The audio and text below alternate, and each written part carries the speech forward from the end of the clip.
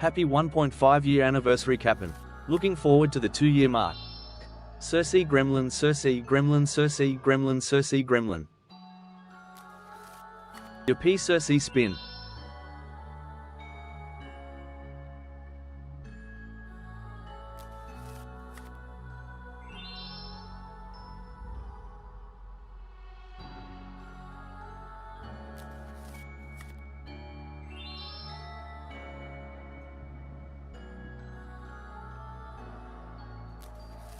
Just on time. A year and a half is a hell of a time, with the best captain a Skelly could ask for.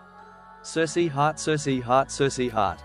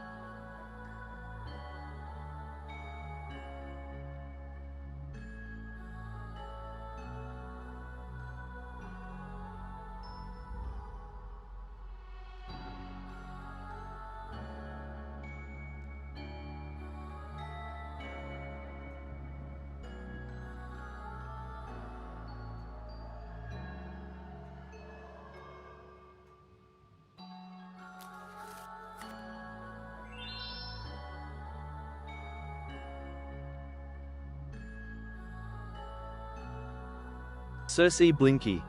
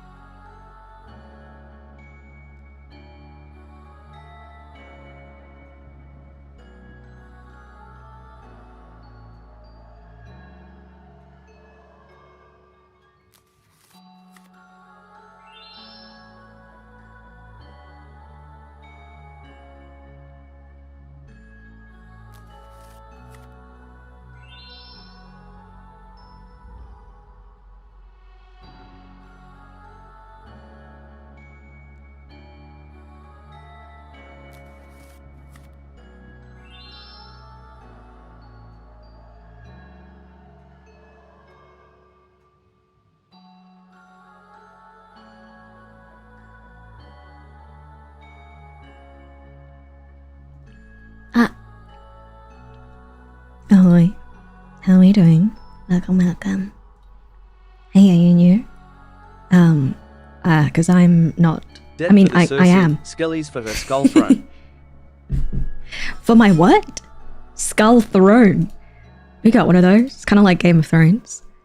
Ahoy. Hi. Welcome back. Welcome back. Hi. How's everyone doing? It's been a while. I took a little bit of a break to prepare and stuff for this. But I missed you guys. I hope you guys are doing well. Wow. He just did not read out your message. I'm so sorry, love. He just selectively did not read out your message. I am so sorry. That's so weird. Let me refresh it. It's weird because it read the message before it. But I missed you guys. Thank you for being patient. So let's take it a little bit at a time. We've got a lot to get through and stuff today. Thank you guys for all the resubs and all the re-memberships and the biddies. Let me thank you in just a second. Actually, maybe we'll do it before. Maybe we'll do it before so that I don't so that I don't accidentally ruin anything. Okay, so thank you so much for the offline follows. Welcome aboard. If you're new, my name is Captain Cersea Soulstorm. I'll say it again later. Thank you so much for being first Skellies on deck. Seems. Mwah. Thank you so much for being second Skelly on deck. Ready. Mwah. And then thank you so much, the Nyas, for being third Skelly on deck. Mwah. I love my punctual on time Skellies. Make sure that you guys have your notifications on so you know exactly when I go live, which is usually 6 p.m. PT. Yeah. Hello, my Wooby. Hello. Welcome. I am back from the depressional. Welcome. And I thank you so much, Az, for the what the heck, 1.5 year membership. That's crazy. Thank you so much. Where are my Captain alerts? always comes back. I do. I always come back. Always. I would never leave you guys. Thank you so much for the Prime sub. You only have one Prime sub a month and used to hear. Thank you so much, Sonozaki. Thank you. 3 whole months, part of the ship, part of the crew. And thank you so much, Thiago, for gifting a subby to Wooby. Please go check out my lovely senpai Wooby. If you haven't, she's very, very sweet and I appreciate her so much. Sply, thank you so much for the 6 whole months with your Prime sub. You only have one Prime sub a month and used to hear. With your Cersea spin, welcome back, my dear. Thank you so much. And then Toffee Mel, thank you so much for the 1.5 year resub. I really appreciate it. Thank you so much for your support, Welcome back, my love. Cersea. Looking forward to the Donothon. Me too, my dear. It's nice to be back. I missed you guys a lot. I was so nervous today, but I think now that we're here, I feel really, I don't know. I missed you guys a lot. Thank you so much, Lonely, thank you so much, Lonely, for the 11 whole months, part of the ship, part of the crew. Thank you so much, my dear. Thank you so much, Thiago, for the tier 3 sub for 18 whole months. That's 1.5 years, which is crazy, Dayo. Thank you so much for the support, loves. I really appreciate it. Thank you so much for the follow, Rocky X Inc. And Thiago, thank you so much for the biddies. And Tony, thank you so much for the Shark Bay membership. Ooh, for 16 whole months. Thank you, my dear. I really appreciate it. I missed you guys too. Hey, Cap, Cersea Freaky. Cersea Freaky. Thank you so much, Rye, for the resub for 16 whole months, my dear. Thank you. I really appreciate it. And then R-Flare as well. Thank you so much for the resubby for 15 whole months. I really appreciate it. Why is it not reading my alerts? Read the alerts. You have one job, sir. That's all right, I'll do it.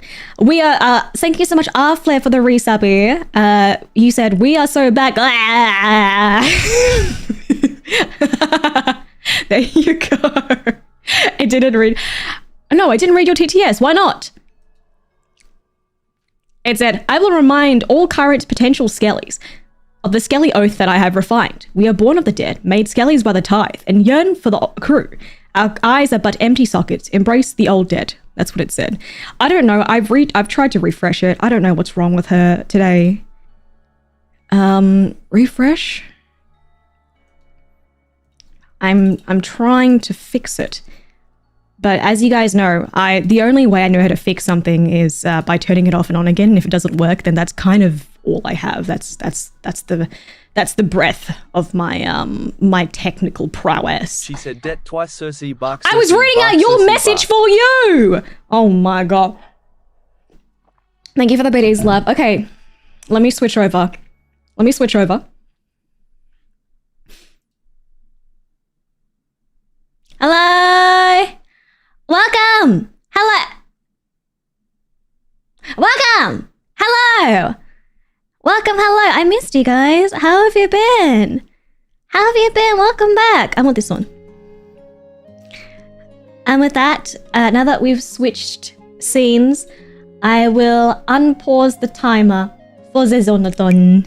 Yippee! So right now, we currently have 27 hours. Shh. Give me a second. I'll get to it. Give me a sec. Oh, I should have waited. Just pretend you don't see it. Shh. Pretend you don't see it. Pretend you don't see it. Pretend you don't see it. It's not there. It's not there. It's not there. Just pretend you don't see it. Pretend it's not there. Button. I press button, Cersea, Shh, gremlin. no, you don't. Shh, no, you don't. No, shh, don't. No, you're blind. Shh, go, keep it a secret. Keep it a secret. I had it there because I was like, yeah, I can talk about it and we can be normal about it until it actually goes live. It's not live yet. It's not, we can be normal about it until it actually is there. Thank you so much for the super. Good morning, my dear. Salute! Thank you so much for joining us, David. Thank you for the super as well. Welcome back. I hope that you've been good. I was like, yeah, we can totally be normal about it until it drops and I explain things, and then we can be we can be what is it called? We could be normal functioning adults, and everything will be good, and we can be well behaved and normal and but welcome. Thank you so much for hanging out with me, guys. I missed you a lot. Thank you so much, Loki, for the 5 gift subbies. I really appreciate it. Thank you so much, Fairfire, for the resub for 8 whole months. Thank you so much. Cersea, thumbs up. Cersea, thumbs up. Cersea, thumbs up. Thank you. Thank you so much, Skyrid, as well, for the resubby. I really appreciate it. With your Prime subby. I didn't see anything, but I think I hallucinated something amazing. Cersea, thumbs up. I think you also might have hallucinated something a little silly. You guys are so silly. Very imaginative little skellies. When does my skeleton escape from its meat prison? Oh, anytime you like, love. Flesh is but a physical form, but your soul and your whimsy, that is eternal, hey? So escape whenever you feel like it and return when you feel like it too. Thank you so much, Hobnail, as well, for the resub for 11 whole months. Welcome back, guys. I missed you all. I took a little bit of a break to prepare for all the Donothon stuff. Also, I was feeling a little sad, a little burnt out, and I think throughout everything, the thing that I missed the most was hanging out with you guys. And it seems a little bit silly, goofy. I don't know. Like, you guys are here, Like, it's not like you guys went anywhere, but I missed being able to spend time with you guys, like, a lot. And it's always a little rough for me during winter in Australia. It rains like a motherfucker. It's gloomy. It's windy. It's nasty outside. It's all muddy, and I can't do anything. So I can't go outside and touch grass, which makes me sad too. Which is my default way to feel better. Yeah, I'm freezing out here and you guys are melting out in the you guys are melting about in the summer heat. So make sure that you guys are taking care of yourself as well. Okay, make sure you guys are drinking enough water.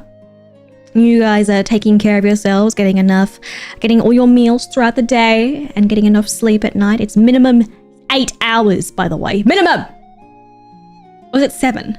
I think it's 7, actually. Ahoy, Captain. Glad to see the return of the Det Max, Donothon.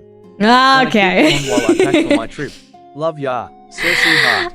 I love you guys too. I'm gonna cry. I missed you guys so much. Thank you so much, Ranaka, for the Prime subby for 6 whole months. I can't believe it's been 6 months already. Thank you so much. I really appreciate it. Thank you for the follow as well, Vance Undead. Hi, I found you on YouTube through the Woo Cinematics. Welcome aboard. Hello.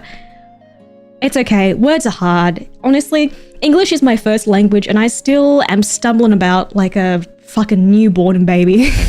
It's been how many years?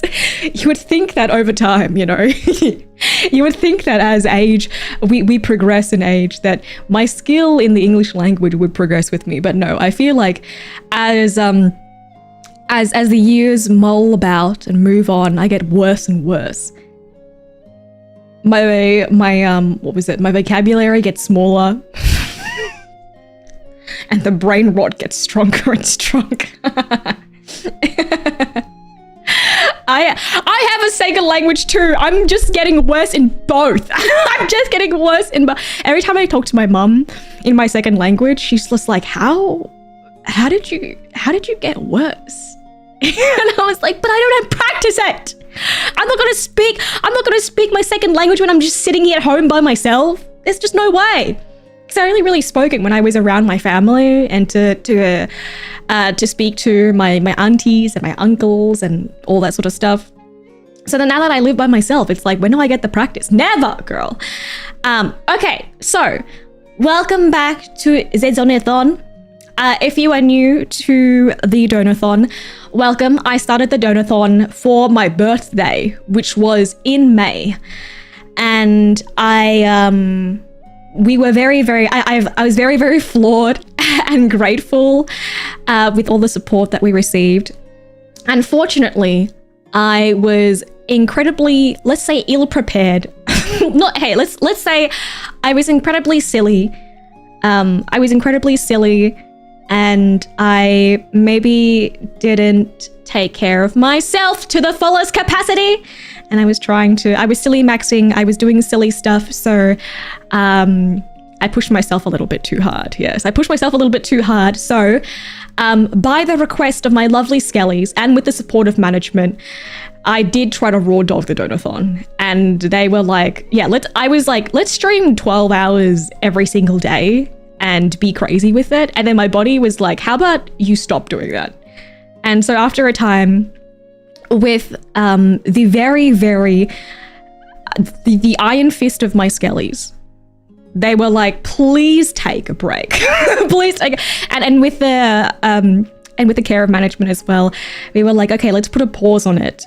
Let's put a pause on it for now and we'll come back, because I really, really wanted to see the Donothon through to its completion. I wanted to respect the time and the effort that you guys put into being here with me, and also to fulfilling the timer to its completion. So it comes to like a natural end. Yeah, they had to beg me to be like, Cersea, can you please?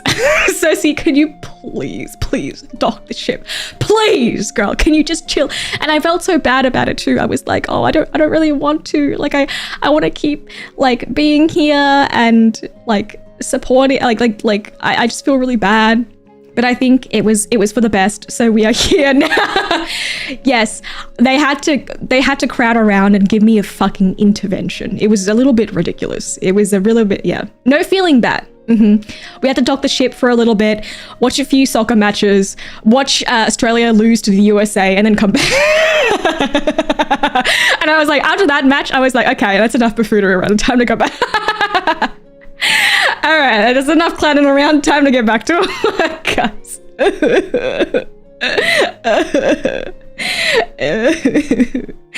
I don't want to talk about it, okay? We're versing Egypt, and it's a 4 a.m. match on the weekend.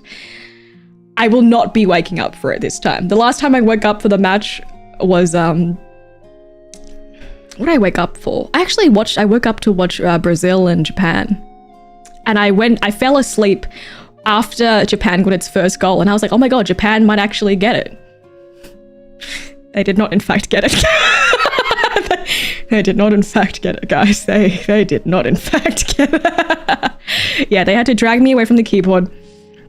Thank you, but yes, I wanted to first say thank you so much to my lovely community, to my Skellywags, for your love and for your for your love and for your support. Thank you for always looking out for me and my health and my well-being. It really, really means so much. So thank you again for your time and for your love. I do want to explain what we'll be doing differently this time. Okay, well, what we'll be doing differently this time. So this will be a continuation of the Donothon. As you can see in the top left corner, the timer is already counting down. Currently, we have 27 hours-ish left. I guess 28 hours if you round up. So we have around 27-ish hours left on the clock. For the sake of preserving my sanity and also what's the word? Being better about pacing myself, I'm going to only do 8 hours of stream a day, max. So I will be live every single day. Everyone, thank you so much for the membership. Welcome to the Scallywags. Thank you, love. I appreciate it. Yes. So I will be live for max 8 hours a day. And if I start to reach 8 hours a day and I'm still live, you have my full permission to be like, Cersea, fuck out of here. Get the heck out of here. You better close your eyes and flutter off to sleep right now.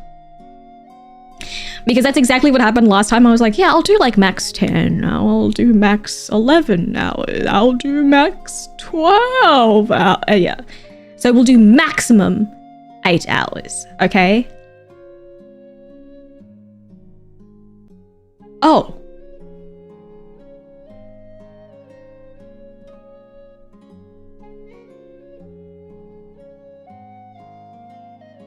Did you guys see that? Hi. So, Cersea, hi. My yes. dear, I just wanted to say... Yes, love. I got your message!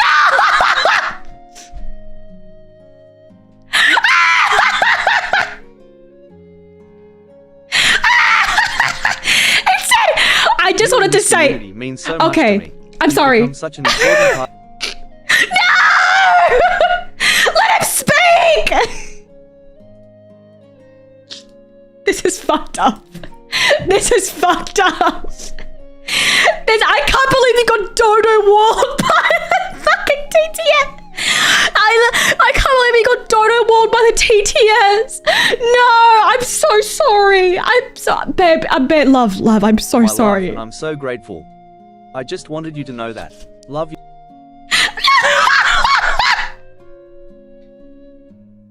You, Cersea. Never forget that. Skellies forever.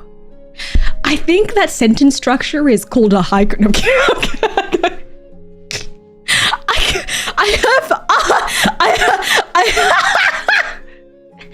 have tears in my eyes. I can't believe he got dodo walled by the fucking TTS. I'm crying. I'll read it out for you again. I'll read out the full message for you again. Hey, hi. So Cersea, my dear, I just wanted to say you and this community mean so much to me. You've become such an important part of my life and I'm so grateful. I just wanted you to know that. Love you, Cersea. Never forget that. Skellies forever. Skellies forever! Thank you so much.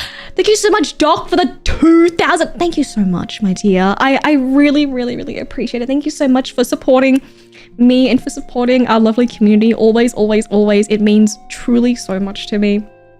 You've been waiting for over a month.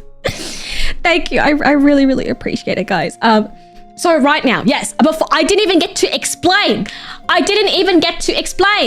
So I would like to explain. So right now, currently, the timer is the cost of your dollar right now. The cost of your dollar right now is $2 per minute. I was going to put it down back to $1 a minute, and I was also told off by my skellies. I was told off. They were like, don't fucking do that. You'll be online forever. Stop that.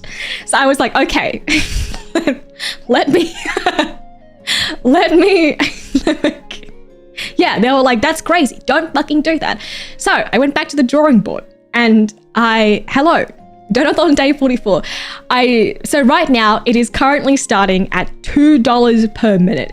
So $1 will equal 30 seconds. Quick maths.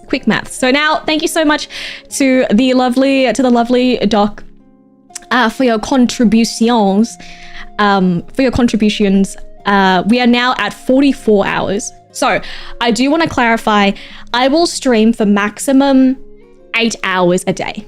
And once those 8 hours a day are up, I will pause the timer and then we will resume the timer once I start up again the next day. Righto? Yes, righto. I felt bad because it was like, well, I'm not actually asleep. Like, I'm not actually streaming for long enough that I felt like it was fair. I don't know. That's how I felt in my head. I don't know. So I'm gonna pause the timer, and I'm gonna pause the timer after I finish stream every single day. I will only have, so the Donathon this time will be predominantly Twitch based. Big hello to my lovely YouTube skellies. Thank you so much for being here. Only the first day, so only today will be on YouTube predominantly. After that, the majority of the Donathon will be on Twitch. I will still be doing my quote unquote like main content. So every day we'll have like a main content. This has very funnily overlapped with a lot of silly little gacha updates. I need to be looking at my Nikkei girls in bikinis. It is summer. The update is literally happening as we speak. So we will be checking out. we will be checking out. Nice. Thank you so much for the dono, Tuppy. Thank you. I very, very much appreciate it. For science, of course, the summer girls are waiting for me. We must go and see them. So we'll be doing some, what was I going to say? We'll be doing some normal content, and that will be dual streamed on YouTube. But the rest of the Donathon day will be over on Twitch. So Twitch will see everything, and then the Donathon, and then the regular, I guess, content will be dual streamed on YouTube for that specific period. After that, I'll stop the YouTube stream, and then you can continue to watch on Twitch if you would like. And Memory, thank you so much for the Prime Subby for 7 whole months, my dear. Thank you. I really, really appreciate that. Thank you very much. Welcome back. You only have 1 Prime Sub a month and you used it here with the Skelly crew. Thank you very much. Thank you. Yes, I also will take a look at the Nikkei Orchestra. I've been up making thumbnails and stuff for it. So I'm very, very excited. I already made thumbnails for it. So what did I make thumbnails for already? I made thumbnails for the Nikkei Orchestra. I made thumbnails for the summer event. I don't know if I'll be able to do the actual summer event, but of course I'll watch the live stream and I'll look at the girlies. Dead. Oh, thank you so much, Ready, for the dono as well. Thank you, my loves. I really, really appreciate it. Thank you so much.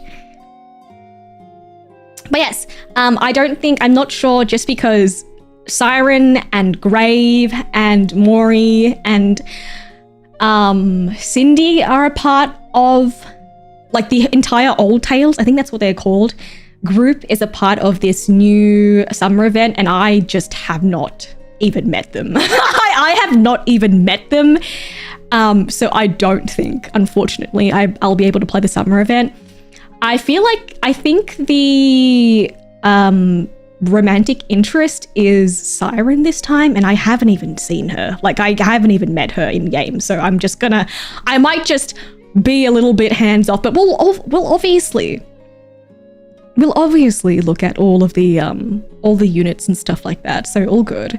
Has anyone told you sound like the green one on Hololive? I don't think I sound like any of the green ones in Hololive, actually. Which is the green one? There's a lot. Odd, very odd. Cecilia. I don't sound anything like Cecilia. Cecilia is German. It's not even the same continent. I was like, I remember other green girlies. I don't think they sound like me at all. They try to say you sound... Hey, I think that might be the the furthest away that I've gotten in terms of guessing my accent. Someone was like, did I ever tell you guys about how I I haven't told you guys about how one time I submitted my vocals for something, and then the mixer was like, "Oh, love your British accent."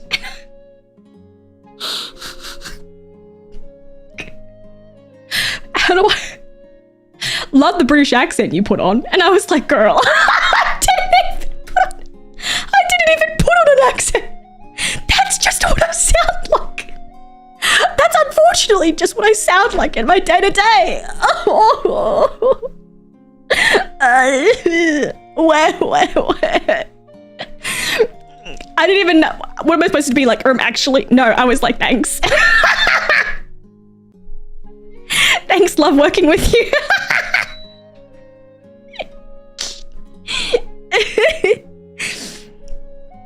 It was so cooked. I was like, I don't know how to respond.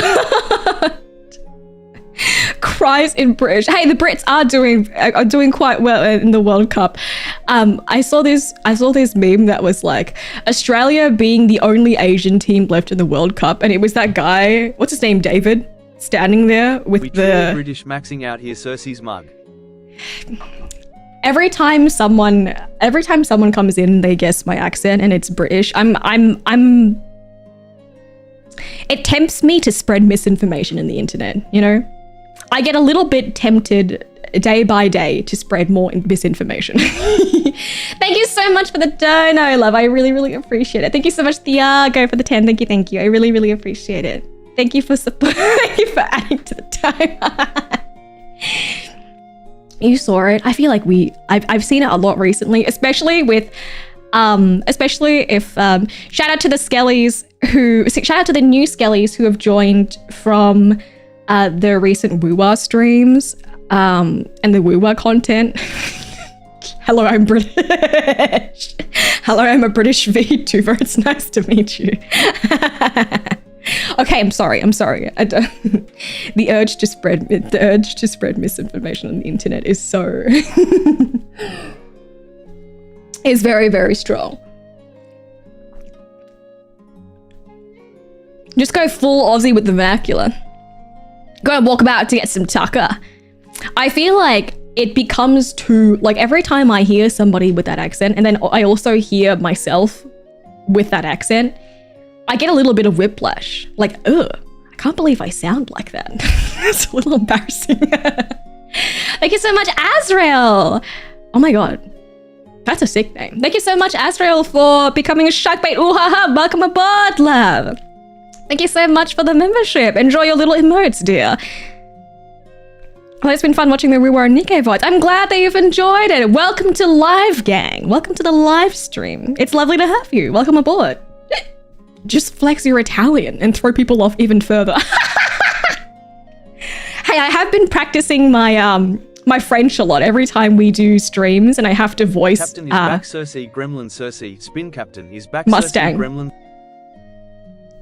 What is wrong with the TTS today? Cersei, Spin Captain is back, Cersei, Gremlin, Cersei, Spin Captain is back, Cersei, Gremlin, Cersei, Spin. Thank you so much, Nathan. Oh my God, look at your little, I love the 18-month badge. This little skellywag with the hat is so cute. Thank you so much for the 18 whole months, my love. 1.5 years already. Isn't that insane? Isn't that insane? I can't believe she's French now. I did French for a year, and I think that counts enough. I think, you know what? And I think, you know what? And I think that's enough. I think that's enough. I think that's enough French forever. That's enough French. That's enough French for everybody. But it did give me the experience to be able to voice Mustang. So for that, I guess I thank you. So for that, I guess thank you so much.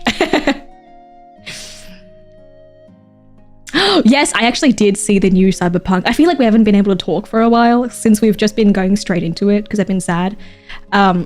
we've just been going straight into streams, so we haven't been able to talk, and I feel like we have to catch up on so much stuff.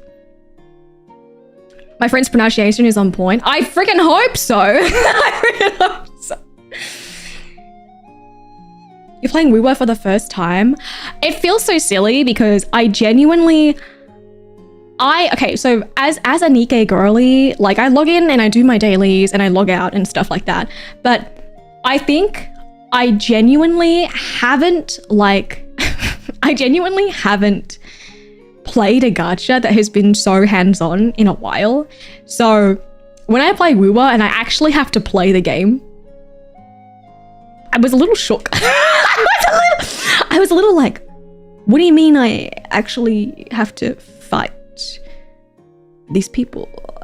And the game doesn't go on auto, and then I just sit there and I look at the girls and it's pretty and stuff. What do you mean I can't auto it? Question mark, question mark, question mark. I can't just watch my girls jiggle up. For real? For real though. I was like, huh? What do you mean? Thank you so much for the follows. Welcome aboard. Ahoy, ahoy.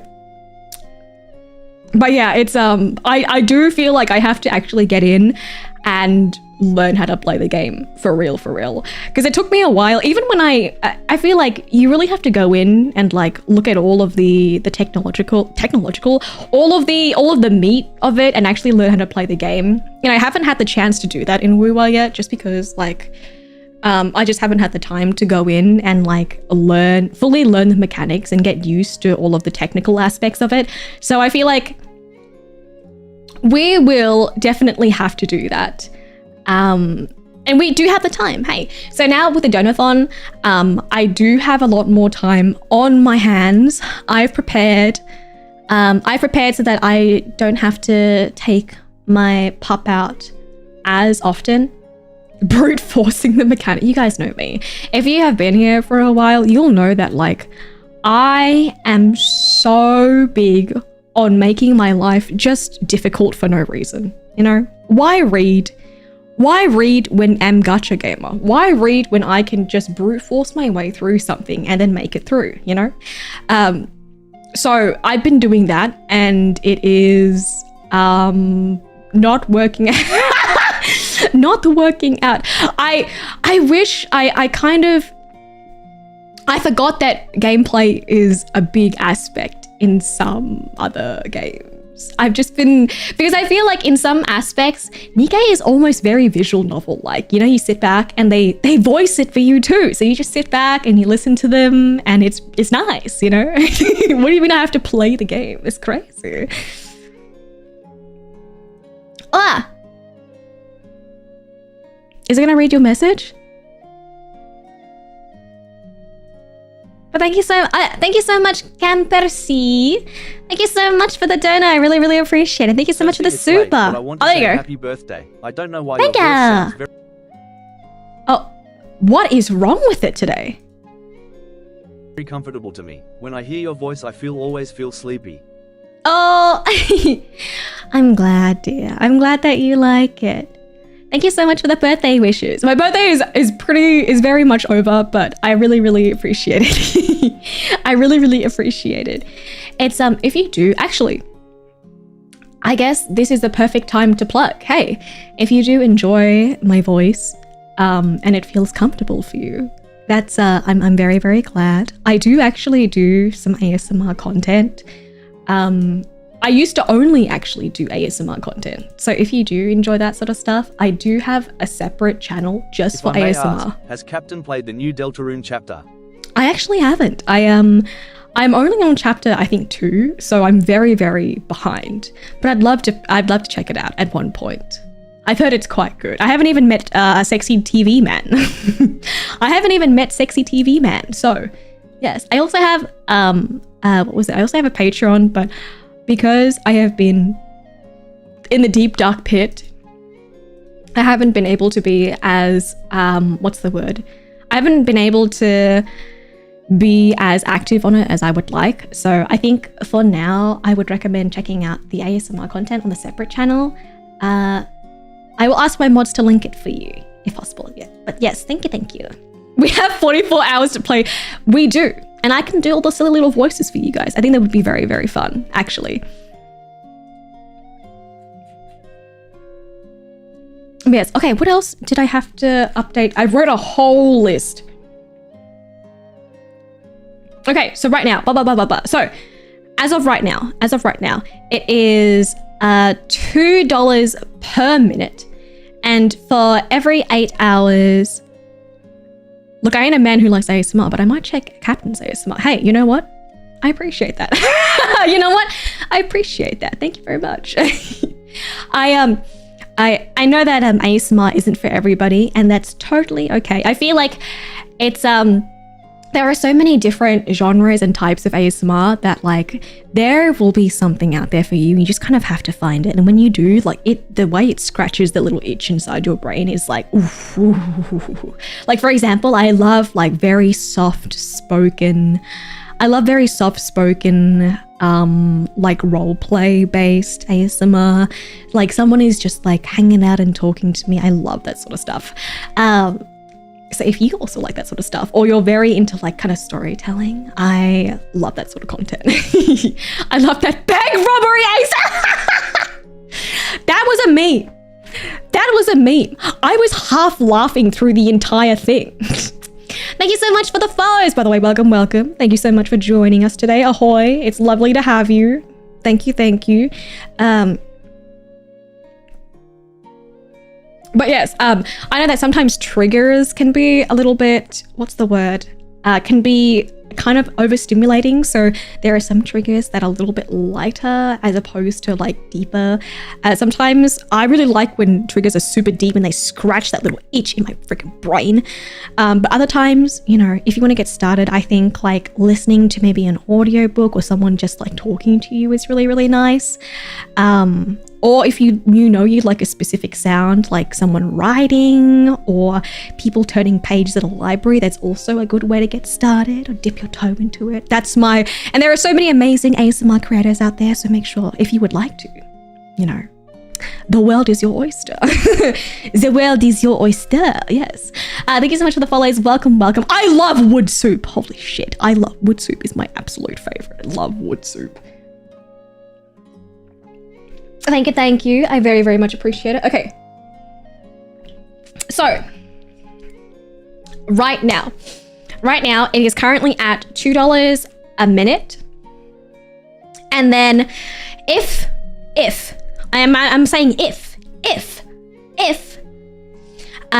we reach so right now we're all, we've basically passed all of our big goals. If you would like to see the full list of Donothon incentives and goals and anything like that, you can check that out if you do an ! Donothon in the chat. There is a lovely little spreadsheet. If you also if you would like to join the Discord as well, we also track the Donothon goals and incentives through there if you would like to see that. Also, we have a lovely community that I am the most... Finally done with work now. I can catch Cap streams again. Yay! Boo work! I mean, yay! You have a job! Oxy, it's lovely to see you. Thank you so much for the resubby. Thank you. Catching a stream live. Glad I can finally catch one. Only watching Nikkei VODs for months. I'm so glad that you could catch one. Welcome aboard. It's lovely to have you. Welcome. I'm very excited for we can't play Nikkei today because the update is going on and it's a big update, so it's going to be a while. But hopefully, I'm excited to check it out tomorrow. Yes. I'm very excited for the Daki Makro goal. Yes. So, if you check out the spreadsheet, I have listed and ticked off all of the goals and incentives that we've already hit. So, as of right now, we are currently at 17K. Thank you so much for the love and the support. I appreciate you guys so freaking much. You also get, so there are little tabs as well in the spreadsheet, and everybody can everybody can view this. So you can track and look at all of the rewards and schedule. I also have a schedule up there. I really need to update the schedule, actually. I'll update the schedule every single day. But all the goals are listed in there, as well as the incentives. If you do choose to donate and participate in the Donathon, please, one, don't feel any pressure to donate if you are not, what was I going to say? If you're not, if you don't want to, that's totally okay. The Donathon is meant to be a community thing, so it's more so that I can spend all my time with you guys and we can celebrate together. I would like to say it's more of like a big community celebration.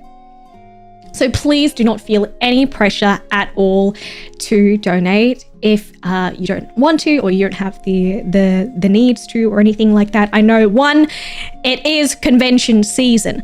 So I know that you guys, some of you guys might have to save money, or you guys are going to be traveling soon. So make sure, hey, one, you guys are staying safe out there, protecting each other, having each other's skellies backs and stuff like that. I know that AX is soon, question mark. I think it's on like July 4th week. I don't know what happens over there, guys. I'm going to be on. Do you guys celebrate 4th of July? I don't know. I don't actually know.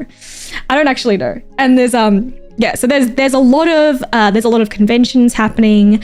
There's a lot of stuff happening. So don't feel any pressure at all. But yes, if you do donate, there are some incentives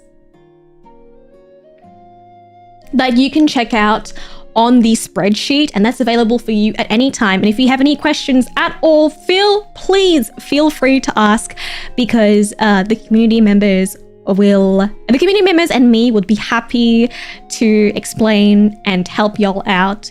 It is, I know it can be a little bit overwhelming. There's a lot of stuff going on. So our next Donathon goal, we've already reached our stretch goal. So the next one that we have on the list is at 20k, where I will download Valorant and play with Outlaws. Look,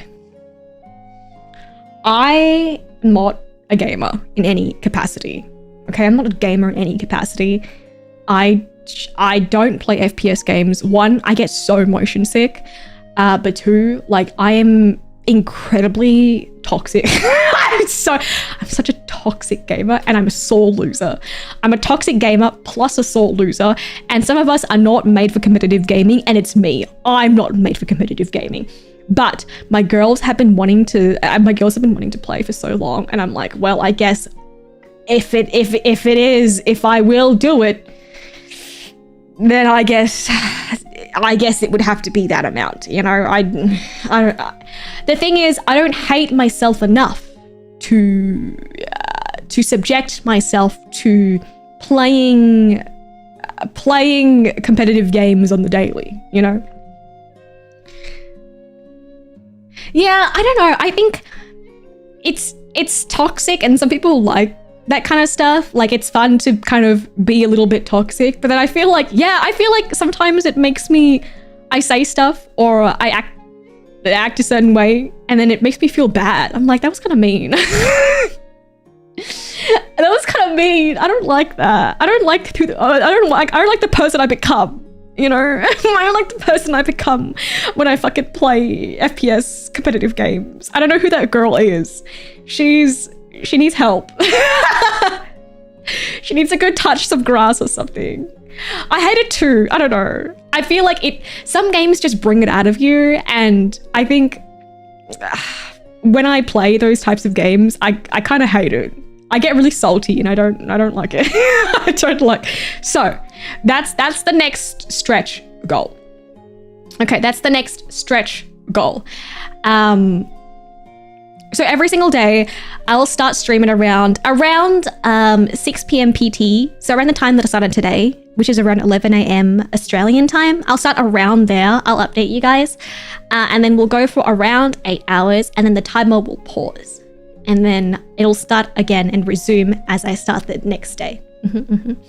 So I'll start the day and I'll do a little bit of a yap around like an hour-ish, and then we'll go into our main content, which will also be streamed on YouTube, but the rest of the Donathon will only be streamed on Twitch. So if you want to catch out on like our buffoonery, us like hanging out and stuff like that, then I do recommend, I will always let you guys know that, okay, the YouTube stream is ending, the rest of the stream today will be on Twitch, if you guys would like to jump and hop on over.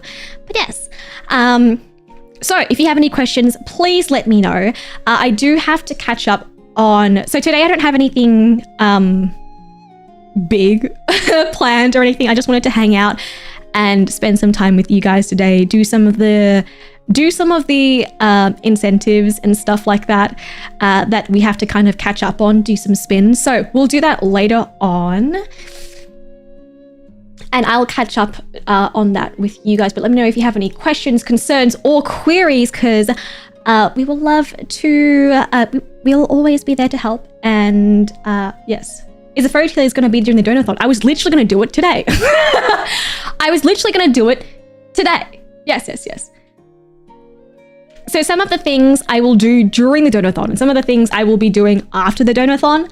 And the things that I'll be doing after the Donathon will be marked as such. I actually think I might have time to do the checking out the Warhammer 40k. I'll see how I go.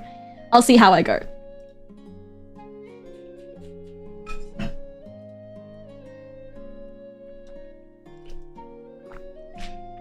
But yes, we'll do the fairy tier list.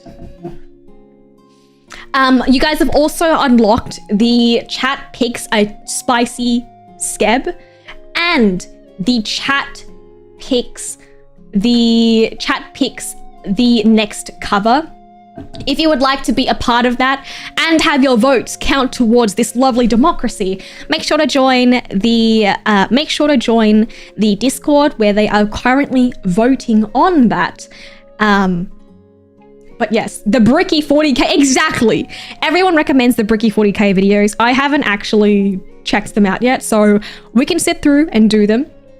The low cortisol time will be after the main content for the day finishes. So for example, if tomorrow I have a collab and then we play Nikke, it'll be after that. So usually it'll be from like 4 p.m. to 7 p.m. ish, my time. I don't know what time that is. I don't know if that makes sense. Sorry. I don't know if that makes sense. It'll usually, the low cortisol time will be after we do the main content of the day. I'll pop it into the schedule. So if we do like Nikke, and then after that we do low cortisol time. But it'll always be like kind of at the end of the day, if that makes sense.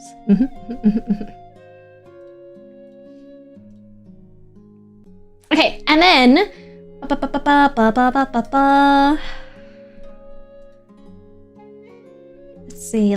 see.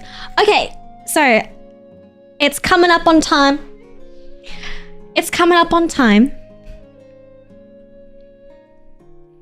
Laughing at the idea of you spending 6 days watching the Talking Makey Memorial vid. That's literally what we fucking did.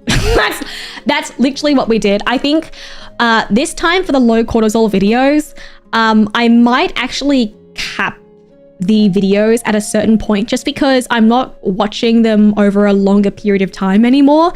So maybe I'll max it out at like 20 to 30 minutes and then we will move on to the next one just because I don't know if we have time to do that. We'll play it by ear. So we'll play everything by ear. But I will try my best and I will do my best to be as transparent with you guys as possible throughout it. So for example, if I'm starting to lose my voice or I'm not feeling too good or I need to have a little bit of extra rest that day or anything like that, I will communicate that with you guys and we will figure things out together as we go. Hi, how are you doing? Welcome. So time is coming up. The merch will drop in approximately 3 minutes. Let me introduce you guys to the merch. Yes. So, as a part of the Donathon, the Scallywags reached one of the stretch goals, which was a Darky Makura. we unlocked a Dakimakura. And I know that you guys have been asking and wanting this for a very, very, very long time. And would you believe that while it was happening, we were cooking up a fucking storm for y'all. We were cooking up a whole full course meal for you guys. Yes. So, big shout out to Ruby, who when we were talking about it was like, you should do a Dakimakura, but like have tentacles coming. And then I was like, girl, that is a genius idea. So we did it. So we did it. So this is the full art of the Daki. I am so excited to freaking share the merch. Okay, let me switch it. Let me switch it so you can see the first side.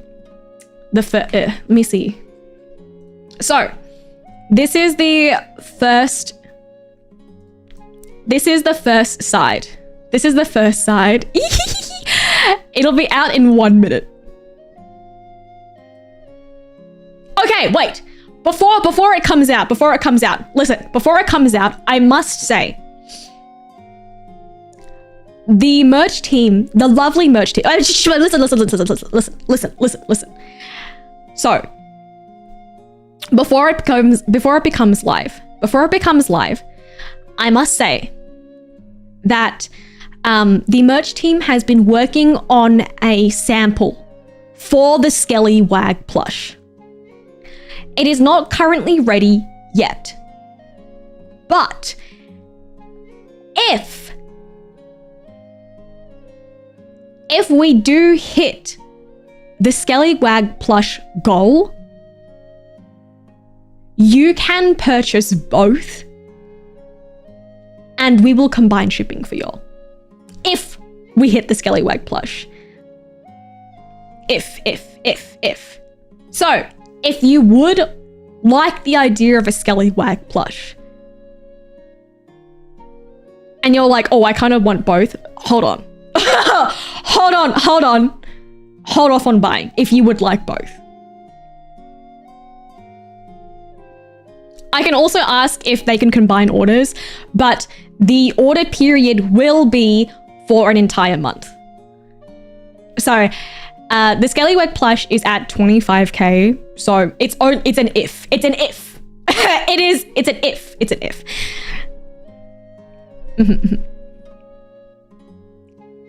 So if you check out the merch at the moment, the Dakimakura is listed at $65. It is a full-size Dakimakura, and the plushie, which is currently being revised, is oshikatsu size. And that will be available for $28. And if you would like to order both, you can get it. And we will combine shipping for y'all, but I would recommend to hold off if you would like to purchase both, so we can wait for if we hit that goal. But it's there. They've been working on it in the background, so we can show you guys if you would like to. Yes, I would like to say it is a full-size Dakimakura, but it is a oshikatsu sized plush. So the plushie and the Dakimakura, what's it called?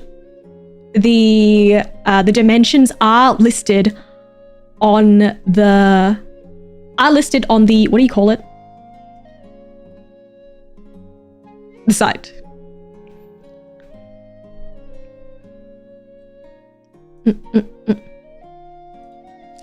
Oh, this is completely pre-order, so there is absolutely no worry about it being sold out. Product page, yes. No, it's 65 USD. Yes, so everything is pre-order, so there's absolutely no worry about it selling out. There is a limited time to pre-order though, so you only, the pre-order period is starting from now until,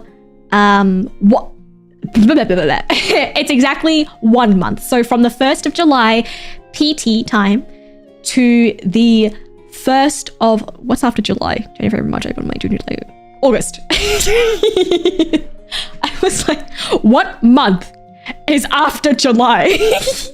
Thank you so much for the follow. Welcome aboard. Oh.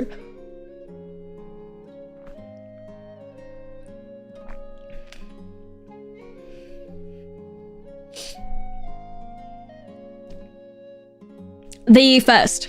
So it'll be from the 1st of July to the 1st of August. That will be the order period for the Dakimakura. Yes. I did let them know that I wanted it to be a full run of like a month, just because I know that it will be convention season for a lot of you guys. I wonder, when the fuck is Offkai? Sorry, give me a hot second. Offkai 2026. Ooh! Do you reckon I can sell it at Offkai, or is that too much? Is that cooked? Do you reckon I could sell it at Offkai, or is that like cooked? I don't know if we'll have it. The thing is, like, we have the art for it, but I don't know if we have the sample for it. You know what I mean? Like, also, I don't know if that's fair, you know, like what if, can you imagine? Okay, no, I can't, guys. Well, I'll ask. Let me see. Thank you so much.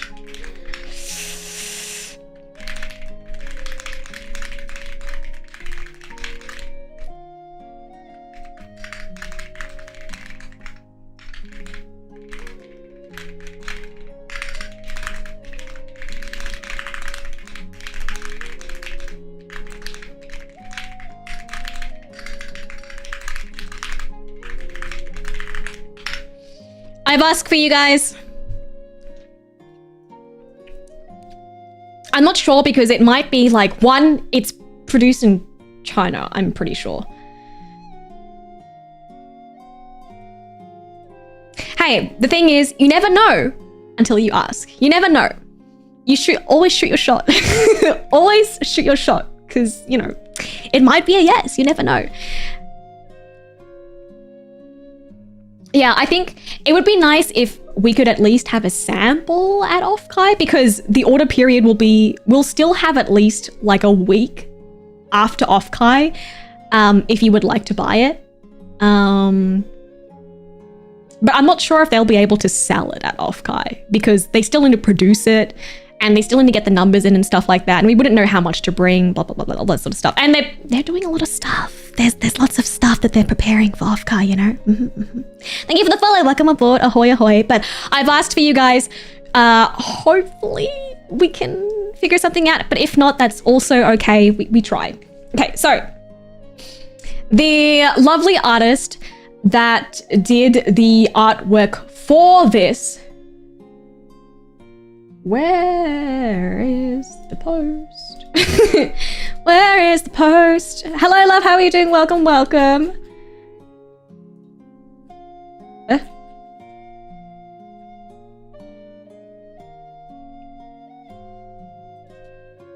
What the fuck?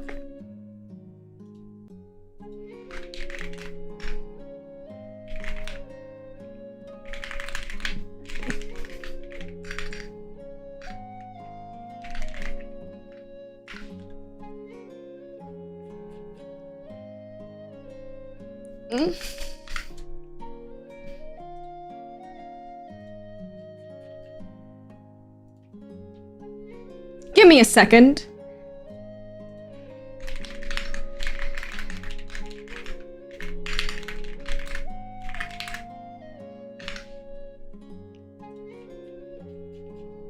Un momento, por favor. Okay, so the lovely artist that did this is called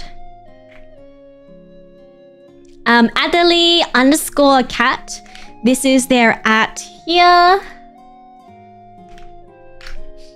Skellies, let me level with you.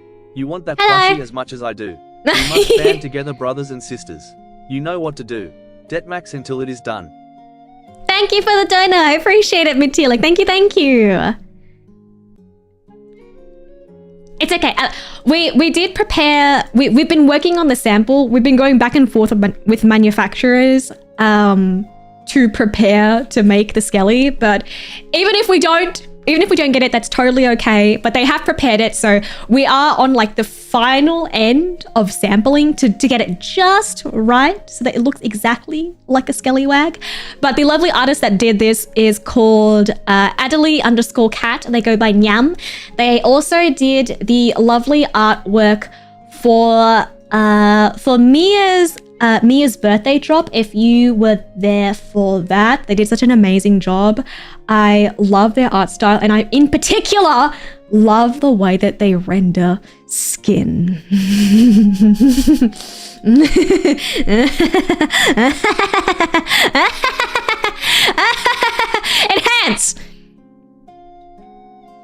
Enhance. So this is the front of the Dakimakura. You will notice, hey, I have 3 moles. Can you spot them all? It is so good. The squish of the thigh, the feet with the stockings with no shoes, just sock. Oh. It was unfortunate. The panty was a little bit more high cut. It was a little bit more risque, and they management was like, "Girl, we need to calm down a little bit." Management was like, Cersei, we might need to calm down a little bit. And I was like, unfortunate but understandable. Unfortunate but understandable. Okay, I see. So this is the first side. It's a lying down, a little bit of a horizontal kind of vibe. You'll also notice that I have a collar that attaches to a chain. I have a collar. I have a choker that attaches to one of my chains. This is I wonder what that could be for. You can't prove me wrong. I am so absolutely so happy with how this came out. I think it looks so good. It looks so freaking good. It's so good. Okay. And now for the piece de resistance. I was like, I really wanted to be like horizontal. And for the piece de resistance, this is the backside of the daki. This is the backside of the daki. The quote unquote spicy side. Okay, let me flip her around. Flip it around, Wicked Witch. I apologize for my rudeness, Captain, but AWOOOOGA. Awooga, it's understandable, my love. I get it, you know. I also awoog.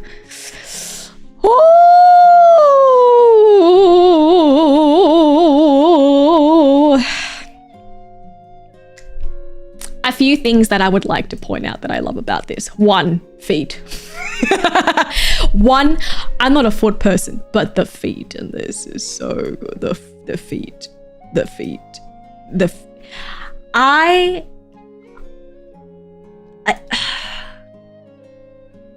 It's just so good. It's true. It's so good. It's so good. And the tentacle is like kind of wet. It's kind of glowy, just like me, you know. The squish of the thigh. You'll also notice that my entire body is covered in the slime / sweat / it is wet. It's shiny. You know, it's wet, it's shiny. I'm not a feet guy, but I am a stockings person. Love stockings. In the mucous membrane. The mucous membrane. I just love stockings. I love stockings, no shoes. It's like so good. It's so good. So the tentacle is kind of wrapping around her underneath her chest. It's pulling away. Welcome back, Cersei. Hope you get enough rest and relaxation. Thank you, my dear. I did. Thank you so much for coming back. Thank you so much for hanging out with us today. But yes, it's the tentacle is coming out from behind me and it's wrapping underneath. Where the tentacle's coming from? Me. Yeah, look how rested I look. Look how rested I am. I love the transparent gloves. I love the armpit. Guys, the armpit. The waki.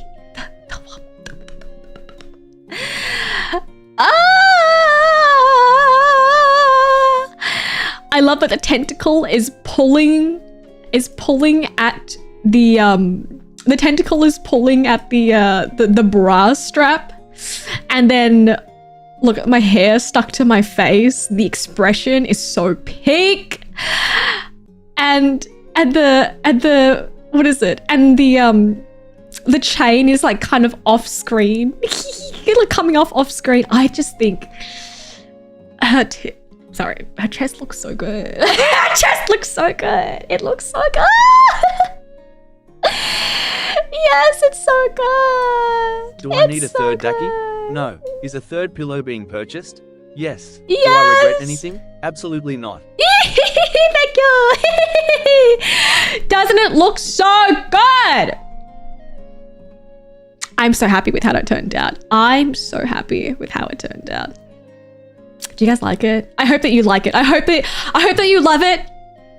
I really, really hope that you like it. It's very like, oh no, don't save her. She's having a good time. Don't save her. Don't save her. She does not want to be saved. She does not want to be saved. I am so happy with how it turned out. I hope that you guys like it. We were working on it in the month. Can I just say, big shout out to Nyam, because I don't want to assume, but they were so incredibly amazing to work with. Don't save me. I don't want to be saved. Don't save me. Thank you so much, NUS, for the resub for 4 whole months. Thank you. She don't want to be saved. Don't save her. I'm exactly where I want to be. Exactly where I want to be. Big shout out to the artist Nyam for doing the amazing artwork for this. Initially, it was a little bit spicier. The panty line was a little bit higher. It was a little bit crazier. But thank you for being so understanding and patient with us. They were so incredibly speedy. Unfortunately, because I am from a corporation, the spice level at which I can have the darkie is limited. The spice level of which I can have official merch is there's a limit. There is a line. And thank you so much for being thank you so much to the artist for being understanding with us and being so speedy and being so amazing to work with. This was as much as we could have pushed it. I'm so sorry. I'm sorry. I tried. Hey, I tried. I was like, can we just do a little bit? But I tried my best. I hope that you guys love it. Hey, remember, if you want it spicier, you may have to do it yourself. We go up to main San at Offkai, get on our knees, and beg a lot for the spicy cut. Cersea. I can't. It's unfortunate because it's not even like it's not even that much of a difference. It's just that she's just a little bit more covered, or like the tentacles can't go in certain places. I will say that I asked for a pretty spicy start. So I really, really appreciate them working with us and how speedy they were and how responsive they were. And they were so incredibly amazing to work with. So please give them lots and lots of love. Their @ is Adderley_cat. What side do you face up when people are over? I think this is a darkie where you gotta put that shit away. None of these sides. I guess this side, the front side is a little easier to explain. Like, you could be like, this is hot anime woman. What would you even say if your mum came over and there was a girl getting mishandled by a tentacle? Like, I don't even know what I would say. Mom, this is me. I asked for this. Mother, this is me. I asked for this. I actually asked for worse. Not worse as in like bad, but worse as in more. And I don't. But yes, I hope that you guys like it. I hope that you guys like it. I'm really, really happy with how it turned out. I'm really, really happy with how it turned out.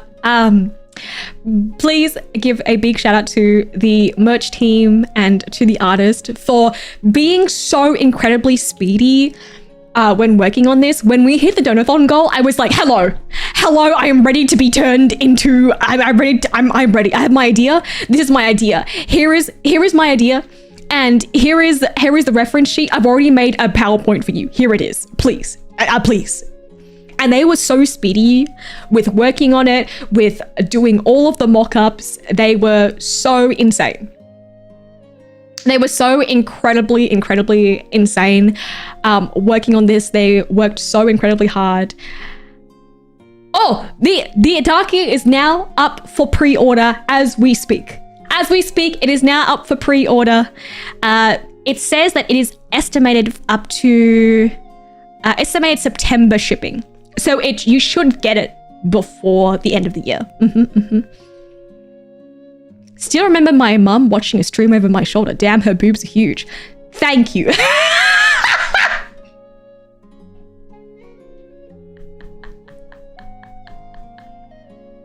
Thank you so much. It's saying sold out. Wait. Yeah. It's not sold out.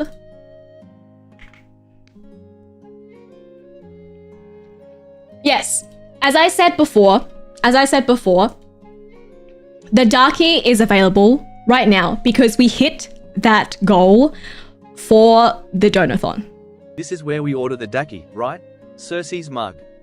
No, that's not where you order. That's very silly. Thank you so much, Thiago, for the donut. I very, very much appreciate it. Thank you so much. Yes. So, is there a tweet or something to share? I cannot get in contact with anyone from management at this point in time. It was supposed to post. I don't know what happened. I'm so sorry. I will update you guys. Hey, isn't scuff the spice of life? Isn't scuff the spice of life? Yeah, it's a pre-order, so don't worry about yeah, it's a pre-order, so please don't worry about it selling out. There are no limited quantities. Everything is pre-order. If you're worried, so the plushie in particular, is currently not. We haven't hit the plushie goal for the Donothon yet. It is at 25k, but we have been working on the sampling for it in the background. That will be available soon if you would like a little bit of a kind of sample as to what that goal will look like. So if we do hit it within the month, you can purchase both and combine your shipping and save on that. But as of now, it is not available for purchase yet because we have not hit the Donothon goal as of yet. So if you would like to purchase both, if you have the inkling that you would like to purchase both, I would recommend holding out at this point in time. so that you can get your hands on both. We can also ask to combine if you change your mind later, if necessary. Unfortunately, you will have to reach out and do that yourself.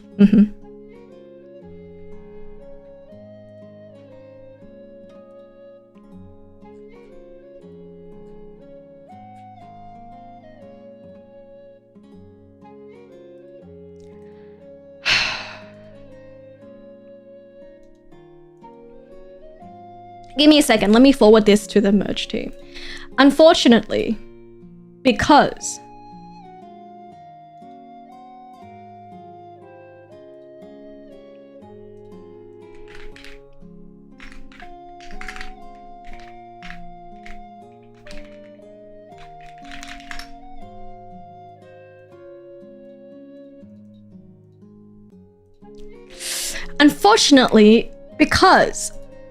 because we are no longer a part of a company anymore, because we are no longer a part of a certain bigger company, we kind of have to wait until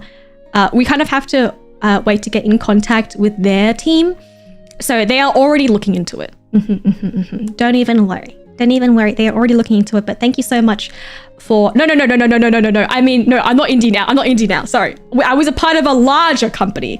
And then like this is I understand now that the lore is a little bit convoluted.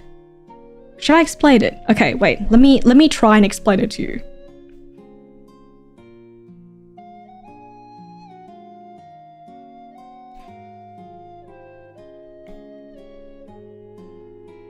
If I was indie, the tentacles would be more intrusive.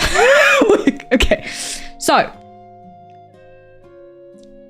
I used to be in a company called Idol. Okay. I used to be in a company called Idol. That's the one that I was scattered/auditioned for. And then that company was bought out by a larger Japanese company called Brave Group. And that big company has a big... that big company was in charge of lots of other small companies, i.e. VSPO, our lovely cousins at V4 Mirai, our lovely deceased cousins at Globy. Love them all, care about them. I think about them very often. And then recently as in like last year-ish, we left the big company to become a small we rebranded.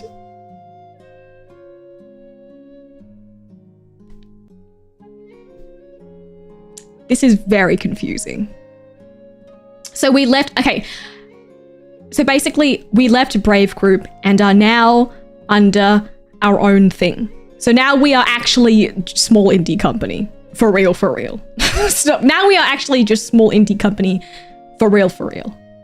If that makes sense.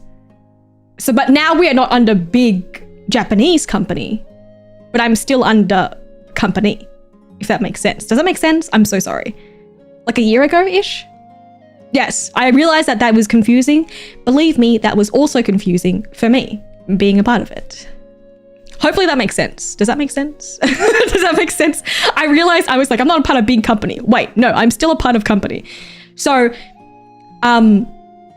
because a lot of our behind the scenes stuff was incorporated with the daily businesses of like the larger company, some of our things, such as our merch site is still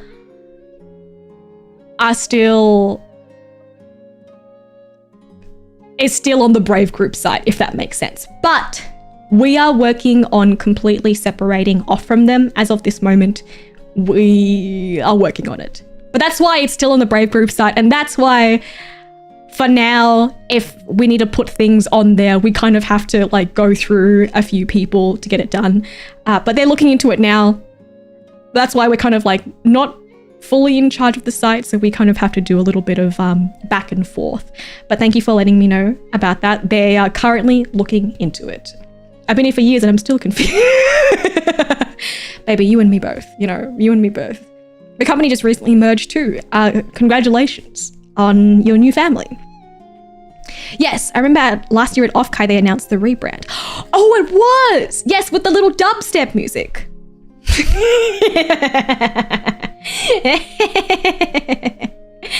with the dubstep music. That was a time. It's okay. Everything is good. It's good company. I like being here. If I didn't like being here, I wouldn't be here. That's what I think. That's the most straightforward thing I could communicate to you guys. If I didn't like being here, then I wouldn't be here. I really believe in the girls and their passions and their dreams, and I really want to see everybody in this company succeed because I truly believe that all of them are so kind and passionate, and they deserve the best. And we have like a very, very different management team than from when I started and when I first started working here. And I truly believe that like the current management and the current team that we work with work so hard. They work so hard and they truly care like so much about us and about the company and about being better day by day. But obviously we don't have a lot of people. We don't have a lot of people, so it is kind of, it feels a little bit startup-y in the way where it's like change happens, but it happens over a period of time, you know? But I believe in it, and I wouldn't be here if I didn't.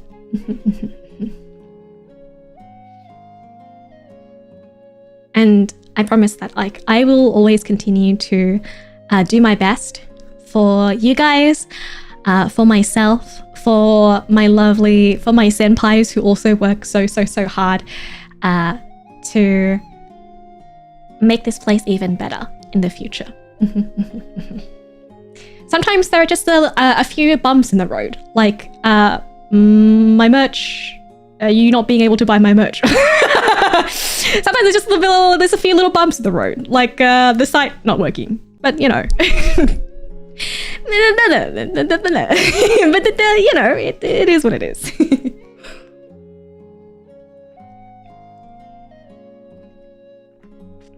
Started the Donothon during a con, and half the company was working the booth in Canada. Yes, it was! I remember as well, like, when we started the Donothon in May, we were also at half the company, because we don't have that many people, you know? So half the company was in Canada at Oshi Uplink. So if you guys were able to meet them, please say hi. If you guys are able to meet them, if you guys are going to any future conventions where we're at, aka we're going to be at Vexpo, we're going to be at Offkai, please say hi, give management and the team there lots and lots of love, because there's like, that's like half our team. That's like half our people. That's half our people out there. Say hi to my mercher for me. They're working the booth. Cersea is love, Cersea is life. Thank you, my dear. Thank you so much, Trav, for the Prime subby for 3 whole months. Thank you. I'll say hi. Okay, thank you. Good. You know what's really sweet though? In every single convention prior, every single convention prior, I have always gotten feedback from management and the people working with us that the Scallywags are so sweet and respectful and lovely to talk to. So thank you guys for always being such an amazing representation of our loving community. It makes me so proud. Genuinely, it makes me so proud. It gives me such like, it makes me so happy that, thank you so much for being so kind and spreading so much love. And I'm very happy and I'm very proud. And every single time like my management or anyone talks to the Skellies, they're always like, oh, you know, like, oh, your Skellies are so sweet. Like I talked to one of your community members and they're so lovely. And it's like, oh, those are my little puppies. Oh yes, if you do > merch, that's where you can get the merch. Sorry, it should be posted. I don't know why it hasn't been posted. It hasn't been posted.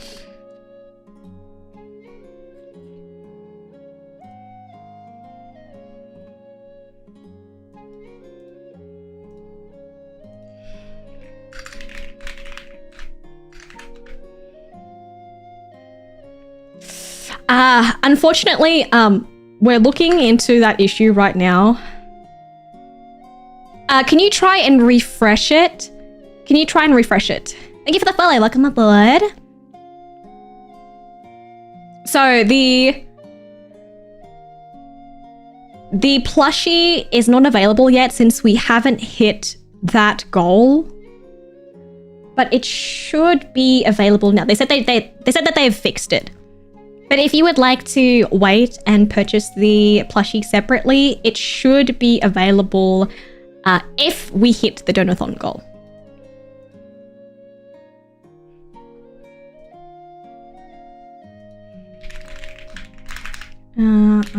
To refresh.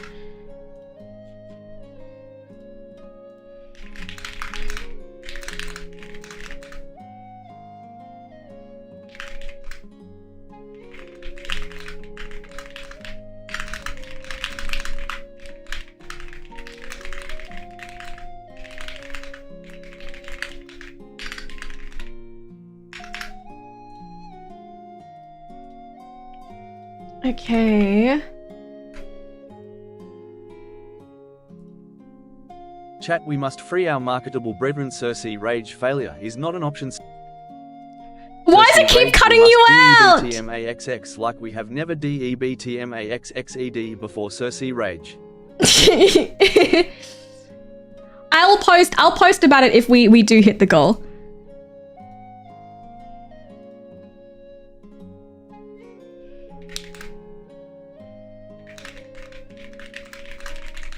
Okay. Ah, Dahlia! Thank you so much for the raid! Welcome, raiders. Ahoy! Welcome, welcome. If you're new, ahoy! Oh, sorry. Let me put my fuck ass darky on. Thank you so much for the raid. Welcome, raiders. My name is Captain Cersea Soulstorm. Ahoy! It's lovely to have you. Welcome, welcome. And if you're not new, welcome home. Where have you been? Mama's been worried. What the fuck are you doing out there? It's late. Look at the time. What the heck? But thank you so much for the raid and for the follows. Welcome aboard. I hope that you guys had an amazing stream. What were y'all doing? Oh, Dead by Daylight. Oh, ookie spooky. I hope that you guys had an amazing stream. Thank you so much for sharing your amazing community with me. I really appreciate it. Thank you so much. But now's the best time to advertise. I feel bad. It's like, imagine joining stream and then it's just like, in face. Ducky Makura in face. Yeah, I hope you had an amazing time. Thank you so much for the raid. As always, there's no pressure to stay, so make sure that you guys are taking care of yourselves first and foremost. So make sure to get some good and well-deserved rest. That goes for chat as well if you guys need to. Yeah, thank you so much again for sharing your amazing community with me. I really appreciate it. Thank you so much, Dahlia. That's such a pretty name.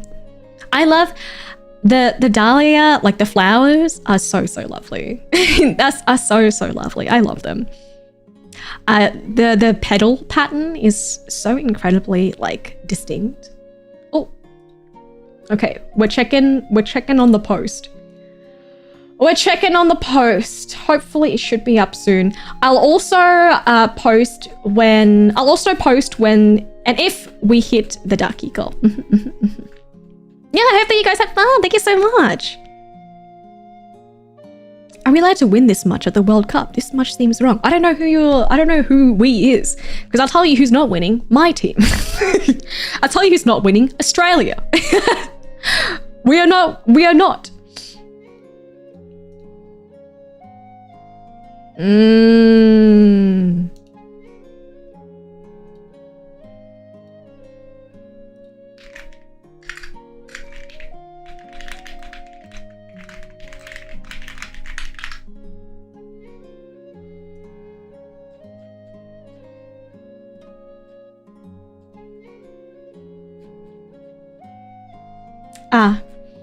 There may have been a miscommunication.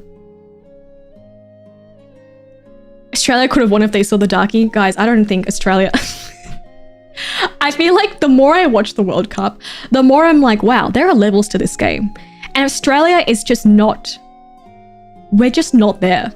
I remember I was watching Brazil play for the first time, and it was like, oh, not Brazil. I was watching Argentina play for the first time with Messi, and it was like, oh,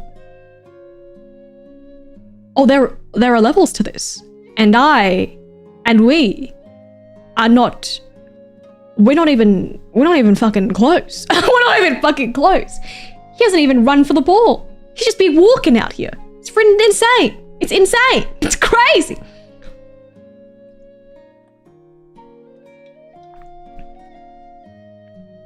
Do you see his cameo in Spider-Man? I love the running joke that he never, ever, ever speaks English on camera. He just never, ever speaking English on camera. It's so funny. France is nasty too. I did see their recent match. Insane. It was so ridiculous. As in, like, I felt so bad for Sweden. I felt so bad. Was it Sweden? No, was that Norway? No. What was the match against? I just felt so bad. It was like absolute destruction. It was absolute destruction. Yeah, it was Sweden. Excited for Summer Nikes tomorrow? I am! I'm so excited. I'm so excited. I don't know if we can actually play through the... I'm not sure if we can actually play through the event, but I'll definitely check out the units and the... we haven't even checked out the live stream yet, so we'll check that out very, very soon. As in, like, maybe tomorrow? Maybe tomorrow, Dayo? We'll check out the live stream and stuff. I do have a collab tomorrow with the Outlaws girls, so we can do it after, maybe? I'm not sure if we'll be streaming... Yeah, because it has the entirety of Old Tales, and I haven't even met Siren. I haven't met like half the girls yet, so I don't think we'll be able to. I don't think we'll be able to actually go through the story. Oh, they might be able to order a sample from the vendor for Offkai. Oh, oh, guys, we might be so back. We might be so back. Wait, we might be so back. That would be insane. Okay, you probably won't be able to pick it up at Offkai, but I think maybe we might be able to order one sample. Just a little taste, just a little sample, if we could. If you guys are going. No, you're totally okay, love. Don't even worry about it. They confirmed it to be added to the timeline. Oh, we'll have to wait till next time then. It's okay. All good, love. Have a very, very safe flight. Mwah. Yeah, it'll be kind of like a display model.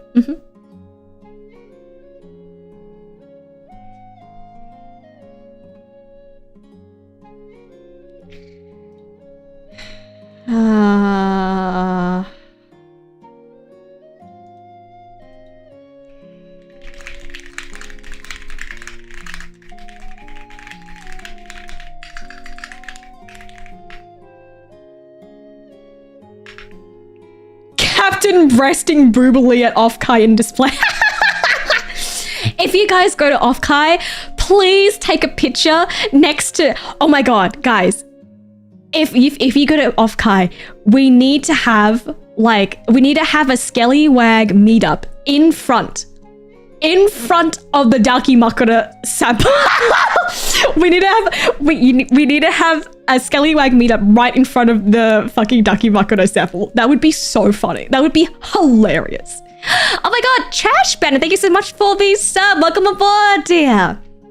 Thank you. Part of the ship, part of the crew. It's lovely to have you all. Thank you so much, my dear. Thank you for the tier 1 race. Thank you for the tier 1 sub. Enjoy your ad-free watching and your emotes. I'm trying my best to get a Darky sample at Offkai. I've asked them and we're trying to see if we can get it in time, just because it is... We'll be cutting it real close. Like, we'll be cutting it real close. I wonder if staff would let me put it up as a Darky flag. You'll have to give it back though, okay? You gotta give it back. I just think it would be so cute. And also, because it's at the end of the... I think it's at the end of the... It's kind of in the last weekend before July ends, so you'll still have around like a week to order it if you do see it at Offkai. So it'll be good. Someone say Darky flag. Nothing some PVC pipes can't arrange. Oh my god, I'm hiccuping all over the place.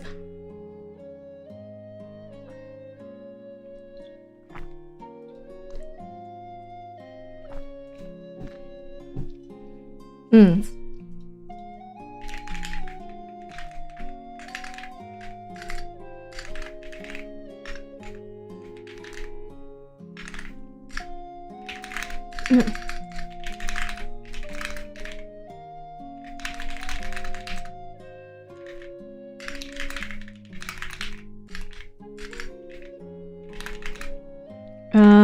Sorry, give me a sec. Locking.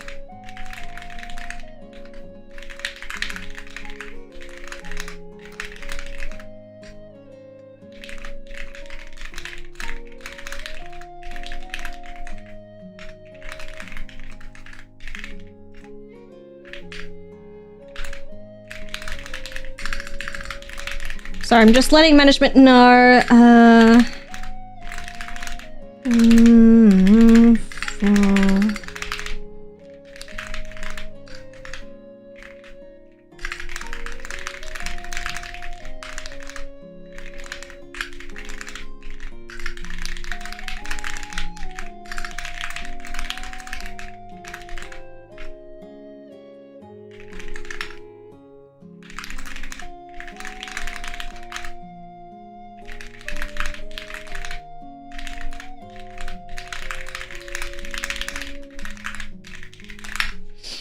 Okay, ooh. I feel like I type real fast, but even so, that was a lot of typing. I mentioned that your VTuber model is peak. Thank you, that's very, very sweet of you. I'm glad that you like her. What did I do?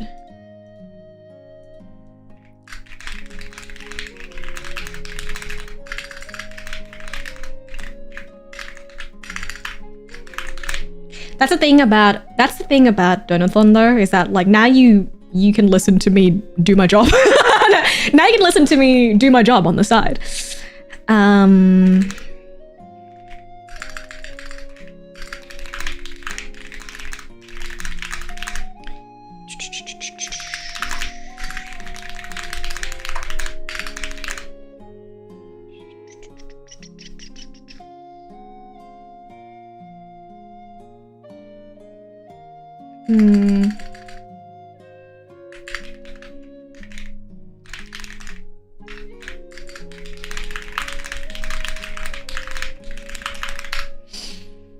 Okay, could I do a typing test? I actually haven't done one in a while. I think I used to definitely type faster when I was a little keyboard warrior online, and but I definitely think I've decreased. My typing speed has decreased over time. Type Racer versus Skellies. That would be fun. I could definitely destroy. Get him. What's like the average like words per minute? Arthritis setting in. Wow! Wow! How old do you think I am? Not the osteoporosis kicking in. Not the osteoporosis, guys. That I thought I'm not that old. Oh my god. Like 60, isn't it? I remember at one point, it used to be 110. And then I think recently when I checked it, it was around like 85. But I haven't checked it in a while. Also, I rely pretty heavily on autocorrect. And I also type like a fucking degenerate. So I'll type using the words like in you. I'll type using just you instead of YOU. And you know what I mean? Like I'm not good. It's all over the place. And I'll just fix it later. It's fine. I'll just fix it later.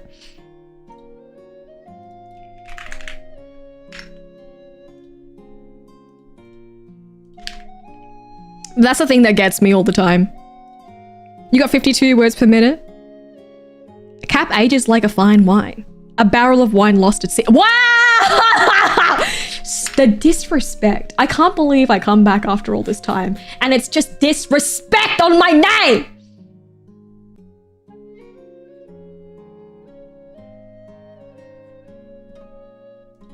cannot believe this buffoonery. Yes, I mean, I was very much like on the internet all the time.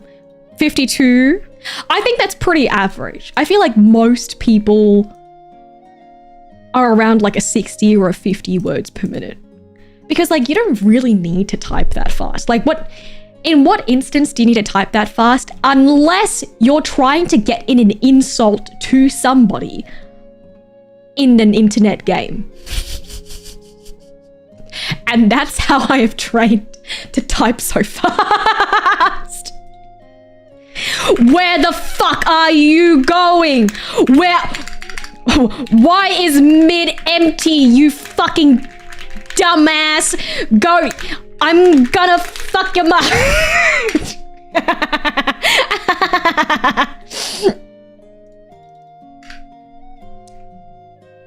It's like that. That's how you learn how to type, and then you have to actually go back and play them. Ah, no!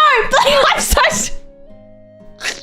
Hi! First time catching you live, just wanted to say hi. Right in the middle of...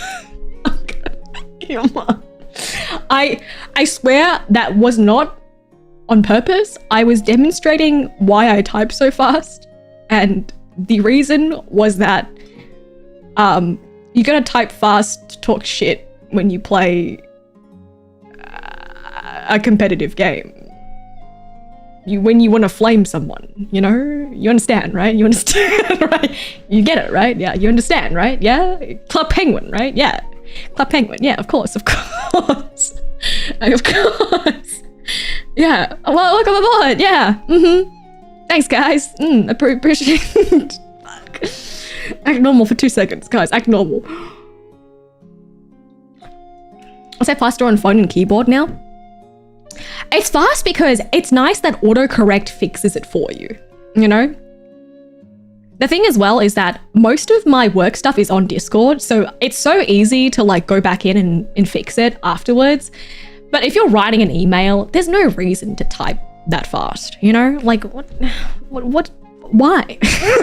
Why would I need to type that fast? You only really need to type that fast exactly by being a keyboard warrior online. Like you always, because like when you're typing to someone and you just want to say, you suck, quit the game, you know, you don't need to type it correctly. They get the point. You know what I mean? So it's like, I have trained ostensibly to type so that the meaning, the meaning is, I have executed the meaning comes across, but maybe the form, the format needs a little bit of work, you know? Yeah, trying to clap back and shit talk and all that sort of stuff. Exactly. Ahoy, welcome aboard. I need them to know how stupid they are via corporate email fast. Angrily, I've been typing just in open. As per my last email, you stupid. But the thing about like emailing is that the thing about actually sending in work, like a corporate work email, is that you have to think about what you're typing. When you're just typing and trying to flame someone, there's no thought. It is like whatever insult comes into my brain, not even my brain, what insult comes through muscle memory first. A simple question mark can mean many things in competitive games. I love doing 3 question marks. I'm puzzled. What are you doing? Like question, because question mark can sometimes be like nice, you know, like, huh? But if I do 3 question marks, it's like, girl, what? It's, huh? That's what, yeah. Minimum 3 is like, huh? What are you doing? Yeah, ping 3 times. Yeah, exactly. Pinging 3 times, and then the question mark is like, girl, what, huh? Huh? What, huh? Hello? Open eyes, question mark? The lol. It's 3, you gotta do it 3 times, because like, what if they didn't see it the first time? What if they do? Because I think when I was younger, I used to fully type out like, you know, you suck. What are you doing? Like, I think now it is exhausting to type out a fight with somebody, you know? Also, I don't play competitive games anymore. So when I do play, it's mostly just like question mark, or like multiple pings. You love giving the ... for the silent judgment. When you witness someone doing something stupid and it's just ... I feel so judged. It's because you know they're listening. You know that they're listening and they're watching you. And it's like, oh, I feel so ashamed, you know? Yeah, back when I was a kid, you know? Back when I was a child and we were like online and we were typing and I was an angry little guy. Second one is just to make sure they see it. And the third one is to rub it in. Exactly.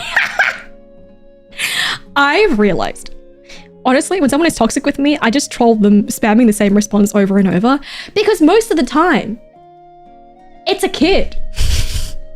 And children are so easy to rage bait. I'm so sorry. I'm so sorry. I'm so sorry. I'm so sorry. Children are very easy to rage bait. It's from me, a child that was easily rage baited. I've realized recently that I've started to type like an old person. Like as in, I don't know if you guys, I don't know if you guys have seen this thing where it's very like, old people will type like,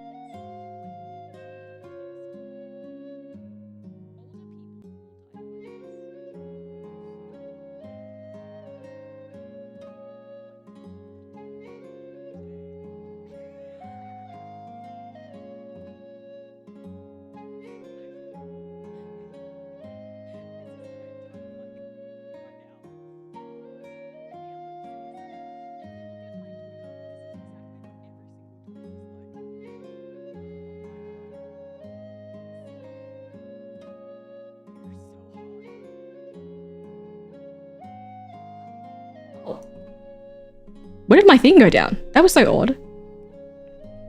Oh, sorry, I didn't mute. I don't know why it turned down like that. Oh, sorry, my bad. But yeah, recently it's been like, oh my God, you're so hot. I would do anything. ... This is how I've been typing recently. Please. Please. Just a crumb. I typed like this recently. So like, please. Your body is upset. That body. Wait, no, it has to go, holy shit. Holy shit. That body of yours is absurd. Absurd.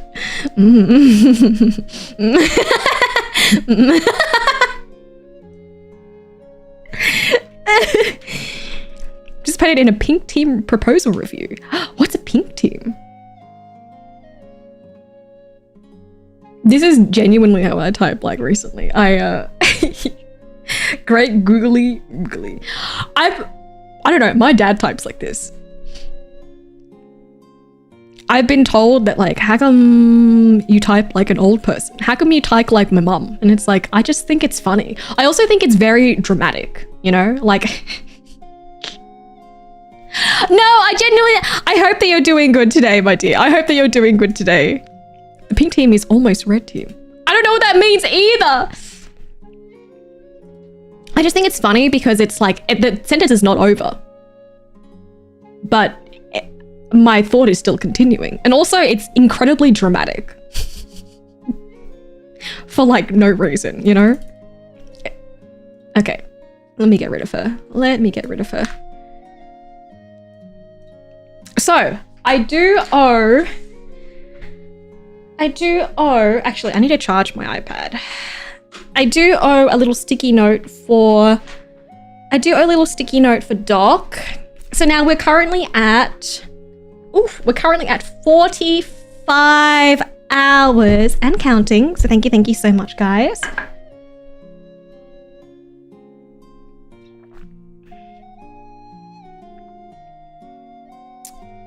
It's like this specific cadence that some comedians have where they let the last part of the story absorb before they continue. I've actually been watching a lot of stand-up recently, just because I think that the way that they deliver the jokes and they deliver their stories, the timing is something that's very interesting to me, especially because I think that streaming and the way that we converse and interact with each other is kind of, it has a similarity to stand-up where it almost feels like crowd work. So I've been watching a lot of stand-up in the background, and I feel like timing is really crucial. Sorry, it's like a pause for laughter a little bit. Yeah, exactly. Red team is when you bleed over a proposal so that EEMs has to fix everything. Oh, I'm so sorry. I am so sorry. I remember a post that talks about it, ... being like, I understand why old people type like this. A bitch be trailing off, ... ominously, ... who knows, ... Yes! Wait, that's exactly the type of vibe. It gives a little bit of a mysteriousness. Like, what is she gonna say next? It also reminds me a lot of like Star Wars, you know? The ... They don't have ellipses, which actually pisses me a lot about Star Wars in general. They won't do the 3 dots, which signalizes an ellipses. They do 2 dots. Or was it 4 dots? It's just not 3 dots. And I'm like, why would you do that to me? You know? Why would you do that to me? Oh, you celebrated Canada Day. Happy Canada Day, eh? Happy Canada Day, eh? I'm so sorry. To be honest, the most that I've seen of Canada Day and Canada in general is that guy that does the absolutely terrible not terrible. Terrible as in like difficult for me to watch as a person. Not terrible as in the bad, like he does it bad, but as in like it's hard to watch. The terrible Toronto like otaku accent. And that has been the influence that I've gotten from Canada recently. Hi, Captain. For funny ha purposes, can you show us the darky image one more time? Yes, I can. Here you go. Here's the darky image. Here, are you taking a picture? Isn't it pretty? Yeah. You can get it now. Yeah. Konnichiwa mina slimes. Konnichiwa mina slimes. And I cannot. Yeah, so we're on kind of 6-ish days right now. All good. Thank you so much for dropping by. Have a great rest of your day, dear. Have a great rest of your night. Not hearing the feedback in time is kind of hard, though. Actually, I feel like it's crazy recently because crowd work has gotten really, really popular. I don't know. I follow a stand-up comedian called Gianmarco. I was gonna say Scorsese. That's not his name. What's his name? Not Scorsese. That Soracy. Scorsese is someone entirely different. It is not Scorsese. Martin Scorsese. It is not Martin Scorsese. It is not. It's Gianmarco Soracy. But I've been watching a lot of his stand-up stuff, and he does some crowd work, and it's so fun. And it reminds me a lot of like the back and forth, the banter between me and the community and chat. Obviously, I feel like these days crowd work is a little bit more, it has been more popular because I don't know. Who was that guy? The annoying one that got the Netflix special. The Netflix special? I don't remember. It's funny because that could be so many people. Which one? The one with the blue eyes the one with the blue-eyed stare that tells a lot of like sex jokes. but like not well. But like, no, like, what's his name? I don't know, who cares? I remember he did a lot of crowd work as well, but it was always like flirting with his audience. And I feel like if I go to a comedy show and you flirt with me, don't flirt with me. Don't. Nate? God, I don't know any. Nate Bargatze. Nope, I still had Martin Scorsese. No, that's not him. I don't know what his name is. He was like on TikTok or something. If you could refer to the Discord.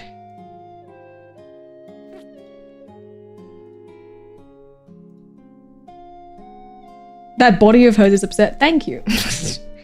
Thank you.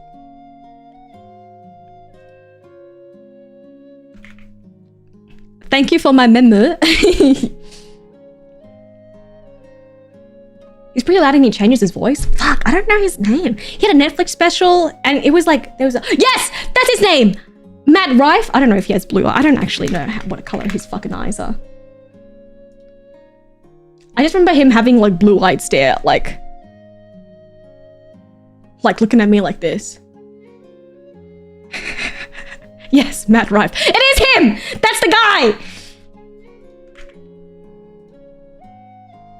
I feel like that's when there was like a big resurgence of like crowd work.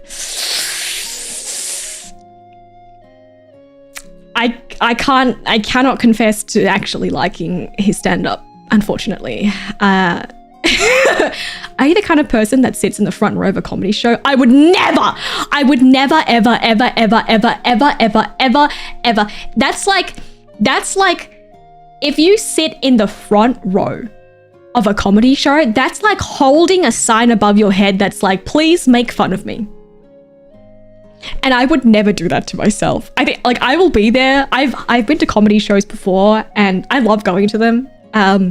I love supporting like smaller artists and especially like Australian born and raised comedians. I would never sit in the front row of a comedy show. I would never sit anywhere in the first 3 seats of a fucking comic show. Like that terrifies me. So what do you do for work? I'm an accountant. I don't know. Whatever. I don't know. I'm an accountant. That's it. End of question.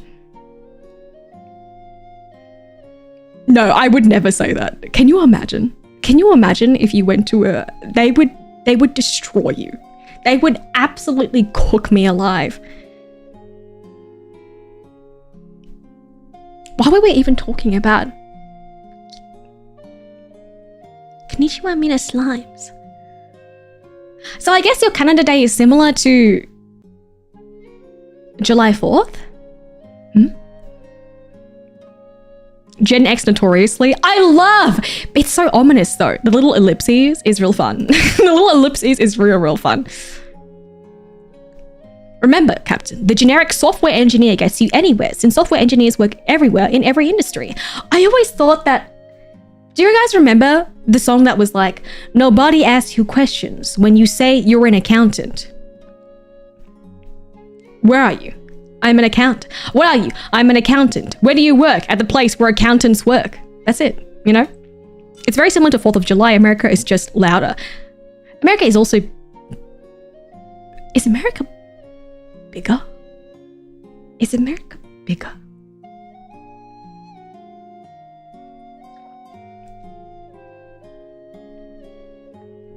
Sorry, this might be a very dumb question. Is America bigger than Canada, land-wise? Like land-wise? Is it bigger? Like, does it... Oh, it's bigger by size. Because I was thinking... Okay, look. Because America definitely has more population-wise. Like, we know that, right? Because Canada has more nature and stuff, you know? But Canada is pretty freaking huge, right?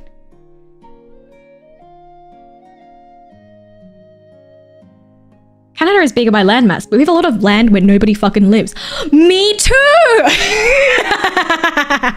Wow, us too! We have a lot of land where nobody fucking lives. Just nothing in there. Just a whole lot of desert. A whole lot of fucking nothing. It's silly because a lot of what I know about Canada has been from shows like Naked and Afraid. From shows like Naked and Afraid, from like Alone for like 30 days. You know, like the survival shows where they drop them in some fuck ass place in Canada and they have to survive for like as long as possible. And that's the most that I know about Canada. And I am so sorry. I thought you were about to say South Park. My mum never let me watch South Park as a kid and I never picked it up, which is unfortunate because I feel like there are a lot of cultural references that I've missed out on. The mechanical difference is Canada asked politely to leave and didn't have a whole war about independence. They asked politely to leave and it worked. That's crazy. Time to build underground cities. I know Australia does have some underground villages and such. If they are, I think some of the communities that live maybe in the desert, in the outback, in those regions in Australia, there are some places that have structures that are kind of quote unquote under the ground, you could say. I don't know what their actual term is, so I don't want to like butcher it. But that is one way to get out of the goddamn heat. But the great majority of the Australian populace lives along the coastal regions. So it really is like we all live along the coast and then there's like just desert everywhere else.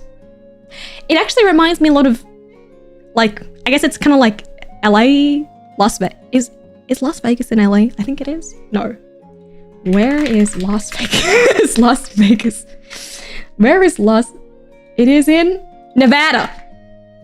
No, guys, I'm sorry. It's like Nevada, ? It's like Florida. No, you know what? I think it's more like Florida. No, I don't know. I'm gonna shut up. I'm gonna shut the fuck up. I'm gonna shut up. 90% of Canada's population is less than 160 kilometers of the US border. That's kind of crazy. As a Canadian, I'm deeply offended. Not really. Hey, I also watched a show where Seth Rogen took me around Canada, if that counts. No, not Florida, because it's we do have tropical areas though. We do have tropical areas though. It's mostly desert. So I guess it's more like Nevada, but we have coastal regions. It's just because it's a big island, you know? Thank you for the follow, welcome aboard. Good night, love. Thank you so much for dropping by. I really appreciate it. Maybe California. Actually, yeah, I feel like it's more close to California, but we don't have... I feel like the weather in California is a lot more temperate.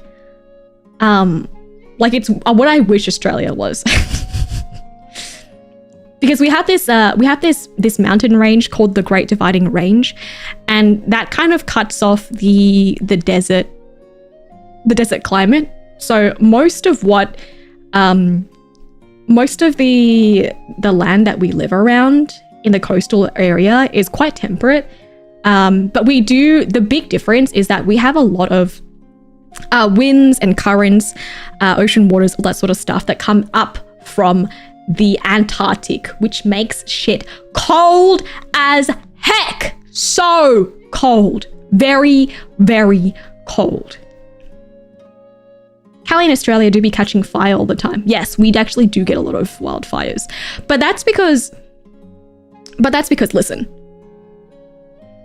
a lot of our like native, like our floras, our trees and stuff like that, a lot of them actually, the seeds and stuff like that, they germinate through fire, which is kind of sick and kind of scary that they have evolved specifically because it gets so hot that there's fires all the time, and that's the way that they germinate the seeds. It reaches a certain temperature and that's how they release the seeds, which is pretty insane. Pretty freaking metal and also pretty insane.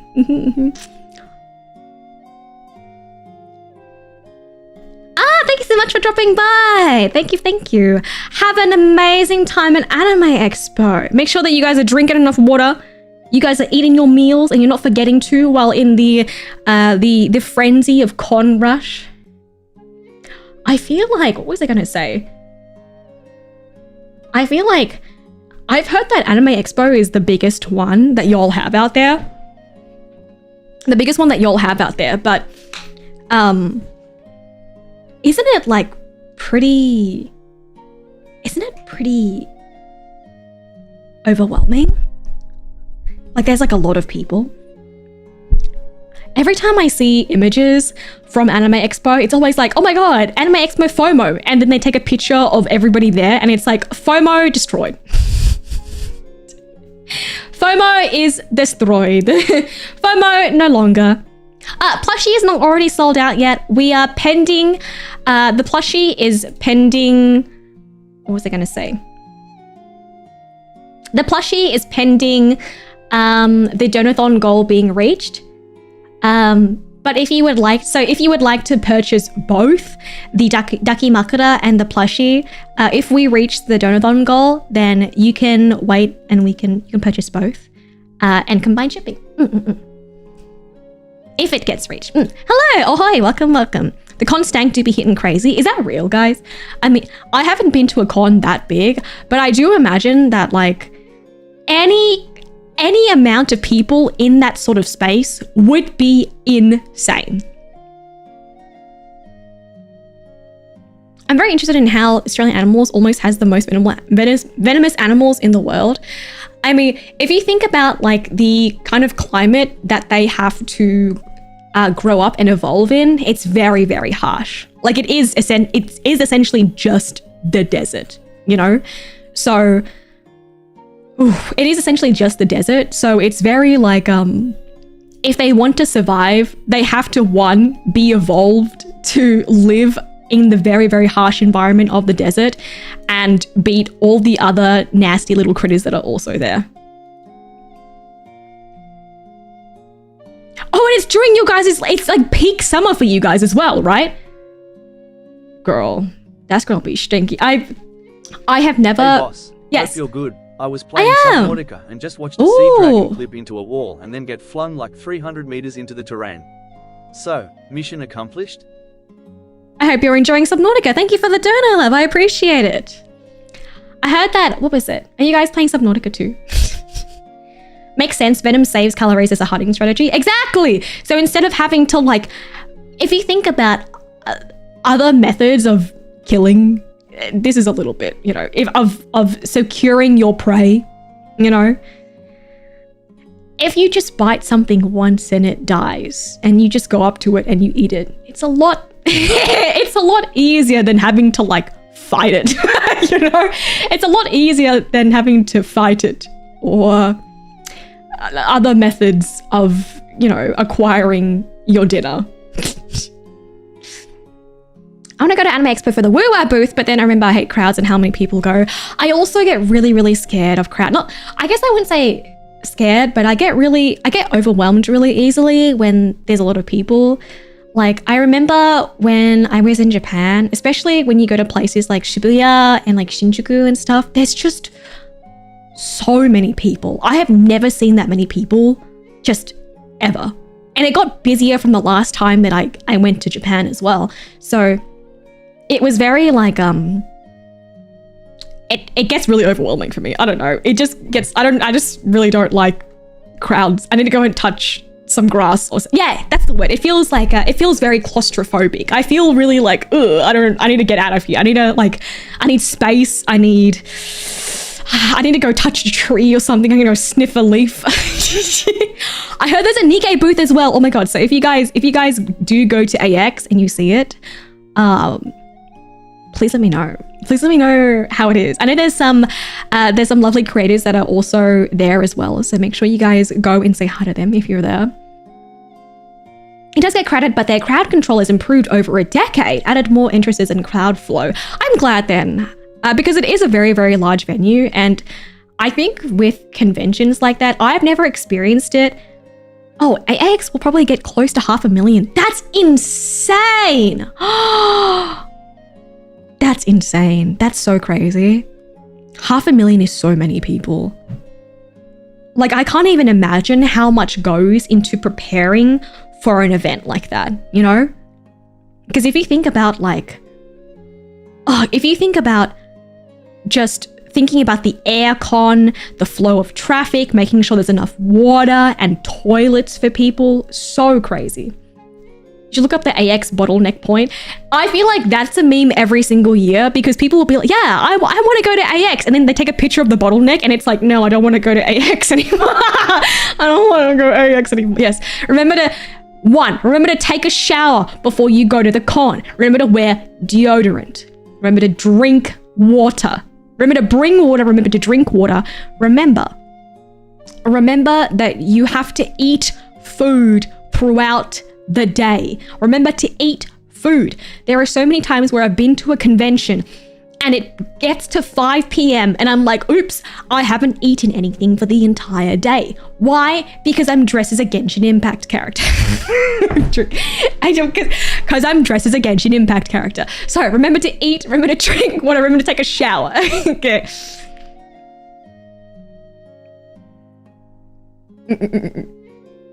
Hygiene and hydrate, the two H's. What's the last H? Triple H. Hygiene, hydrate, have fun. There you go. Hygiene, hydrate, have fun, Dayo. Have fun, Dayo.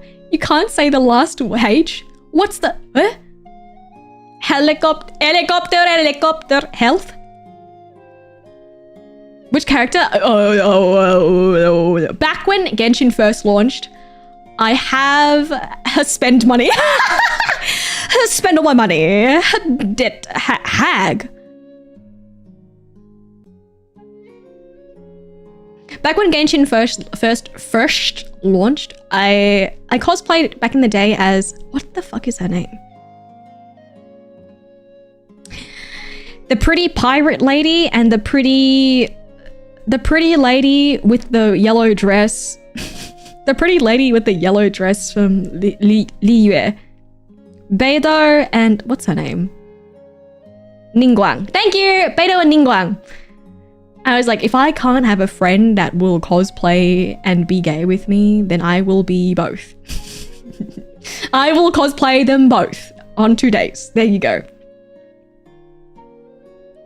Broadly, con stink. The VTuber con had the best hygiene. Really? Congrats, guys. Does that make you guys feel better? It makes me feel a little bit better. I've debated carrying around Febreze at Offkai. Guys, you know how many times? Do you know how many times I've been like, we should sell Chroma Shift deodorant. Guys, we should sell Chroma Shift deodorant. What would the Cersei one smell like? The Cersei one will make you smell worse. You put the Cersei deodorant on and it's like, why do you smell like... Why do you smell worse? What the fuck? Sea salt and cedar? Oh, that would be nice, actually. Like, I feel like it would be kind of like a summery sea breeze kind of scent. Sea salt and scurvy. What does scurvy sound like? What does scurvy smell like? Pay to stink? Pay to play is dead. Pay to stink is so back. Heat index was 108 in Northern Virginia today. That is crazy. Insane. Keep in mind, some parts of the con have really good air conditioning while others have next to none. I mean, they can't have it everywhere, right? Imagine the cost as well to just have aircon pumping and pumping that entire time.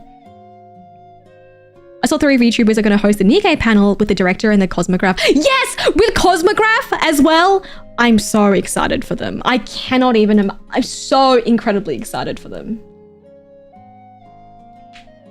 Hopefully one day, Dayo. I would love to be a part of it one day, one of these days. Sometimes I never turn on the AC. That's insane. But then like people can't breathe. That's like dangerous.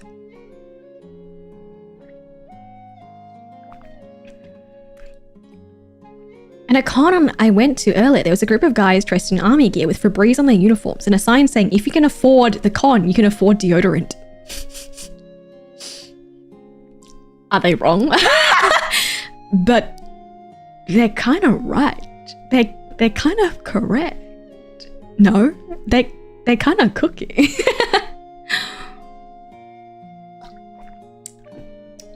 What are the odds someone gets it and doesn't use it in order to preserve it? We should have those spray machines with a TCG simulator. I didn't know that they actually worked. Does that work? I feel like you can't just be spraying stuff on people without consent, no?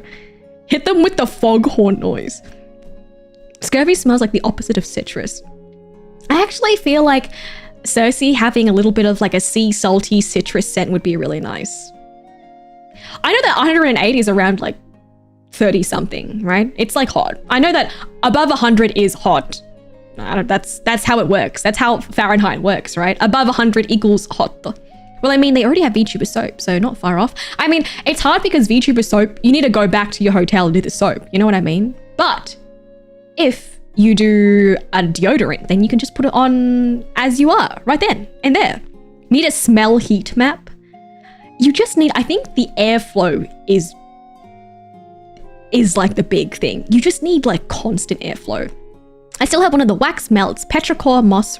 Yes, we did a collaboration with a candle company, like a small candle company.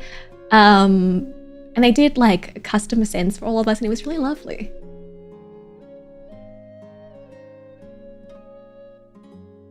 I feel like the scents that I gravitate towards are pretty, what's the word? Are pretty androgynous. I like really, what's the word?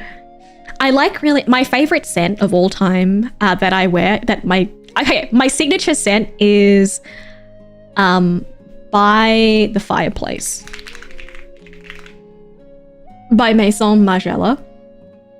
And it's a very like woody, spicy, peppery kind of like fireplace scent. It smells like you've been sitting next to a fireplace, and it's very nice and woody and comforting for me. I love it. It's very androgynous feeling, but I love scents like that. And I feel like most of my scents are kind of like, I love an incense note. I love a woody note. I love like I love a campfire smell so much. Yeah, I love a woody note. I love something that's like ambery, that kind of vibe. The smell of the hearth, exactly. At the con I went to in May, the water treatment plant had a power failure. So for a day, all the water was cut off for the area. Oh girl, that is not good. So nobody could actually take a shower. That is rough. That is real rough. Yeah, people fainted. It's dangerous. I remember like I've been to concerts before and events and stuff where it's inside and they don't have sufficient air conditioning or airflow, and like people actually like get hospitalized. It's like real dangerous, man. Spent all the money on con, no money for deodorant. No, you have to bring the deodorant. It's so weird. I heard so many horror stories about con stink, but I've only run into it once. Yeah, personally, I've never really ran into anybody that's actually been like, oh, stinky, you know? I feel like most people, not stinky. Also because I think, I thought that our con season was different. I think it's actually exactly the same as you guys. So our con season is cold. Our con season is actually cold, so I think it's not as bad as you guys because y'all have it in summer. I forgot the season for a sec. Yeah, people are allergic to stuff. You can't just be spraying randoms.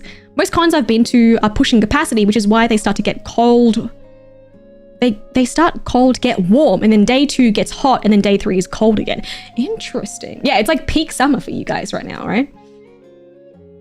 It's hard when like the fandom and the culture evolves, but the space that holds it, like you can't, where do you get a space even bigger than the one that's holding AX? Like where do you even find something like that, you know, that can hold and have the capacity for so many things? Oh, 38 degrees is mad hot. Holy shit. Yeah, the bigger the number, the bigger the hot hot. Oh, you like the smell? I'm so glad.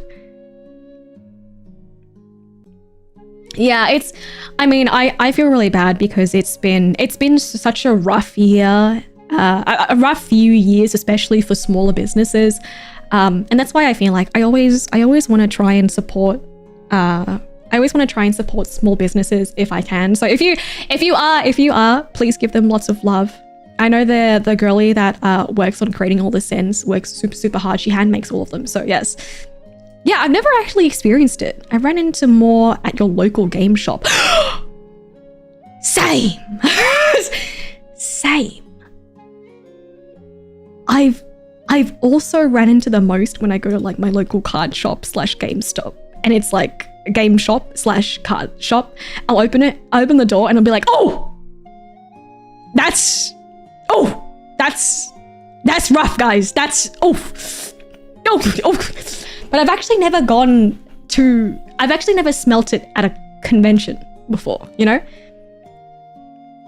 If you went to the cons in early 2000s, you had it real bad. Con funk.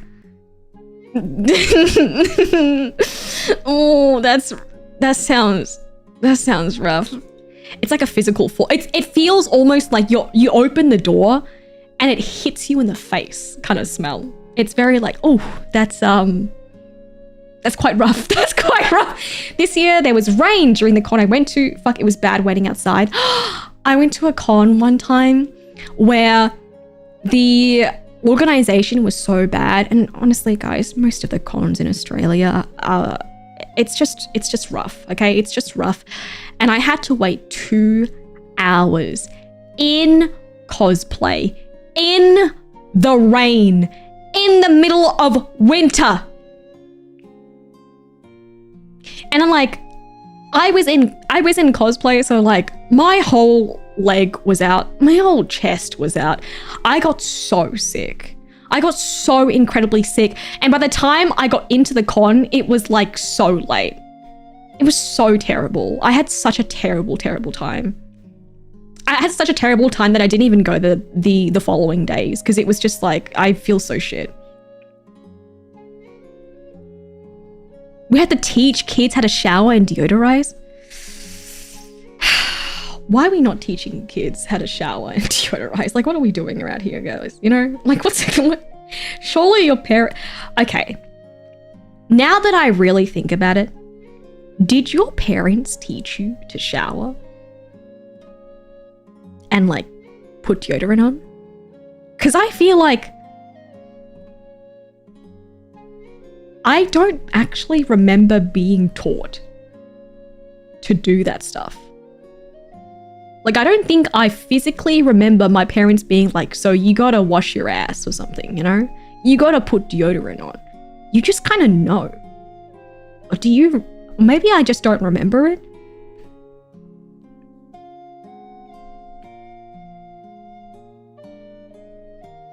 No. You learn from others. I feel like you kind of just learn through trial and error. Like you smell that you smell. You can tell that you smell. So therefore, you wash things that need to be washed. Yeah, you kind of just self-learn. I think it's just been a long time. I stink, therefore I am. Therefore I exist. I think you just kind of like, because as a kid, I feel like you don't stink that much. And then as soon as you hit puberty, you kind of stink a little bit more. But it's very like, you kind of learn as you go. Like, it's not like my parents were hopping in the shower with me and being like, you got to clean your armpits and you got to clean blah, blah, blah, blah, blah, and you got to wash your hair. It was kind of very like, you kind of learn that stuff yourself. No?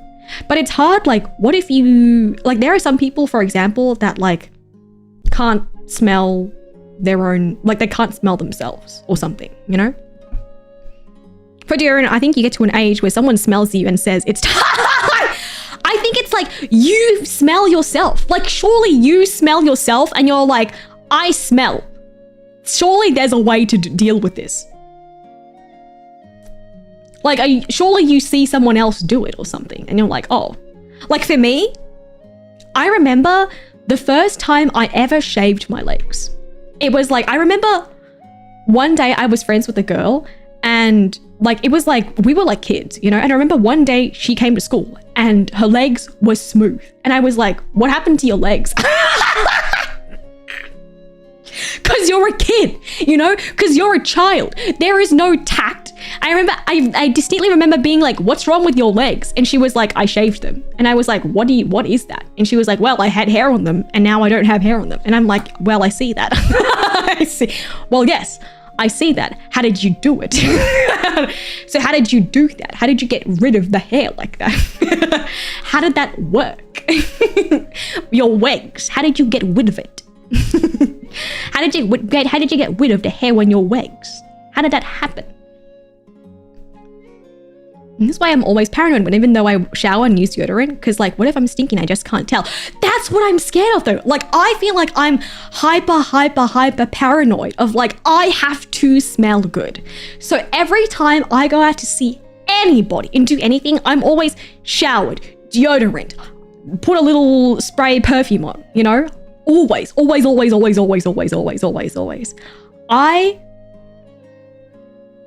I don't know whether or not that's just like, that's a me thing. Like because you guys know that I'm very, very anal about like hygiene and dirt and germs and personal hygiene. Like my hands are destroyed because I wash my hands too much, you know? So like it kind of extends to like me showering and stuff heaps as well.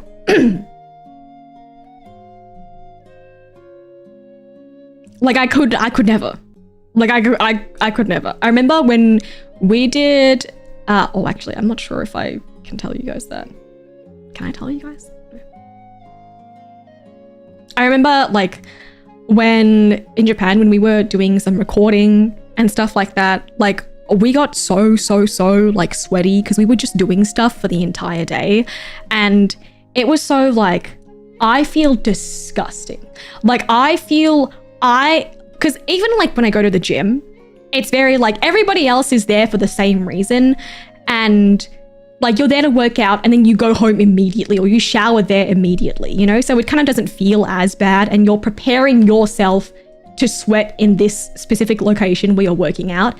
But when it's like, when I'm there to record something and other people are just kind of standing there and they're not also sweating, it feels a little bit like, please don't look at me. Please do not come near me at this time. I please do not. Please do not. I had to guide my nieces and nephews on a few. I remember like I had to have a conversation with my niece because her mum went up to me one time and she was like, my niece? No, that's not my niece. My cousin, I guess. Because her mum went up to me and she was like, can you teach her how to brush her hair? And I was like, sure. But in my head, I was like, wait a second. Isn't that your job? Wait a second. I swear that's your job. And not, but I did teach her to be like, okay, so you have to brush your hair and this is how you brush your hair. You start from the bottom and then you go all the way to the top. And because you have a lot of hair and it's thick, you got to kind of brush it kind of often, you know? Once removed, niece, cousin, you know, it's like it's a family. It's a person in my family. It's a person in my family. It's like the girl with tentacle mucus on her. Who said it stink? It's just wet. It's just wet, guys. It's just wet. There is no smell. Yeah, I wash my hands all the time. I went to see my dermatologist and they were like, you need to find hand wash that doesn't have soap. And I ignored it. And I did not take her advice. I did not take her advice. Yeah, I think it was more so that like maybe she looked up to me or she didn't listen to, it's kind of like kids don't listen to their parents or they're more receptive when someone someone else teaches it to them. Yeah, exactly. So it might have been like, I think sometimes, especially back in the day, like I rarely ever listened to my parents, sorry. You know, it's kind of like they say something and you're like, oh yeah, sure, whatever.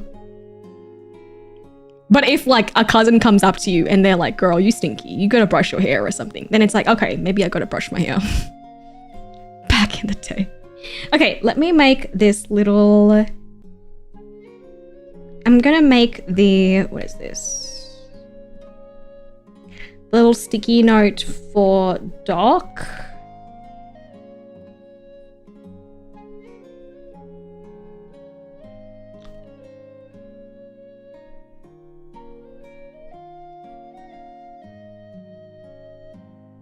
I don't remember what fucking pen I used for this.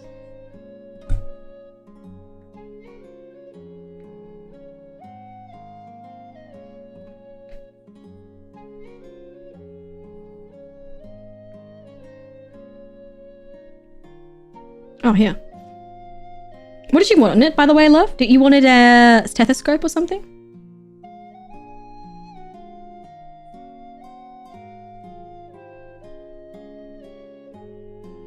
Good night, love. Thank you so much. Thank you so much for dropping by. Let's see if I can fit your name. Oh, I'm gonna have to rewrite it. The D was so big.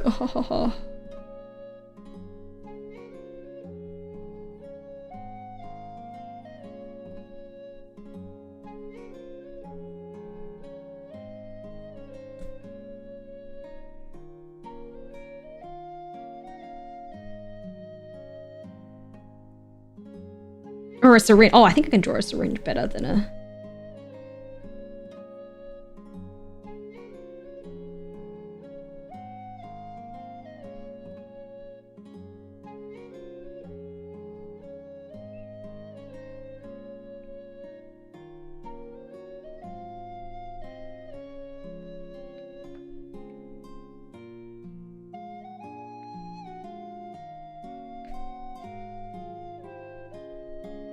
Cute. Okay, let me export this.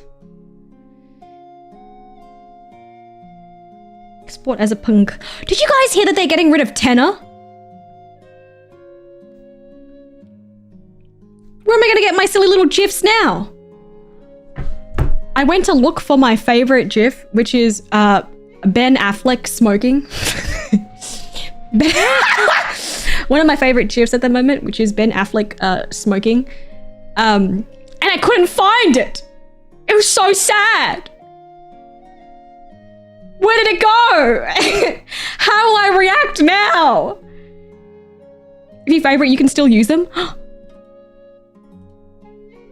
Wait, I'll send it in the Skelly Discord so you guys can see. It's my favorite. I love it. If it's favorite, you can still use it. Thank God it's this one. Oh, shut up. You guys know exactly what I mean, okay? Wait, where is it? Can you guys see it?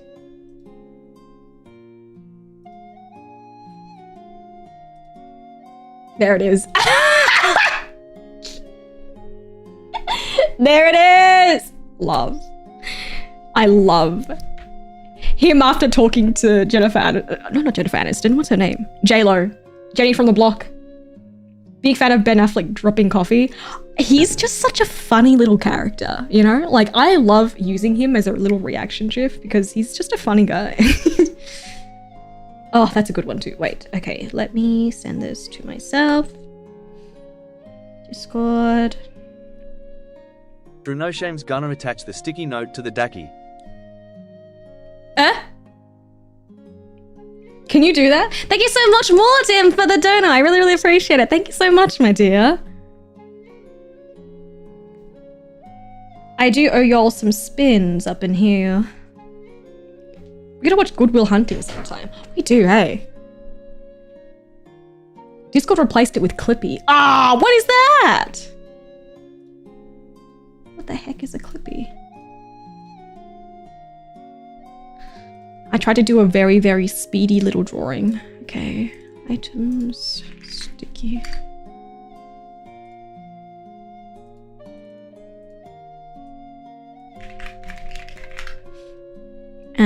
now it should be available here.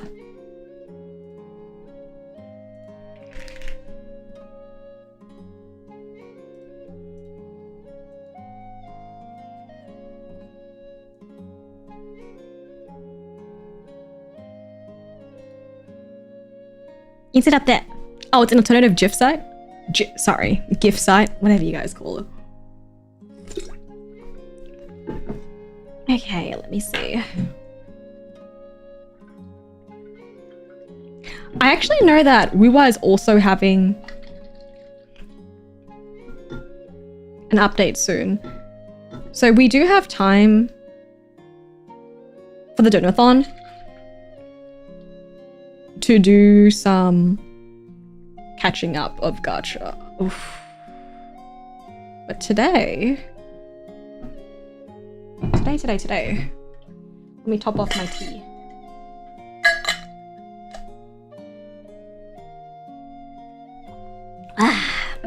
I ordered 4 boxes of throat coat when the Donothon started, and it didn't arrive until after the Donothon ended, so now I fully have 4 boxes of throat coat. Yippee! Yeah, so right now, I believe Nikkei is under... The creator said it's pronounced with a soft G. Yes! You see, I have always been correct. I have never been wrong in my entire life. Now we're super prepared, exactly. So, I believe I do owe you guys some roles. And if you do decide, if you would like to participate and donate, thank you. Thank you so much for being a part of our lovely little Donathon. Please check the Google form, which is in the... Please check the Google form, which is in the Google Sheets, to submit your little details so that you can claim your rewards. Where is this? Where the fuck? Okay, here.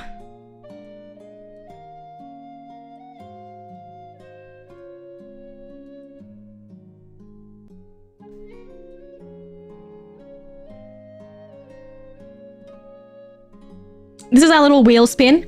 So for every 25, every donation of $25, okay, or more. So let me check. So far we have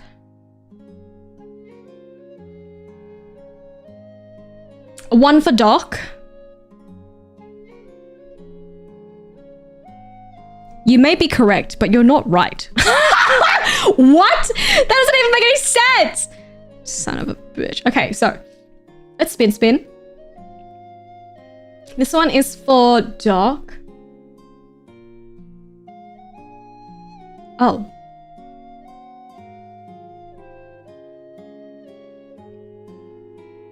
Now we have an emote for spin!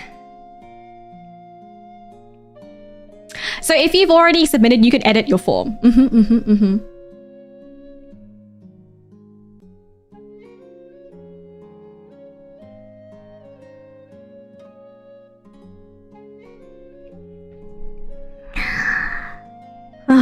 Okay.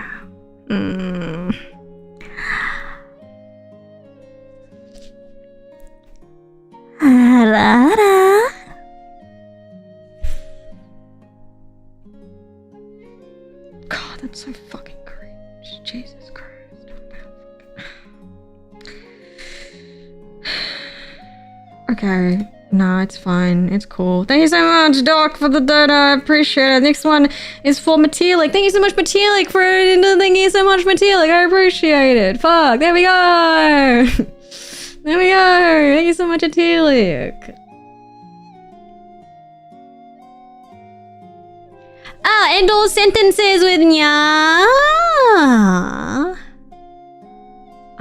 It's just gonna have to be a little bit Jack. Okay, 10-minute timer. 10-minute timer. Starting now. Yeah. Starting now. Yeah. What are we, back in 2020? It appears so, yeah. There's a reason why it's a punishment, yeah, and I don't just have it readily available, yeah, for y'all. So, yeah, thank you so much, Matilic, yeah, for supporting and donating for the Donothon. Make sure if you would like to submit your details to collect your rewards, yeah? So, the next one we have is for Thiago, yeah?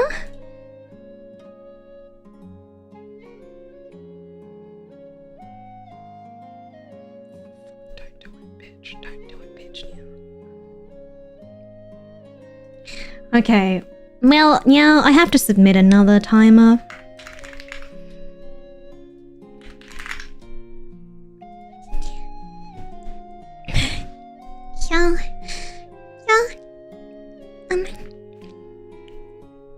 Thank you. Thank you so much for your donation, yeah. I really appreciate it, yeah. Oh, you can't find it? Wait, let me actually take a look for you, yeah. Let me actually take a look for you, yeah.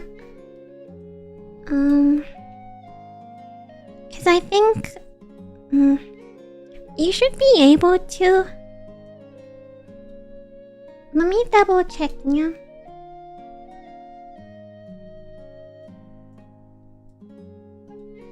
Yeah.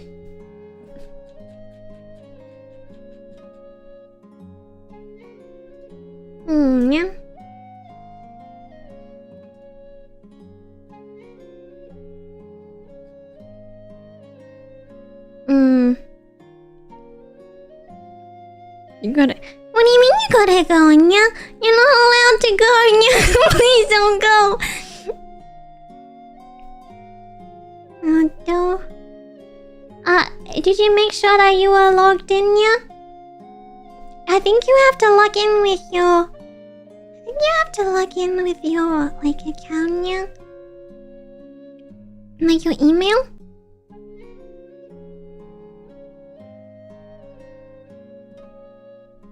Unfortunately, yeah. Wait, though, yeah. Let me see which one. Let me see which email you use, yeah.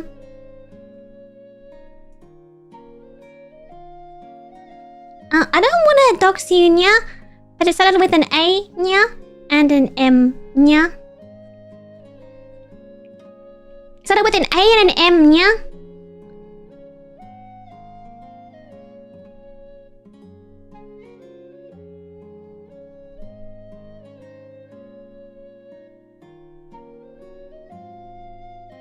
Good afternoon, yeah.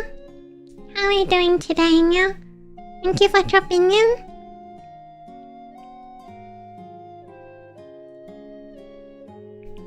Let me know if you can find it, yeah. Otherwise, we can try something different, yeah. I'm really sorry. Hopefully you won't have to submit everything again, yeah. So, yeah. Thank you so much for your donor, yeah. I think that was for Thiago, yeah. So this next one is for... It doesn't work, yeah. Why not? I'm so sorry, yeah.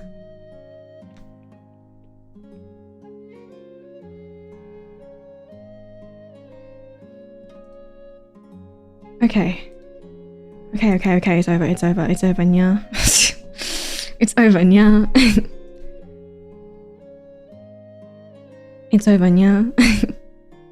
It's over, yeah.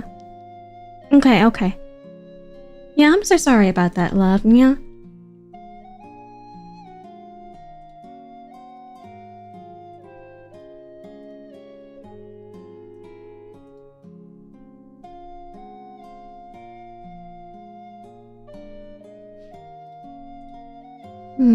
Let's go, yeah. Thank you, yeah, I appreciate it. Okay, next up, yeah, we have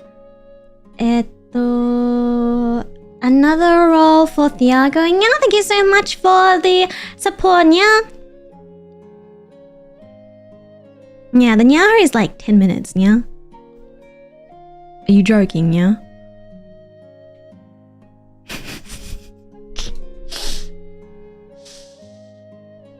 Okay, no, it's now 15 minutes. Yeah.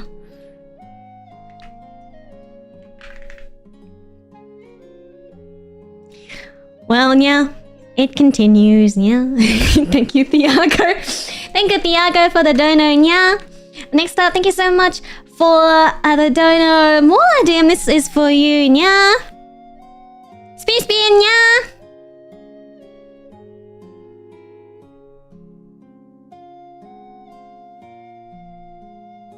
One hot take, yeah. I think we have come to the conclusion, yeah, that all of my hot takes are at best lukewarm, yeah, if not incredibly pedestrian, yeah. I have no takes that are fiery or hot or against the grain, yeah. So I will tell you something that I just feel strongly about, yeah. Maybe, hopefully, that will that will suffice, yeah. I think, yeah, if you do not have the capacity to train your dog, yeah, you should not have a dog. This goes especially to people that have tiny little yap yap dogs that do not train them, yeah. You know. I don't have hot takes. My hot takes are only lukewarm at best and cold at a minimum. If you cannot train your dog, yeah, you should not have a dog, yeah. If you're not gonna be at home to take care of your dog, maybe you shouldn't have a fucking dog, yeah. If you're not gonna train your fuck ass chihuahua, yeah, then maybe you shouldn't have your little fuck ass chihuahua, yeah. I love dogs, yeah, and there is nothing more that I dislike when people don't even train their dogs, yeah. Because not only is it bad for other people, yeah, in your vicinity, yeah, it's also bad for the dog, yeah. A trained dog is a happy dog, yeah. It's a fulfilled and good dog. It's a fulfilled dog. It knows exactly like where it exists, yeah, in your pack and within your home. And it's not just like confused about what you want, what it's doing wrong or right, yeah. And I just hate that shit, yeah. I was at the gym the other day and somebody brought their dog in, yeah. Why the fuck is your dog at the gym, yeah? Why is your dog at the gym, yeah?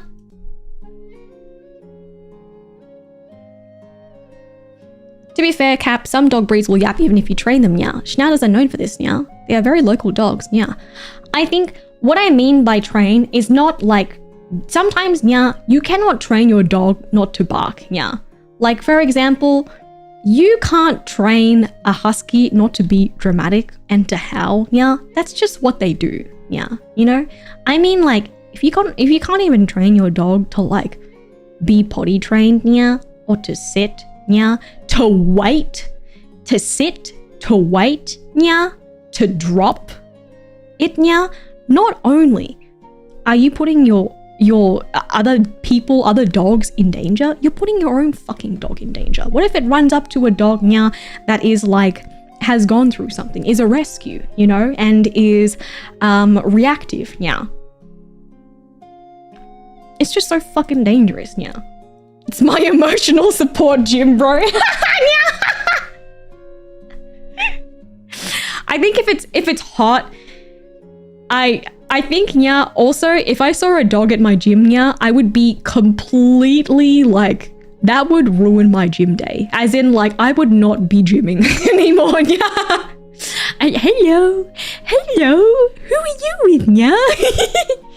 As in, it wouldn't ruin my gym day. It would be like, hello, yeah. Hello, buddy, yeah. This gym day is gone, yeah. It is, I feel like it is pretty dangerous because I used to have, yeah, a little setup at home where I would be able to, yeah, work out, especially when it was during, yeah, COVID times, yeah. So I would have a little setup at home, yeah. And even then, like, it's dangerous, yeah, to have dogs in that place because you're lifting weights, you know, yeah. And like, one thing goes wrong, yeah, and like, your dog's foot is squished, yeah. Yeah, at least he didn't leave the dog in his car. I think, like, Yeah, there's always circumstances and situations to anything, yeah. It's so Dunzone, yeah. It's so fucking Jova. Their little paws are so tiny, yeah. they're so tiny, yeah. I've seen assistance dogs in the gyms, but they're on clocks, so no touching, yeah. I love seeing an assistant dog at work. I love seeing a dog doing their job at work, yeah. It is so like, look at him. My dog doesn't have a job at all, yeah. And look at you, being helpful, being a part of society, yeah. I've had a dog that's too friendly and it was a problem, and I had to train them not to be vigilant or other people, but not aggressive, yeah.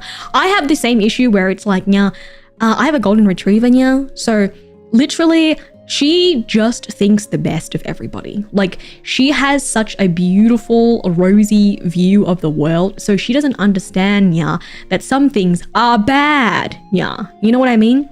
Like, she doesn't understand that, like, some dogs don't fuck with her, or some people don't want to, like, hang out with her, and some people are scared of her. So, like, you have to kind of train your dog to be like, bro, you need to chill. You need to chill, yeah, you know? I've seen border collies do sheep herding when they're that trained. It's so cool, yeah. Exactly, yeah. Because it's like they know exactly where they sit in the pack. They know exactly what their job is, and they are fulfilled in doing it, yeah.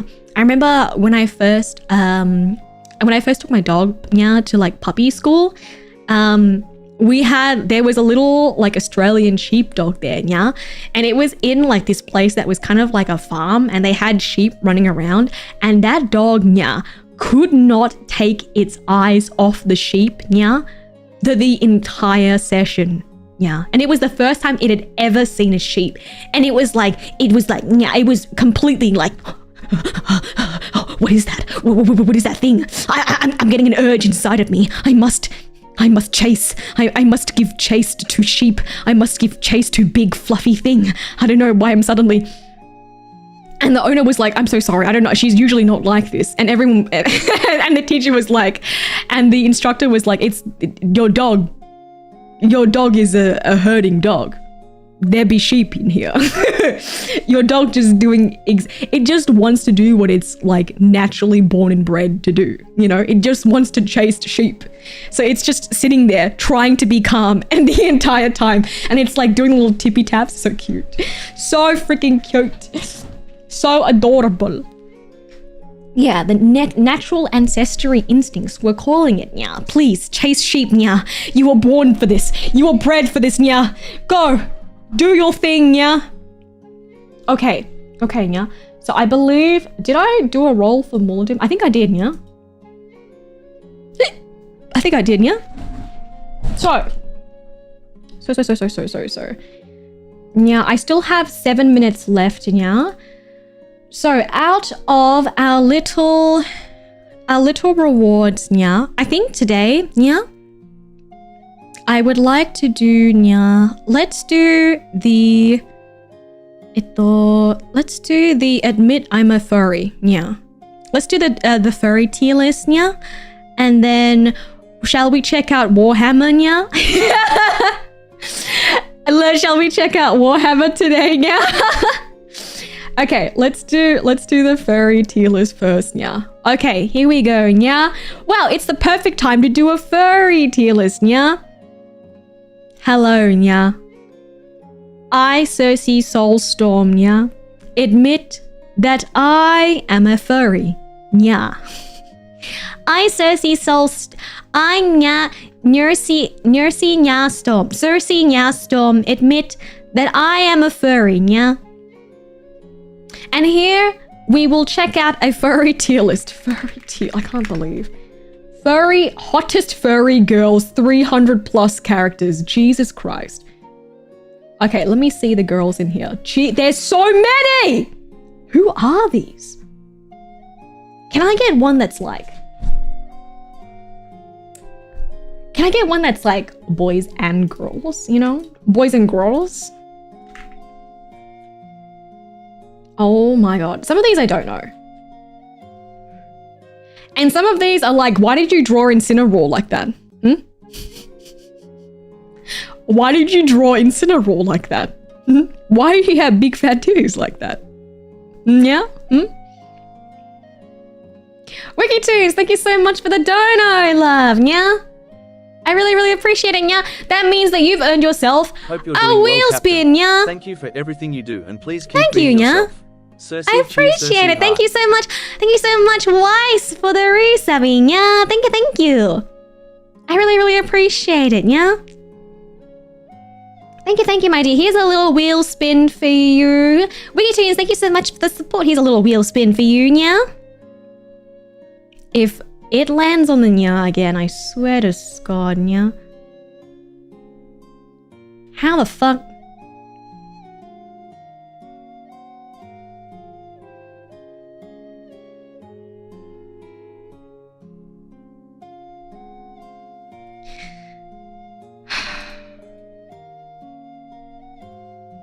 So how long do I add? 5 minutes, maybe?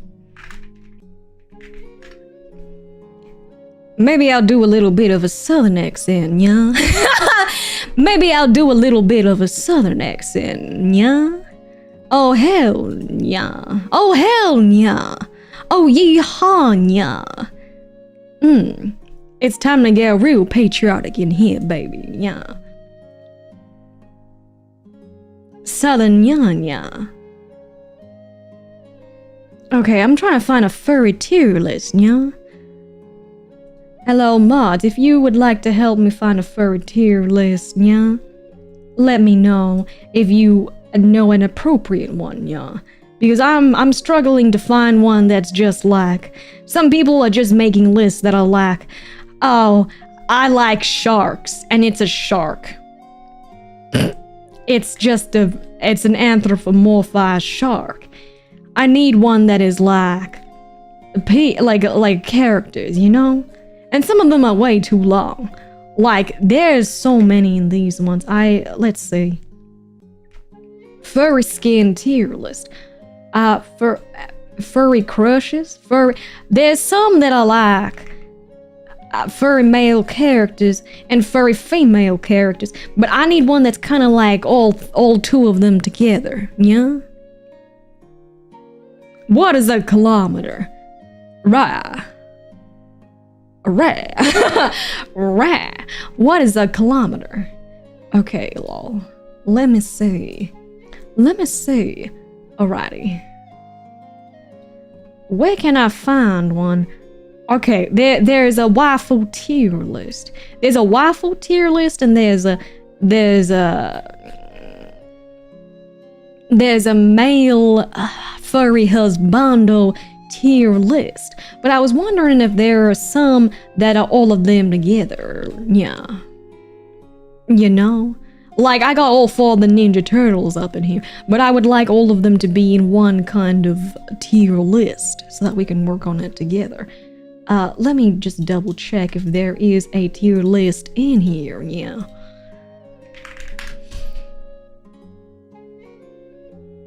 Furry female characters, 110 plus. Furry bait, 35. Furry waifus giga list, 3,000.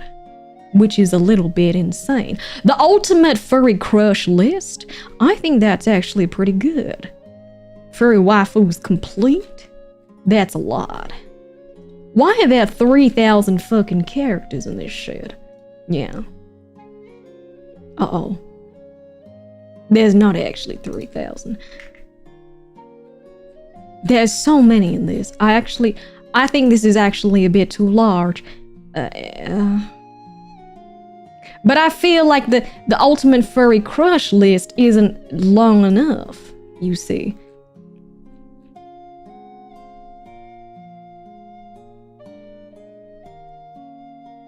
Just rank the turtles. We know you want to. Well, I mean, I will do it, you know?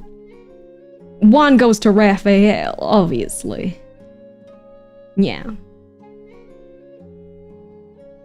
And they just have all of the rainbow ponies. Just every single one of them. From every single different franchise of all the ponies. Which is a little bit insane. Like, do we need every single pony? They even have the animatronics from Chuck E. Cheese. But which iteration? They got all of them there. It's kind of insane. They got like so many, there are so many fucking ponies up in here.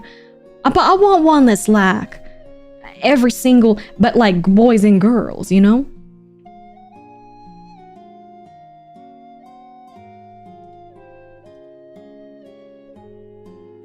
Waifu Giga tier list. I want them to include males as well, if that's possible. Furry Man and Miku. There's Furry Man and Migu. I don't know these furry men.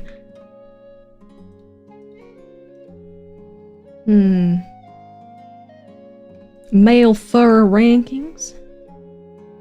Furry male tier list characters.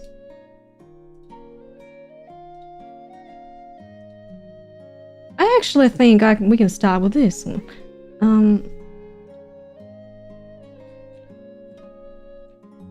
Okay. Okay, I think I'm done. No more nya, no more southern accent. Okay. Let me share screen.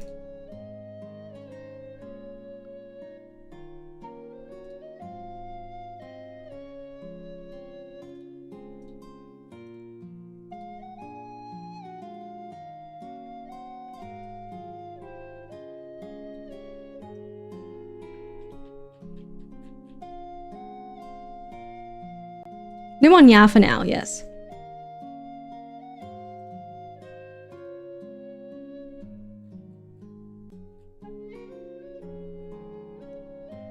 Let me see.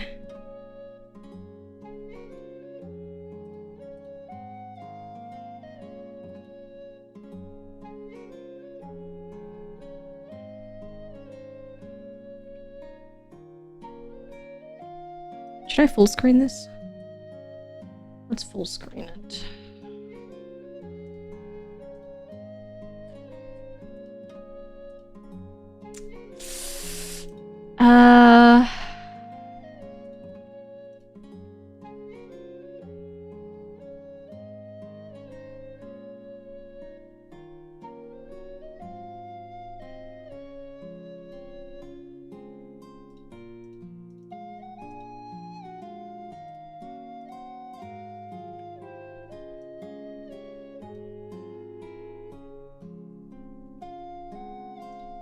Let me see.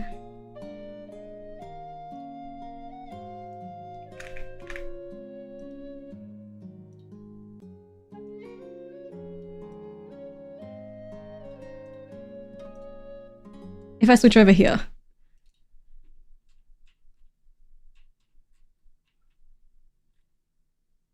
Where do you guys go?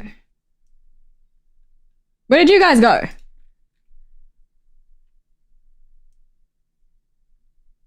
You talked to a guy at the bar into watching VTubers? Oh my god. Great. Hi, Scotty. How you doing, love? Welcome, welcome. I'm fighting my technology as we speak. My thing's dead.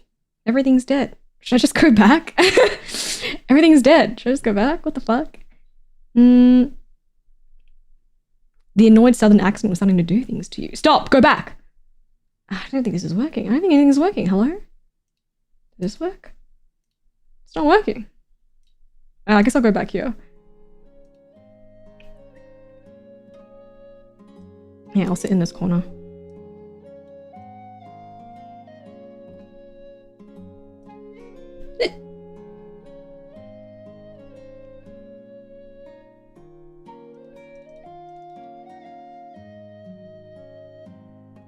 This is the power of talking to people and not being embarrassed. Of watching VTubers in front of people. What's it like? I've never been so strong.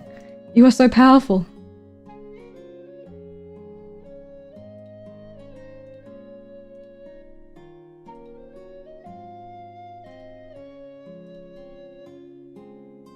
Oh my god, I have so many things. I'm so poorly organized. I don't know what that's like.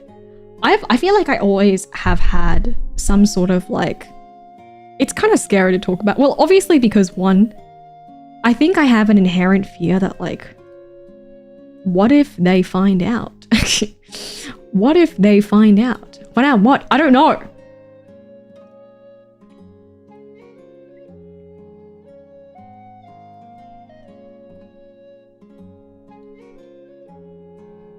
I'll drag this down.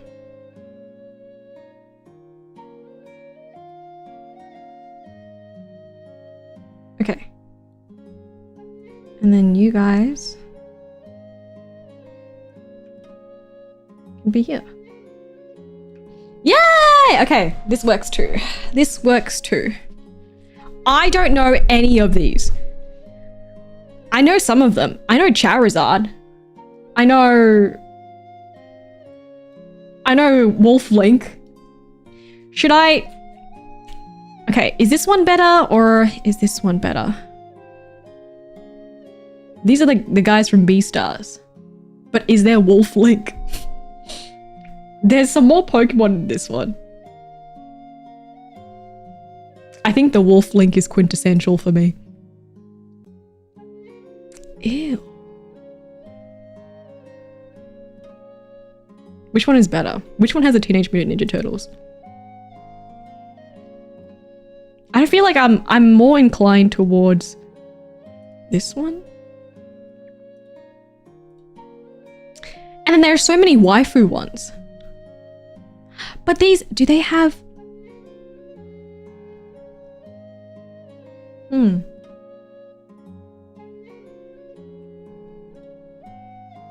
Like, look how many ponies there are. It's ridiculous.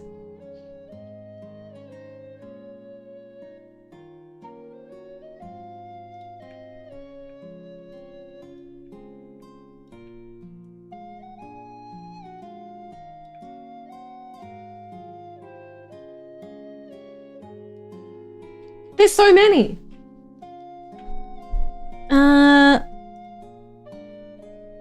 Oh my god, this one has so many too. I think this is too many. Giga list. I feel like...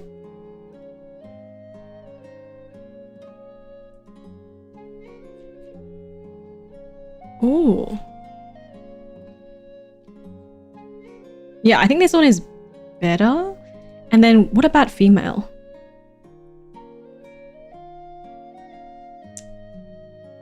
Is this one enough for female? There are a lot of fucking Pokemon. This one is just too many.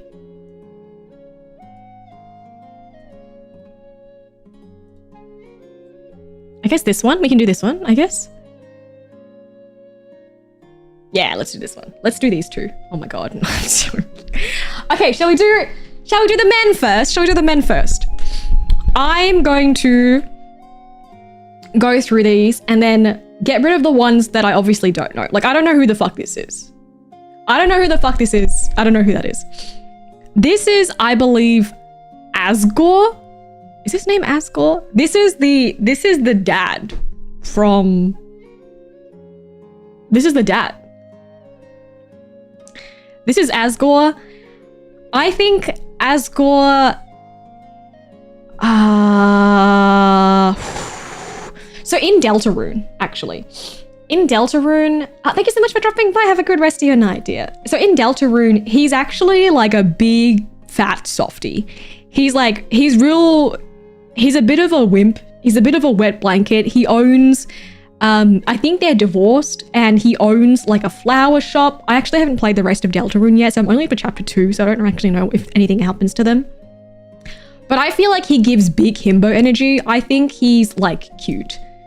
He's cute, but I don't really feel any particular way about him because a wet blanket means I need a little bit of sauce, a little bit of substance, you know? His brother, what's his brother's name? His brother I feel a little bit better about. Like, his brother kind of hot.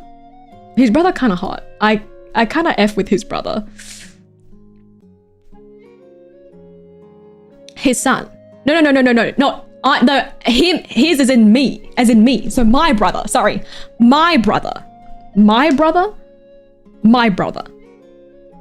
in, I'm in Deltarune, that's my brother. He went to college, right? Doesn't he go to college? He's in college. In Deltarune, sorry. But his son, aka this is my dad, aka this is my brother, right? Right? Chris's brother, sorry, Chris. I was saying it as if self-insert. Yeah, in Deltarune, he's away at college. Sorry, that was mad confusing. Asgore's son. I think Asgore's son is I like him better than his dad. I like him better than his dad. I really like his story. I like what he stands for. I kind of, when he started talking about it, I was like, yeah, I kind of get it. Fuck the humans. I kind of get it. Yeah, fuck them humans. I agree with you. Yeah, I like him. I like him as a character, actually. Yeah, fuck them humans. I agree. So, I don't know who this is. Beast from Beauty and the Beast. Actually, I'm going to add one more. I'm going to add one more above this. It's going to be like this color. Add row above. And this one is going to be like SSSSSS tier. Yes. Yes. Girl, yes. Yes. Yes. That's going to be this tier. It'll be this color. I don't fucking know. So right now, I think that Beast is like S tier. That's an S tier furry. He is so fine as a beast. And then as soon as he becomes a human, I was like, I've lost all interest in this man. I don't give a single shit about this man. I do not care. But as a beast, like when you first meet him, he's all cold in his exterior. And then as he warms up to Belle, you can see his softness comes out. He's a reader as well. He's got a very magnificent library. He's rich. He's rich. He's got wealth for days, you know? Girl. Yeah, the universal when he transforms is like, oh, you're a human. I actually liked the other one more. I feel like this is generational furry. He's up there. He's very good. He's very, very, very good. I really F with him. I love like the juxtaposition of him being so like strong and manly and big and scary, quote unquote, and then the softness of his actual personality when he's trying to court Belle was very sweet. I liked a lot. I don't remember this specific pony from My Little Pony. But I think this pony is cute. I don't remember this pony's name. I don't remember a lot of the male ponies' names. That's a cute design though. What is that? An apple? Applejack's brother. I will admit I like Applejack. Applejack is one of my favorite ponies. Applejack's one of my favorite ponies. And I feel like just by association, I do like Applejack's brother. I don't remember what his name is. Applejack's brother. He's got an apple on him and he's got the big broad chest. I didn't even know there was male ponies. That's what I'm saying. I forgot. I don't remember.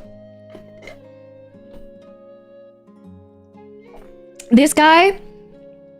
Next up, this guy. I also don't know who this is, but by virtue of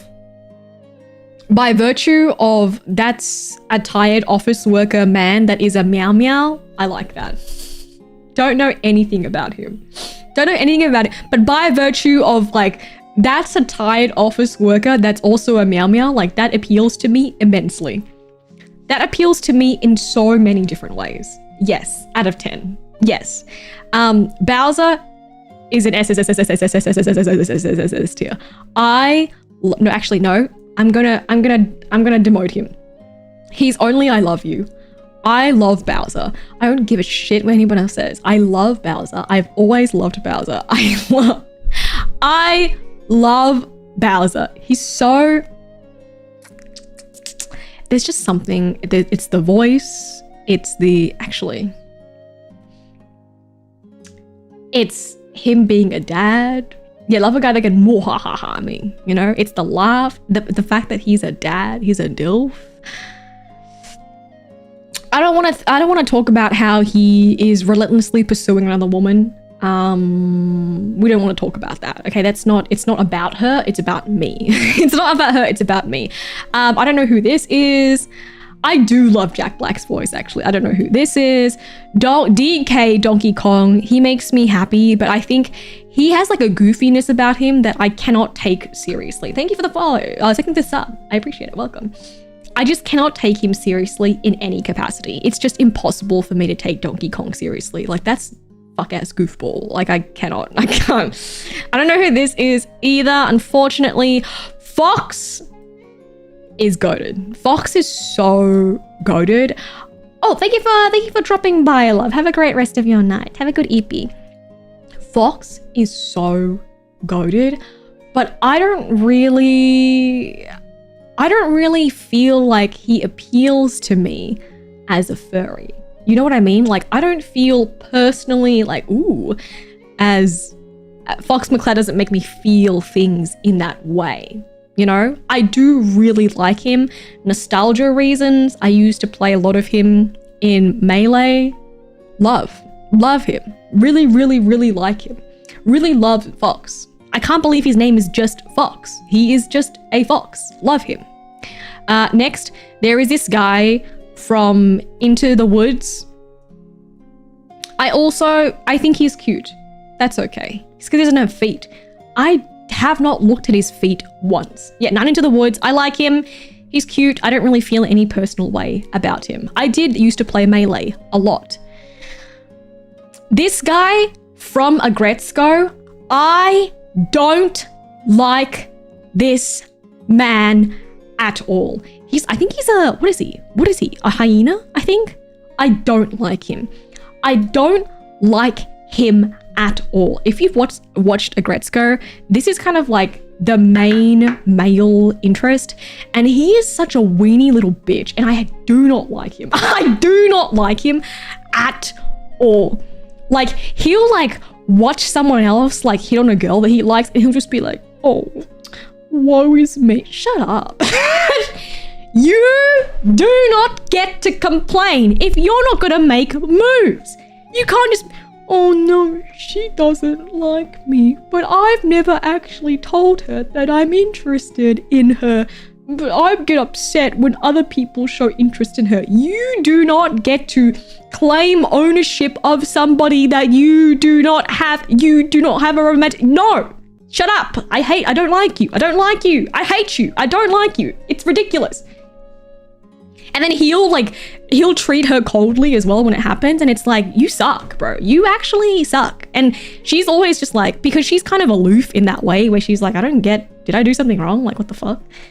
Because she doesn't actually understand that like he likes her, because he's never like, for a long time in the anime, he doesn't actually express his interest in her.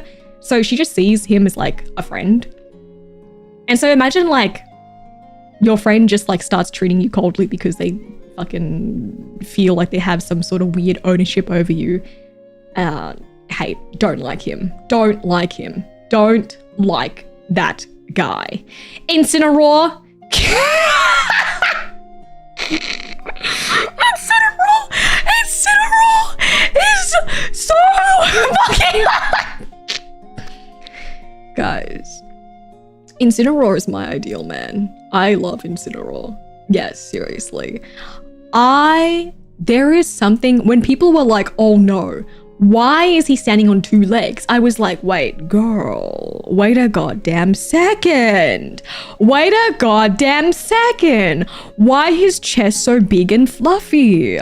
Why his claws making me feel like this? Why his little teeth? I love his little teeth, and I love a wrestler. Like, he's so crazy with it. Wrestling is so fun. Wrestling is so fun. He's got so much intimidation. Like, he's so good. Like, it's like fun. He gives such himbo energy. You know what I mean? He gives such himbo energy in a way that's like really campy and fun, and I love his design so much. Please seismic toss me into the ground. Thank you so much. Cersea would be the trainer with Incineroar, Machamp, Lucario. Don't save me. I'm exactly where I want to be. Thank you so much. As a wrestling fan, I love Incineroar. I love his like, what was the gimmick? Was it Ultra Move or some shit? I love his little move as well, where he like throws the Pokemon into the crowd. It's so funny. It's so funny because it's so excessive. It'll be like him throwing around a Z-move. Thank you. It's so fun. It's so fun. This guy, I don't know who the fuck that is. Actually, I think I know who. No, I don't remember who that is. It's so fun. It's so fun. He's just, the design is great. I love his stupid fire wrestling belt. It's so hilarious. It's so fun.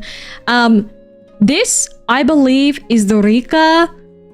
What's his name? It's the Rika from The Legend of Zelda. Oh, what are you from? Are you from Tears of the Kingdom? No, this is from Tears of the Kingdom. This is from Tears of the Kingdom. I actually prefer the Rika from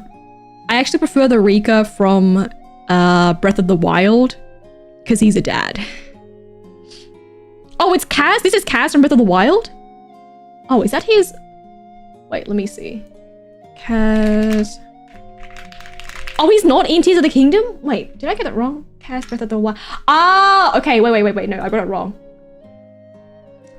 I love Kaz from Breath of the Wild. Sorry. He's a dad. Don't ask where his child is. You never see his child. You never ever see his child. Don't ask. But just know that he is a dad. The way he is built makes me feel some type of way. It just makes me feel. You do meet his children? Have I played this game? I have never seen his children. No, he's definitely a dad. Oh, I know. He's definitely a dad. Oh, the 5 songbird children are his? Wait, you're right. No, I have met his children. I didn't know they were his because he wasn't there. He's never actually there for his children. Like, you never see him with his kids. I have met his kids though. You're right. I have seen his kids. Yeah, I have met his kids. I have not met him with his kids ever. You never see him around his kids. Yeah, I think if you talk to the mother, she just says Cass is just out. And he's just always out. And what is he doing? He's playing the fuck-ass accordion at every single little, like, horse stable. He's just out. He's just out and about playing the fuck-ass accordion, doing his little thing. I love him. I love his design. It's beautiful. Look at his beautiful little feathers. He is built with a big, huge, humongous chest. Ridiculous chest size. Chest size to rival that of Beast and Incineroar. But unfortunately, he is a taken man. And for that, a taken man, but also a dad that is not there for his children. Yeah, he's there playing his little fuck-ass accordion, giving you stupid riddles for shrines that you'll never find. I'm like, girl, I don't know what he's even saying. All right, Kaz, what kind of bullshit are you gonna give me this time? Kind of vibe. I don't know who this furry is. This looks like furry Sasuke. I think this is the furry from one of the Ghibli movies. I've never met him personally, so I will not say anything. I don't know this furry. This is, I was gonna say Legolas. Is this Legolas? Is that his name? It's Leg something. It's Legolas from Beastars. I don't like Legolas personally. I actually like the deer better. Legoshi. Why did I call him Legolas? It's not Legolas. Legolas is from Lord of the Rings. I'm sorry. Legoshi. I don't like him again because he's a little weenie baby. But I will say I enjoy his character growth. I think that the manga and the anime in general just becomes insane. It just becomes like, oh, his grandpa is a lizard? What the fuck is going on? How does that even work? Who knows? I don't know. Don't know what's going on. I don't really like him that much, to be honest. And his relationship with the rabbit makes me feel mad uncomfortable. But in a way that I'm like, I understand it's supposed to make me uncomfortable, but I like him more. I like him more than I like this fuck-ass hyena guy, but I still don't like him that much. There's definitely better characters. Yeah, it's a fucking Komodo dragon. Like, I don't understand. I think they explain it in the manga. I don't get it. But you're a wolf, whatever. I don't know. I don't fucking know. I don't know. Aren't you a wolf? Whatever. I don't know. Have a safe flight, love. Thank you for dropping by.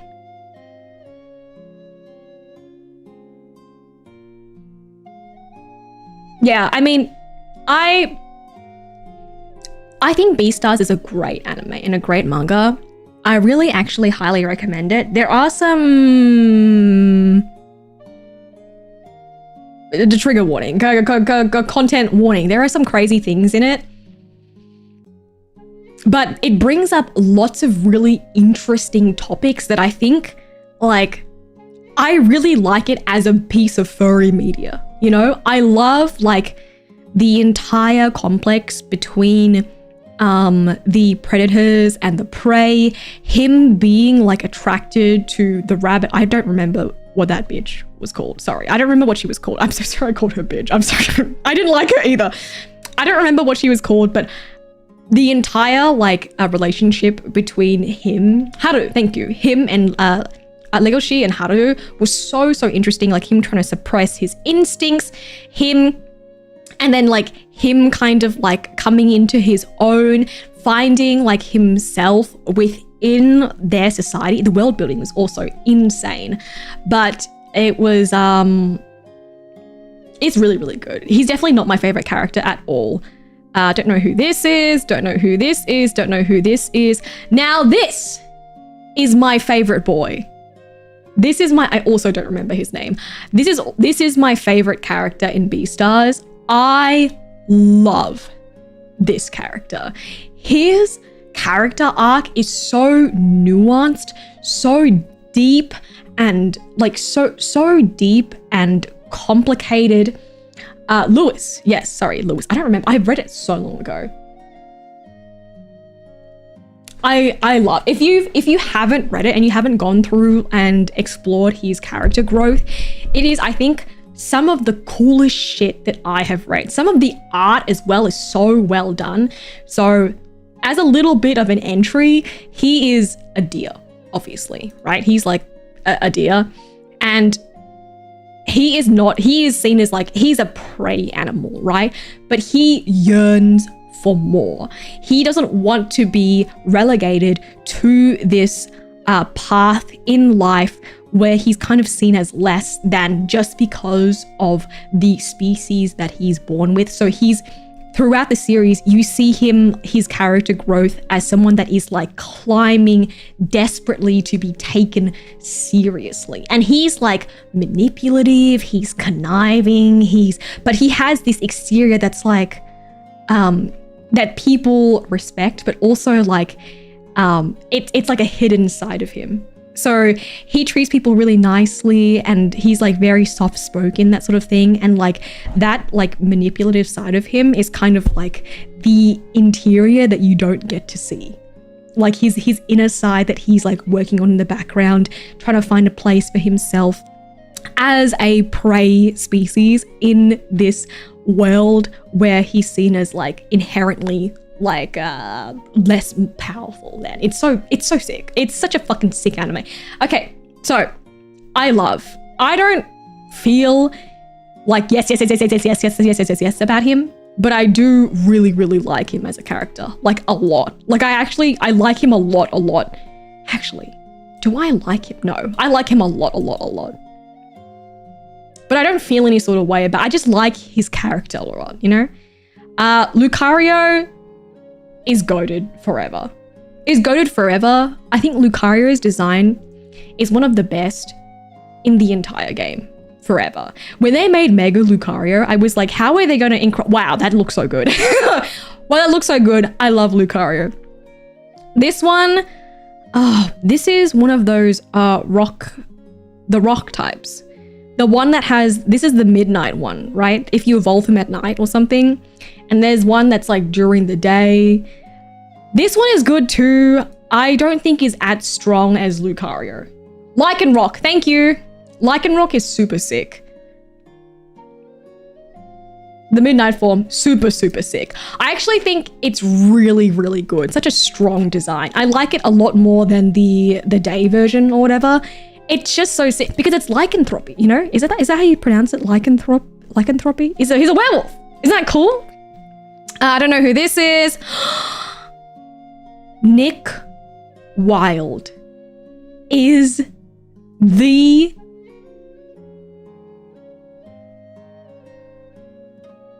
You know what, actually?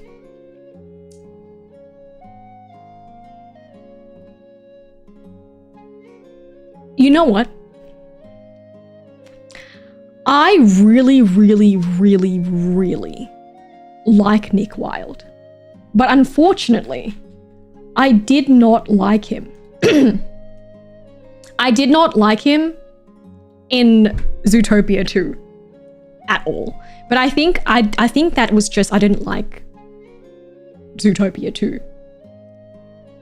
His name in Japanese is just the French word for werewolf. That's sick. Morning, Captain. Wishing you the best at the start of the resumption of I'm doing work, so thanks to the company. Thank you so much for dropping by, love. Have a great rest of your day. It's so sad how bad Midnight Form is. I like him so much. Also, it sucks that the evolutions are version locked. It sucks so bad. I think it's cool because, like, if you get into a version, if you get the version, like, if you get a region where you actually like it, then it's cool. But otherwise, you're cooked, you know? You feel like some of these are just people's OCs. I mean, maybe they are, and I just don't know who they are. I think he makes me happy, but I don't love him. Like, I can't put him next to Incineroar. It's not fair, you know? Obstagoon is also up there. What a sick fucking design. His little tongue out, giving the little freaky is so fun. Obstagoon, because he's a goon. Like, as in like a, you know, it's so fucking sick. I actually really like it. I actually think I like it the most. It's so sick, man. It's such a sick design. Don't know who this is. This little guy, he's like cute or whatever. I don't really feel any. Actually, I don't really like him. He's very actually, and I don't like that. He's giving the freaky face. His name is Obstagoon. Isn't that crazy? Rousey. He's like, he's like, I don't know who this is. Is this Ratchet or is this Clank? Guys, this is Ratchet or Clank. I think this is Ratchet. I have no feelings about Ratchet. I never have thought about him in a way that is like anything. I've just never thought about him in any sort of particular way. Like, it's whatever.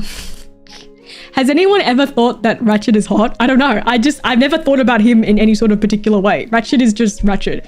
Clank is the robot. So, hey, it was 50-50. It could have been any one of them. This is Raymond from Animal Crossing. Raymond is cute. I don't feel any particular way about him. This is the bird from... I don't also feel any sort of way about him. I'm sorry. There are other people in the series that I feel very strongly about. But people went crazy for Raymond, and I just didn't feel any sort of way, you know? Oh, Clank is the Clank. Okay, yes. Okay, that makes a lot of sense. Robin Hood! I do not know how to express to you what I feel for Mr. Robin Hood. Like, when this movie came, when I watched this movie as a child, I was like, why the fox make me feel like that? Why the fox make me feel like that? Why he's so sexy though? Him, and then also his like theme, Marion. Marion is so pretty. Marion is such a pretty fox, bro. But I fucking love Robin Hood. It's just so good. Absolutely immaculate furry. Probably the furry to begin all furries. Amazing. 10 out of 10. This is... Okay. Rocket, I don't feel any sort of way about. Like, I feel bad, but like, I have never felt... Because to me, Rocket just looks like a fucking raccoon. You know, like he doesn't really have any like anthropomorphic features that make him like furry. That's just a raccoon.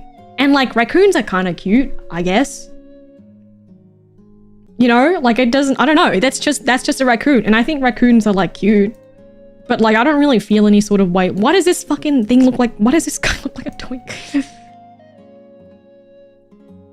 Yes, his full name is literally Rocket Raccoon.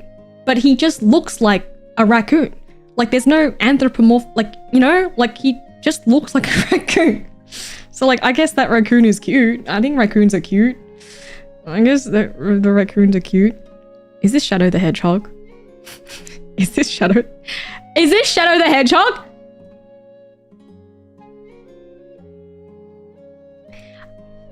Hot take is I think Shadow the Hedgehog is overrated. That's my hot take. My hot take is Shadow the Hedgehog is kind of overrated. He's okay. The man who loves Latinas, don't we all? But he's just okay. He's like, okay, I guess. I don't know who this pony is.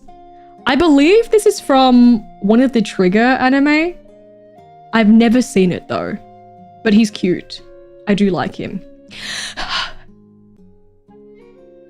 It's my prince. It's my prince. It's my prince. It's my prince.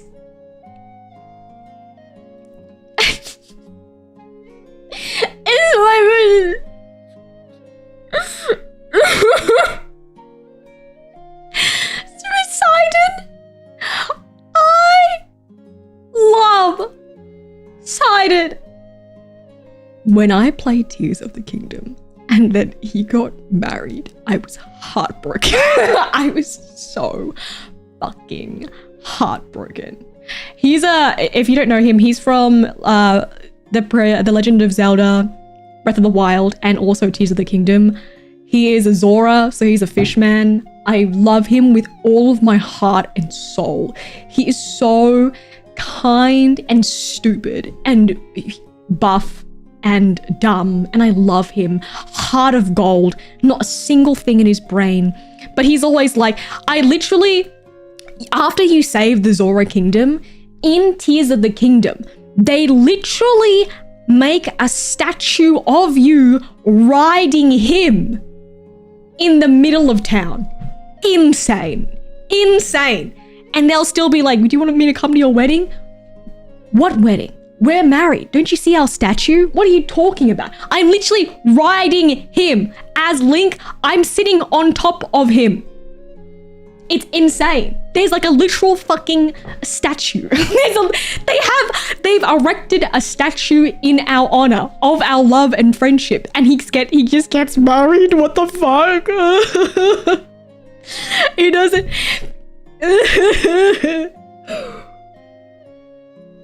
I love him. He has such peak himbo energy. He is one of my favorite furry characters of all time, basically.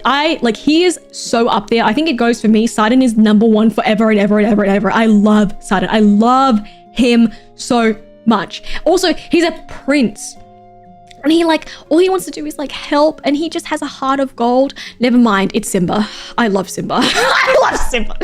Never mind, the next one is Simba. I love Simba. Guys, Simba is so fine. Simba is so fine. But not as fine as Sidon. Actually, not as fine.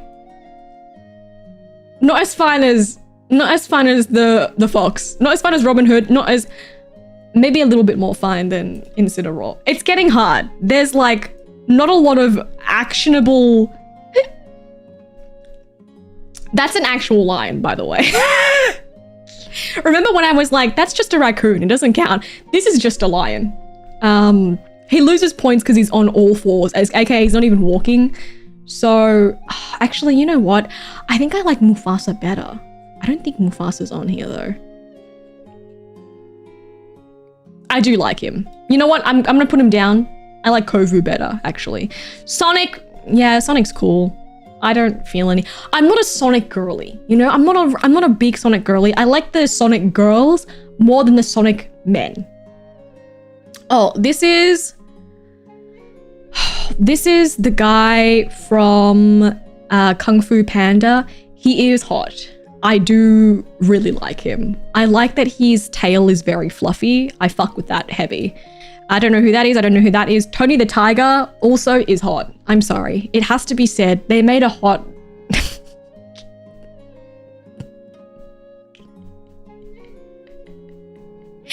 Tony the Tiger is hot. I'm sorry, guys. I like Tony the Tiger. He real hot. He is hot. And he's a VTuber, you know? So and he's a VTuber. What else can you do? It's hard. There's a lot of them, you know? So it's kind of hard. I believe this is Wolf. I definitely like Wolf less than Fox. He's cool, I guess. He's like, whatever. I don't really care too much about him.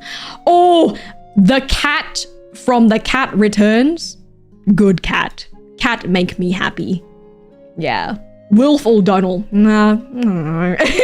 He's just like, whatever, I guess. Is that fucking... What's his name? What's his fuck-ass name? What is his stupid name? He's stupid. What is his stupid name? Crash Bandicoot. Shut up. Crash Bandicoot, shut up. How could you ever find Crash Bandicoot hot? I just do not... look at his... Why is he only wearing pants? I guess I can't say anything. Some of these people only... Like... I cannot find it hot, you know? Do you guys find Crash Bandicoot hot? There's no way. Who finds Crash Bandicoot hot? Put your hands up. There's no way. Tony's only wearing a bandana and it's hot. But only pants? Sonic only has shoes. I didn't say they had to make sense. But there are also hotter bandicoots in the series, right? There's that. No, but I know a VTuber who does. I do not think Crash Bandicoot is hot. He's giving crazy guy from... There is nothing about him that I find even a little bit like I never found him. He looks like he's crazy. He looks like he's kind of on something. Like he's kind of tweaking a little bit, you know? Like I don't know. I'm sorry. I don't know. I can't. I can't. I'm so sorry. I feel bad. Okay. Next up, we have Angel Dust. I wasn't sure if they were going to put the Has-Been Hotel furries in here. Angel Dust is my favorite character. I love Angel Dust so much with my heart and soul. I don't know what Angel Dust is. I think he's a spider. He's supposed to be a spider. I love Angel Dust with all my heart. I don't care. He's got a cute little chest fluff. He's just an absolute little bean. So soft, so traumatized, must be protected. Angel Dust is so hot though, for real. All legs, just all legs. So many legs, so many legs. All of them so fine. Love Angel, my lovely little baby. I love him up here. Like I literally went to Japan, bought merch of Angel Dust. That's how much I love Angel Dust. Next, Charizard. I don't feel hot about Charizard. Charizard makes me happy. It reminds me of good times in my life, but I don't have the hots for Charizard, you know?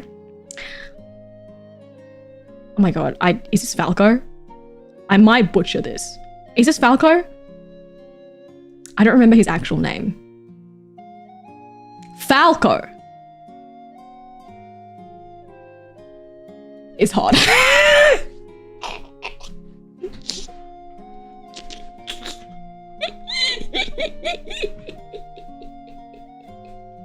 Falco's hot. The bird is hot. The bird, hey, look at the bird compared to the fox. The bird is hot. Come on. The bird, compared to the fox, compared to the wolf, the bird is hot. Come on. They cooked with the bird. The bird is so hot, right? Come on, guys. Come on. The bird is hot. That's a hot bird, right? I don't know how to explain it to you. He just got some pizzazz. He's got mad aura. He's giving me like...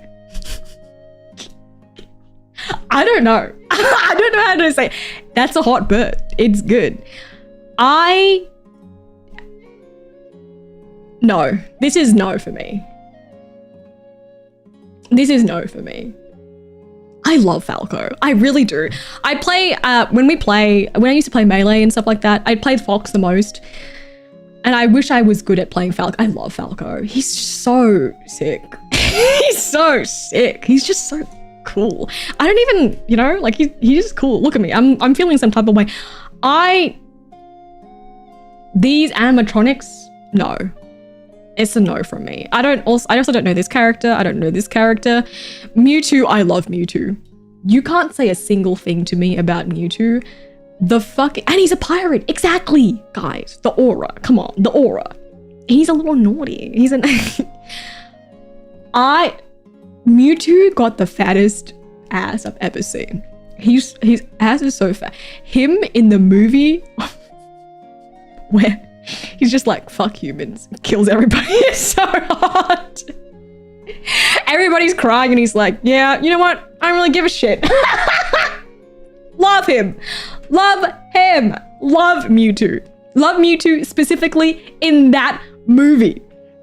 Yeah, humans genuinely, he was like, humans, they experimented on me. They're terrible. You pollute the environment. You're fucking shit people. Why should I let you live? And then he's killing everybody, and he's killing everybody, and he sees one person. He sees one person cry over their Pokemon, and he's like, okay, maybe I went too far. Okay, maybe guys, you know what? I admit I went a little too far with that. My bad. That was on me. The little guy, these guys from regular show, I could not give less of a shit about. I do not care about the regular show.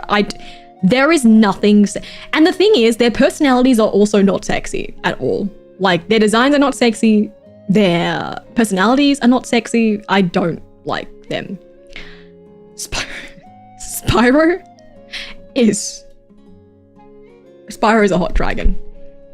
Especially his redesign, that's a hot dragon. Guys, that's a fine ass dragon. Look at him. Look at his little smirk. That's a hug smile.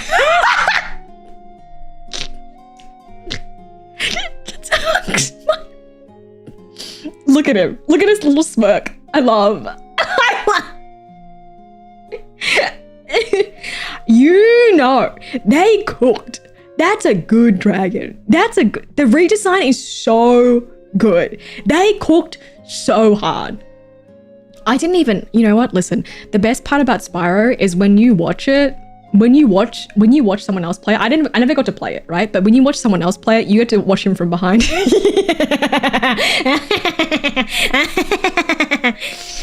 Tom Nook, fuck off. Fuck off, Tom Nook. No, absolutely not. Absolutely not. Absolutely not. Wolf Link, my beloved. Wolf Link, right up here next to Angel Dust. I love Wolf Link from Twilight Princess. You have no idea what that shit did to me. It destroyed me from the inside. I love Wolf Link. Midna sitting on my back, going like, ha! Telling me to do shit, and then me just sitting there like a good little dog. That's just a wolf. I love him. I don't care. That's just a wolf. I love him. I don't care. Amen. That's a hot wolf. Thank you so much. I think what's his name? Alex from Madagascar. I have never felt any sort of way about him. Like, I don't care about him. This is from that old movie with the wolves. I also didn't feel any sort of way about them. I'm so sorry. It just wasn't for me personally. I believe this is one of the deer from Animal Crossing. I don't feel any sort of way about him. Unfortunately, he's just not cute to me. Bugs Bunny. Bugs Bunny makes me happy. It's a nostalgia thing. It's a whatever thing. Daffy is a piece of shit. I am not interested in Daffy Duck. Diego? Why is there so many? And why do I actually have a lot of opinions about these? Diego from Ice Age.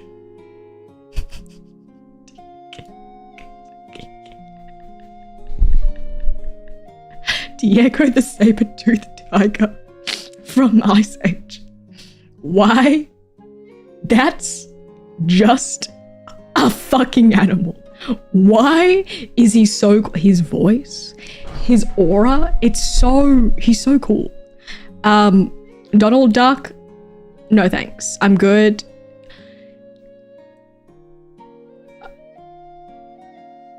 Goofy is kind of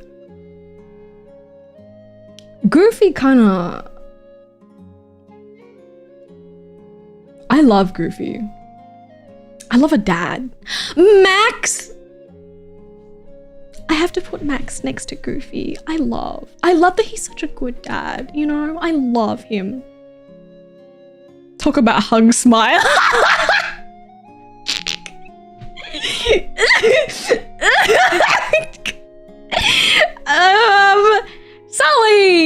Sully from Monsters Inc.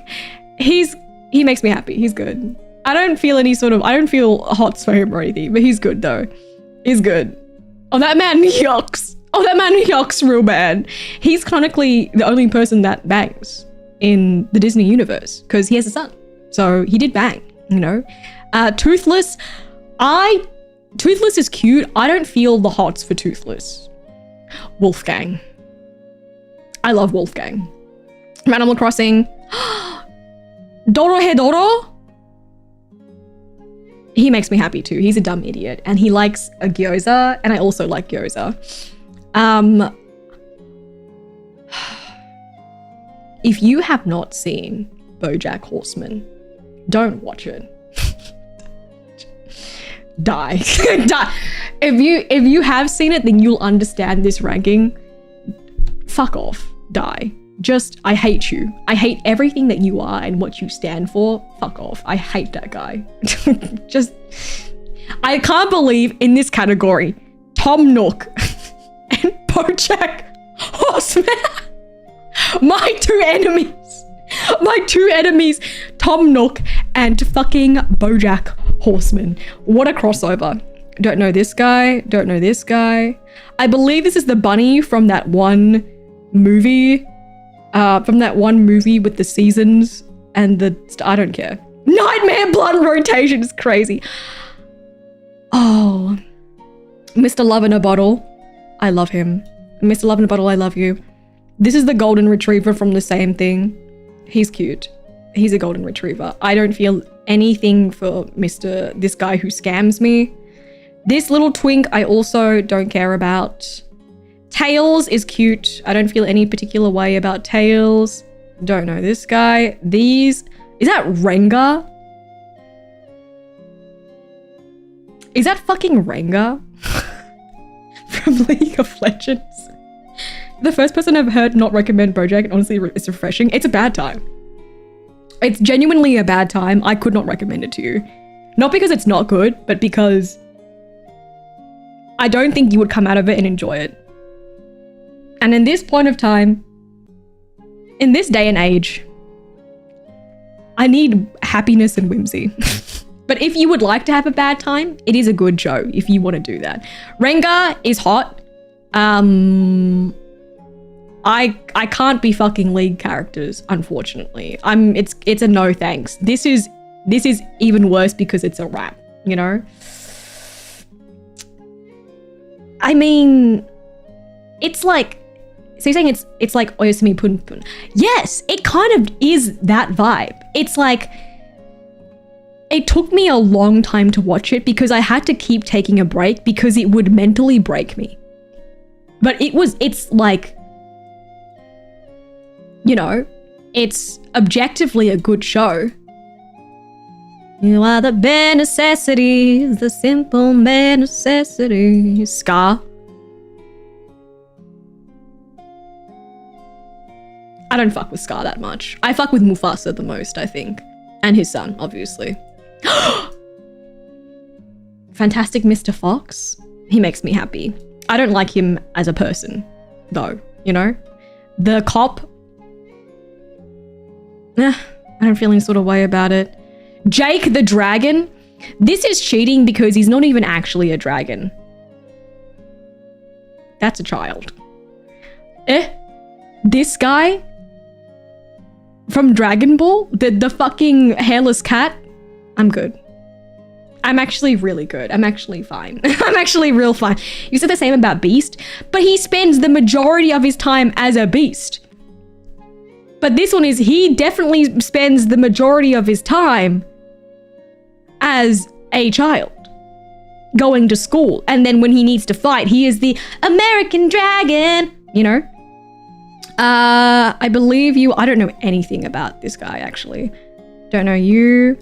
I actually like this guy a lot more than this guy, but he's still like, he's cute. He's a little donkey. He's like kind of silly. Beerus. Porco Rosso. He's cute. I like him a lot. He makes me very happy. Is that fucking Timo? No. What the fuck? Banjo? No. No. No. No. Apollo, yes. I love Apollo. Rover? Is cute. Poe? Maybe. No. Also no. I'm going faster. Pete! No. No. No. Kovu. I love you, Kovu. I put you here. I love you, Kovu. I love Kovu so much. I also liked this one. He's cute. Don't know. Is it the Cheetos tiger? I don't care about him. Don't know you, don't know you, don't know you. This is the sheep. Nah, I'm good. Ew! Brian! His name is Chester Cheetah. Ew, Brian? Ew. Ew. Yuck. Yuck. Gross. Disgusting. Gross. There's so many. What's this guy? He's like the bear. I don't know. I don't care about him. Don't know you. No thanks. Don't know you.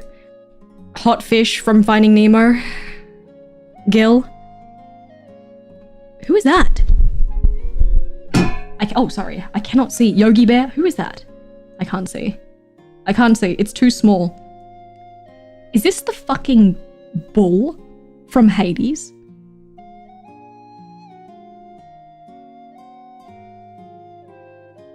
Oh, why did they include Ganon? Why did they include this form of Ganon? I can't even see him. He looks terrible in this version. No, he looks really bad.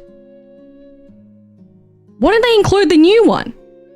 He looks really bad in this one.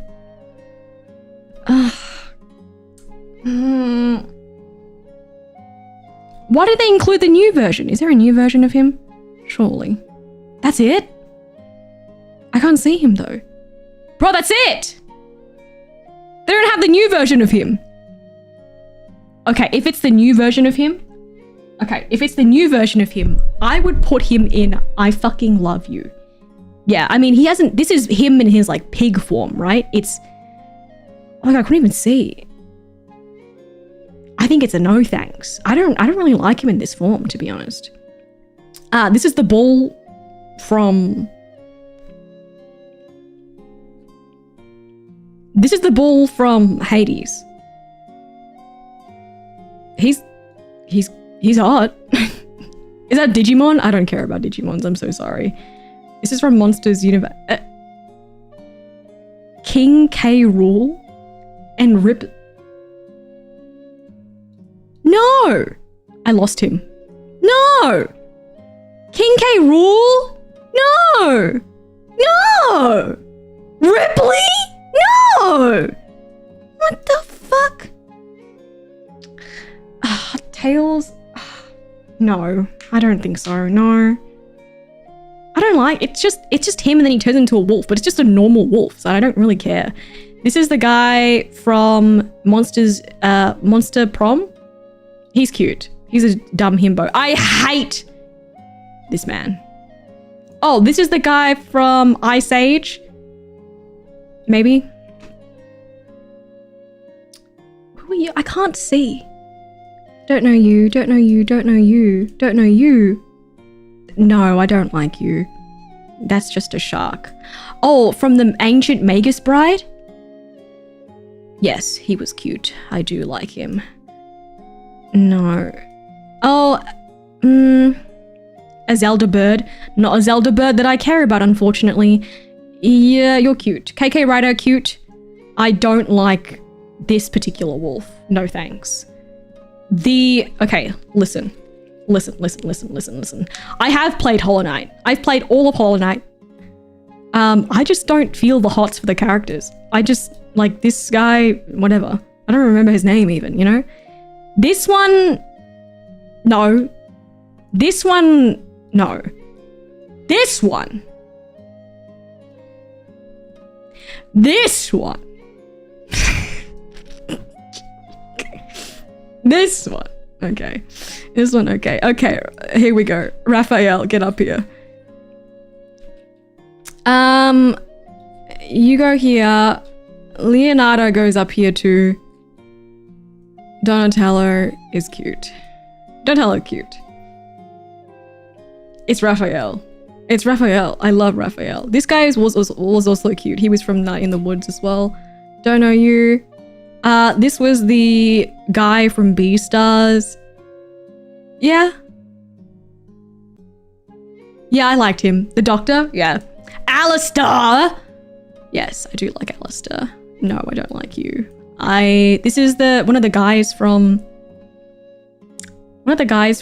Has-Been.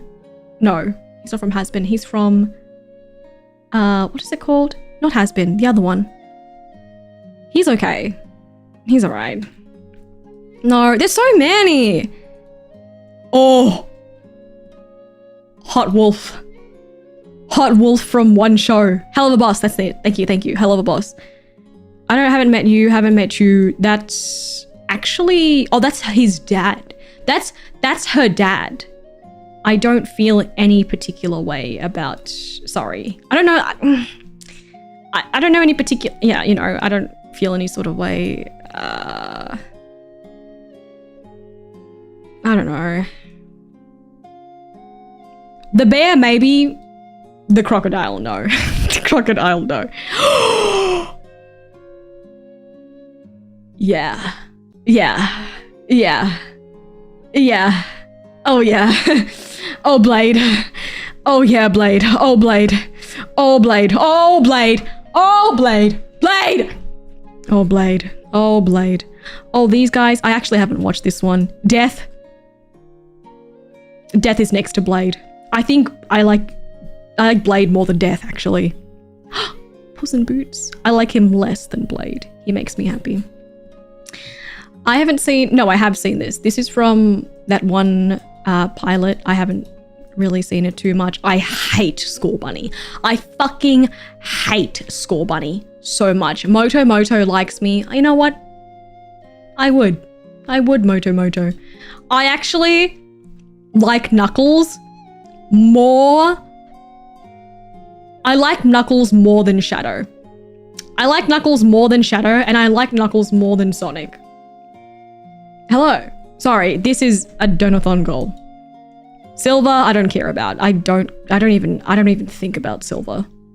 Don't give a shit about Silver. This fuck-ass bird. No. I don't know you. There's so many I don't know. Wait. Oh my god, wait. Hot dead guy. Hot dead goat. Hot dead goat from Tears of the Kingdom. I really like Knuckles.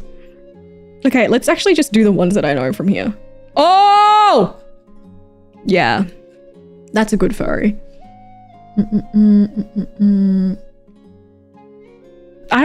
This guy is cute. He's cute. Oh.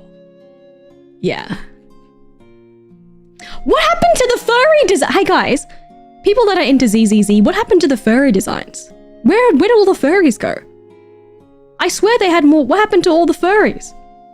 Christopherson. Love Christopherson. What happened to them?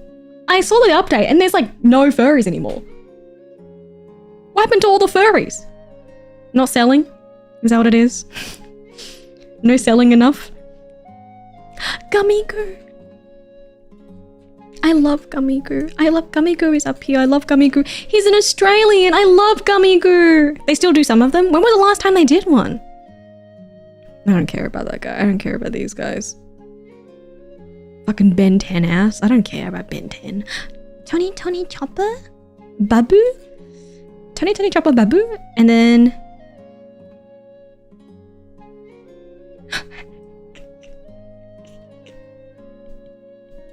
Wait. Captain Gantu. Wait, Captain Gantu. Wait.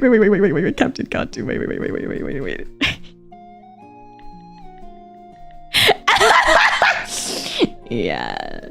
Yes, Captain Gantu. Yes. Captain Gantu. Yes, Captain Gantu. Yes, Captain Gantu. Yes. Yes. I believe that's the guy from My Hero. I don't care about him. I'm sorry. The rest of these guys I don't really care about, or I don't really know them enough. The snake with the gun tail. That was a fucking cool snake. I would maybe yeah. Well, that's our male tier list at the top. I knew as soon as we saw it, Prince Sidon was number one forever. Prince Sidon was always number one, and he will always be number one in my heart and in my soul. That's my furry. That's my, he is mine. He's my furry. I love him so much. I love him so much. Pulchra was the last. I feel like Pulchra was ages ago. Wasn't she? And then Angel Dust. Wolf Link. I feel like that's kind of only there for nostalgia purposes. Wolf Link doesn't really actually have a personality. Just like Link doesn't actually have a personality. I love the design so much. It's so sick. I love Robin Hood. That was like my furry awakening. Raphael from Ninja Turtles, obviously. And then Incineroar, my recent girly. And then in S tier, as in I love them, Lewis from Beastars, love. The only reason I don't put him in S tier is because he doesn't give me the hots, you know? He doesn't give me the hots as much as these other guys do. Spyro is a goated, absolute goated design. 10 out of 10 furry design. Kovu, obviously, incredible. Gummy Gil, Diego, Beast, fucking Bowser, Blade, Death, Cass, Obstagoon, Lucario, Lycanroc, fucking Captain Gantu. What's his name? What's your name again, babe? What's your name? Not Mufasa. I wish you were Mufasa. This is the son, Simba. I forgot your name.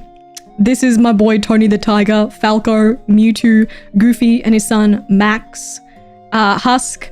I forgot this guy's name. The hot goat guy from Tears of the Kingdom. And then the two ZZZ furries. Mwah, from the first area. They're very good. They're very, very good furries, actually. Very, very hot furries. I especially really like the bear, and I like this guy a lot. He's real good. Forgot his name. I'm so sorry. And the rest, yeah, it's just vibing. Just vibes. And the rest of these, I feel like I don't really know that well.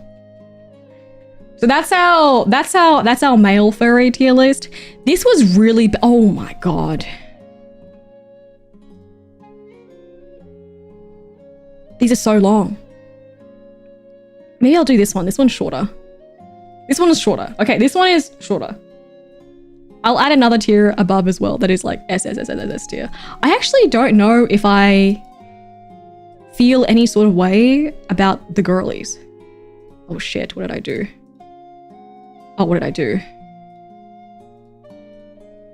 And this one. Yeah, the first one is Lugia, question mark. the first one is Lugia, but this one is so long.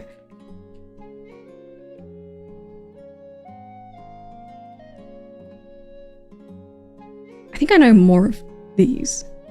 Yes, okay. Yes, this one? Lugia can get it. That is crazy. Let's go with the same kind of... Oh, there's just so many in this one. I don't want to do this one because there's so many. But it has the hot... But it has... But... Oh, but it has the hot... It has this... The hot wolf... The hot wolf. It has the hot horse from Spirit. That's a hot wolf. Wolf? I think Lugia had a child in the movie. What the fuck?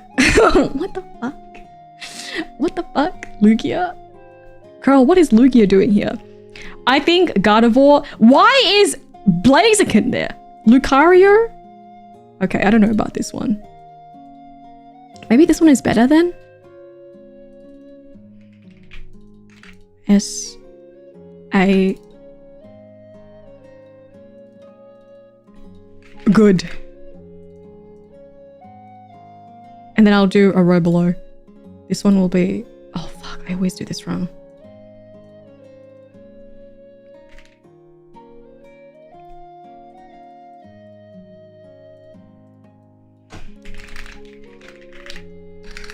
That's a hot furry. Meh. I would. Wait, I want one in the middle. That is, I would. And this is... and this is... No thanks. And then the one below this one is, I don't know. Add a row below. I literally don't know. Okay. Don't know you. Don't know you. Don't know you. Fenneco is cute. Good. Inui is really cute. Agretsuko is good. Sunada. Don't know you. Don't know you.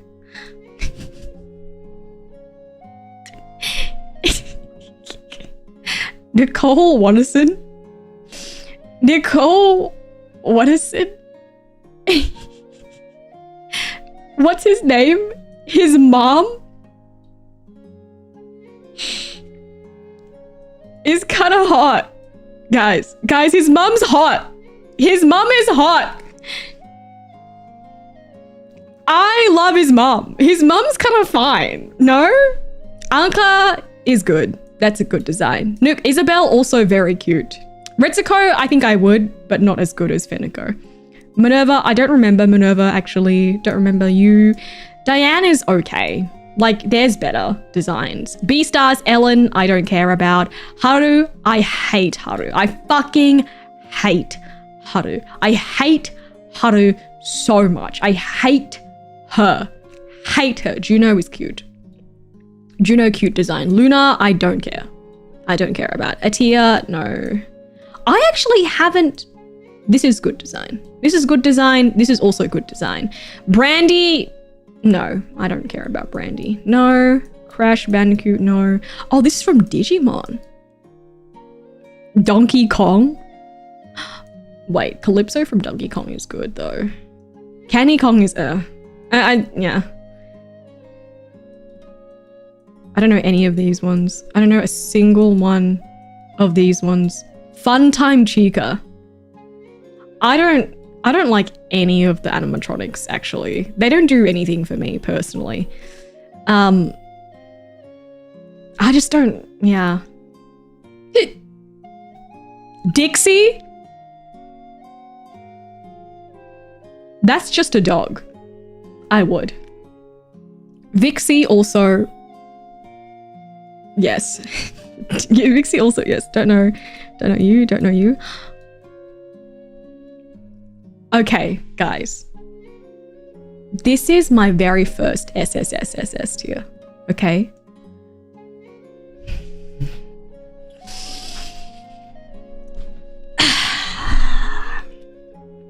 This is my first SSS tier. That's just a dog. Would. Yes. Roxanne is so cute. I love Roxanne. This random beret girl from the Goofy movie is so hot to me. This is... She doesn't even have a name. Just beret girl. I don't even care. She's so hot. She's so... Sylvia, real cute. Good. Miss Kitty, good. Yes. Don't know you. I don't like this design. I also don't like the design for Beelzebub. Don't like you. Don't like you. Luna, good design. That's a hot furry. Octavia, meh. Stella, no thanks. Hercules, Pain and Panic when they turn into the hot Pegasus. Yes. I don't know these guys. I don't know these guys. I don't know these guys. Tigress? Yes. Tigress? Yes. Tigress, yes. No. No, I haven't seen the new ones. Angel? I would. Lady? Cute. Cute design. Don't know you, don't know you, don't know you. Fucking Lego now? We're doing Lego? Like, what are we doing Littlest Pet Shop for? And like, why are there so many? No. I don't feel anything about these old ones. Applejack? Applejack's a hot furry. Applejack, that's a hot furry, baby. That's a hot furry, yes. Fluttershy is cute. Fluttershy is cute. I really like Fluttershy. Pinkie Pie, I don't like Pinkie Pie as much. I also don't like Rainbow Dash as much. Rarity, good also. Twilight Sparkle is also, I don't feel anything about you, or you, or you, or actually, would. This one, also good. Don't know you, don't know you, don't know you. I hate the new ones. I don't like the new designs at all. Kitty Soft Paws, good. Don't know you.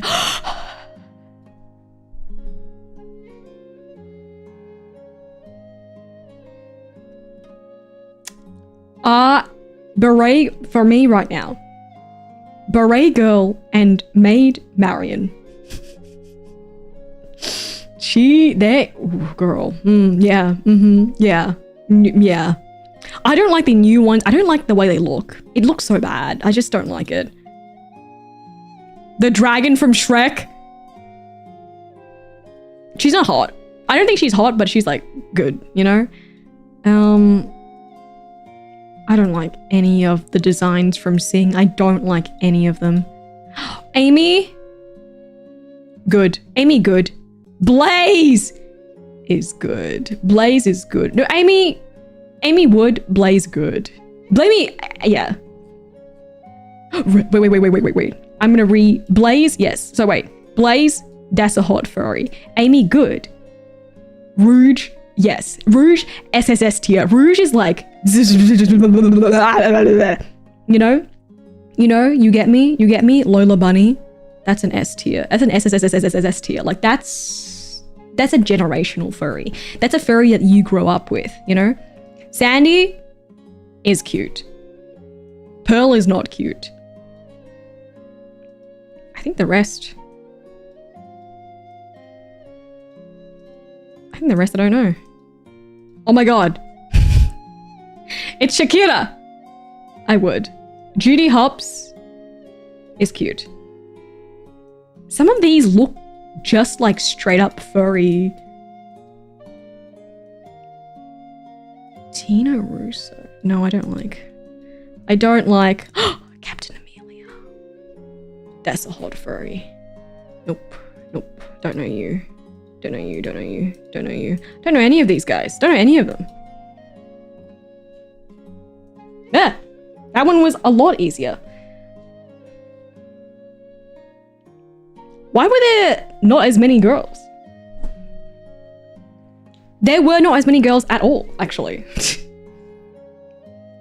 The fact that Shakira said, add more hips to my gazelle self for Stubia is so funny. And she got hips for days. Okay, so the girl one was shorter because one I ran out of energy, but I feel like this one was a lot more condensed. SSS tier, we've got the beret girl from the Goofy movie. Yes, this is my exact type of woman, please. Number 2, we have Maid Marian from Robin Hood. Yeah, we don't have any Pulchra. Pulchra is good. I feel like all the ones down here, some of them are so furry coded. Oh my god, sorry, I put Rivet down here. I don't care about Rivet, unfortunately. I love a dark-haired beauty. She's so pretty. Maid Marian, of course, if I had Robin Hood up there, I also have to have Maid Marian in there. She's so sweet. She's so beautiful. We've got Rouge. Rouge's design is so fucking peak. It is insane. Insane how peak her design is. I don't even think they have Shira from Ice Age. Nope, I don't see it. I feel like I would have stopped if I saw it. Like, look at this. Look at this furry. She has a shirt on that says nightclub, but it's in like the font of fucking like Cornhub, you know? Like, I don't... And then obviously the absolute generational furry, Lola Bunny. Come on. Like, come on. Girls, guys, come on. Yeah! Hello, my love! Welcome, Raiders! Ahoy! If you're new, my name is Captain Cersea Soulstorm. Welcome aboard! Pedalite Raid! Oh my god, hello! You're playing Resident Evil 5? Oh my god, I hope that you had an amazing time. Thank you so much for the raid. Please go check out the amazing Yair, as well as... Oh, were you guys with... Were you with Monet as well? Thank you so much for the raid. Welcome! Thank you so much. I hope you guys had an amazing stream. As always, if you guys need to take a very well-deserved break, make sure you guys are taking care of yourselves first and foremost. But thank you so much for sharing your lovely communities with me. I really, really appreciate it. Were you guys hanging out together? Please go check out Mono as well as Yaya if you haven't. They are very, very near and dear to my heart. I love them so, so, so much. Please go give them lots and lots of love. We were related, but we're no longer related. Don't worry about it. Don't worry about it. Thank you. I really, really appreciate it. Please give them lots and lots of love. And if you guys need to take a very well-deserved break, please don't feel any pressure to stay. We did a furry tier list today. This was my male one. For science, please judge me with your eyes. I hope that you approve. My number one was Prince Sidon from The Legend of Zelda. And then I have Angel Dust, and then I have Robin Hood, and then I have Raphael and Incineroar, and then Wolf Link. Don't worry about it. My number one on both is Prince Sidon, and then on the other side, for the girls, I like the beret girl. I love the beret girl from the Goofy movie. No name, just beret girl. And then Maid Marian, Rouge, obviously from Sonic, and then Lola Bunny. And then for my second tier in That's a Hot Furry, it is Rain from Spirit. That fucking... Why is that horse so hot? I do not understand why they made the horse look like that. It is insane. It is insane how hot they made this horse. But I just don't think she has the personality and the vibe to back up at SSS tier, you know? And then we have Inui, which is from Agretzko. I loved her. She's really cute, you know? I think she's really, really cute. Just a great design. Nicole Watterson is also hot. Roxanne is hot. Luna from Hell of a Boss. Applejack, she is my favorite. She is my favorite My Little Pony. We've got Blaze, but Blaze cannot compare to Rouge, unfortunately. Captain Amelia from Treasure Planet is also hot. And then in Good, we have Fenneco. I love Fenneco. Anka, Isabel, Juno, Nazana, Michiru, Calypso, Vixie, Sylvia. Sylvia is so good. I'm going to put her in here, actually. Sylvia's hot. Miss Kitty, Pain and Panic, Master Tigress, Lady Fluttershy, Rarity, Princess Luna, Kitty Softpaws, Dragon, Amy Rose, Sandy Cheeks, and Judy Hobbs. And then the rest of them are like, yeah, whatever. And yeah, whatever. The rest of them are like, yeah, whatever. Yeah, sure. Okay, I guess. Sure, okay, I guess. This one is a little bit more egregious. In the S tier, I have Lewis from Beastars. Spyro. Spyro. Kovu. Gummigoo. Gil, Diego, Beast, fucking Bowser, Blade. There's just a lot more men, I feel like. There's a lot more men. Yes. Death, Cass, Obstagoon, Lucario, Lycanroc. Yes, I just had some freaking Pokemon in there. Captain Gantu, Simba, I forgot his name again, from freaking, what is it, Kung Fu Panda, Tony the Tiger, Falco, Mewtwo, Goofy and his son Max, Husk, the guy from Bad Guys, the hot dead goat from Tears of the Kingdom, and then the two furries from ZZZ. Thank you so much. Thank you so much. Yes, I do. I love Gummy Goo so much. I love Angel Dust. Yes, I love my baby, my poor soft baby. Tai Long. Okay, I will remember. No, I'm not. I'm not going to remember, guys. I'm not going to remember. No way. Kovu, Gil, and Diego are definitely top tier. I agree. You like Ben Big Bear that much? I do. I really, really do like him. He's so cool. Isn't he so sick? Don't you reckon? Tai Long is hot. It's such a sick design. I definitely like him more than Poe. Poe is like, I think he's too goofy silly for me, you know? Tai Long like feels cool. I feel like I feel kind of shy. I feel like I'm blushing, you know? I'd love to hear a cover for Poison. I love Poison. I love all of his songs, actually. I'm a big Angel Dust fan. I bought some merch of him when I was in Japan, and I didn't realize that Hell of a Boss and Has Been Hotel had such a huge fan base in Japan as well. I was like, oh shit, I didn't even realize. Who would have known? Okay, so. Yeah, and then we were like, we like Beast, but only when he's actually a beast. But when he turns into a human, it's no longer furry. So he doesn't make the list, unfortunately.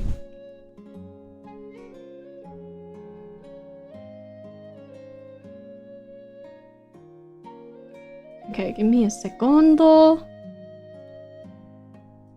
Por favor.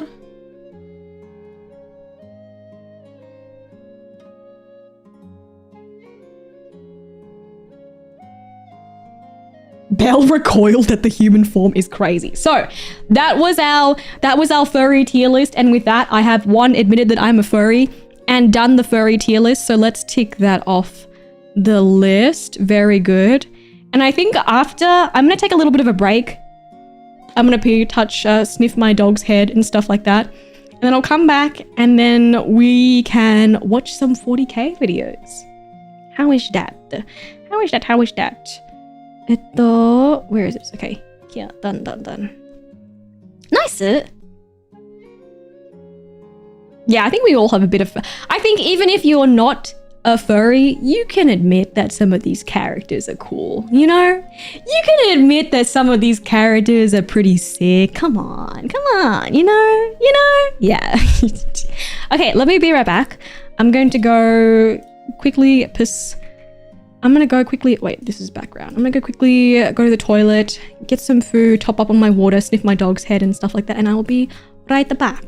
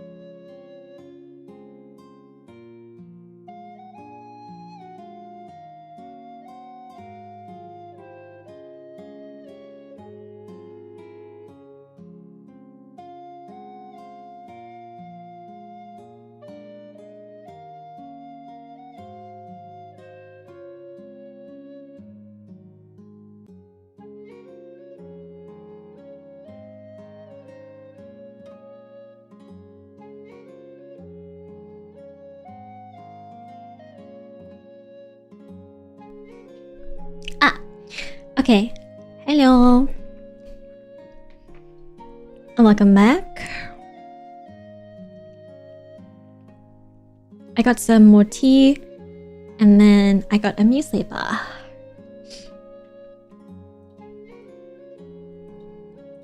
Thank you, thank you. Let's see. Let me take this down.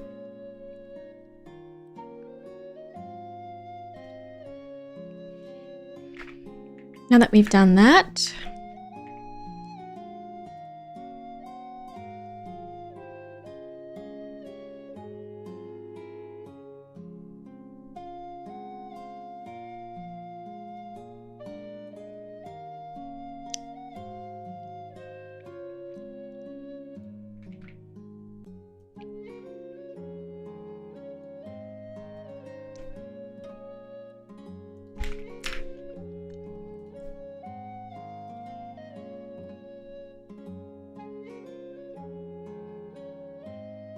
I got some art sent over for a com. I want to see!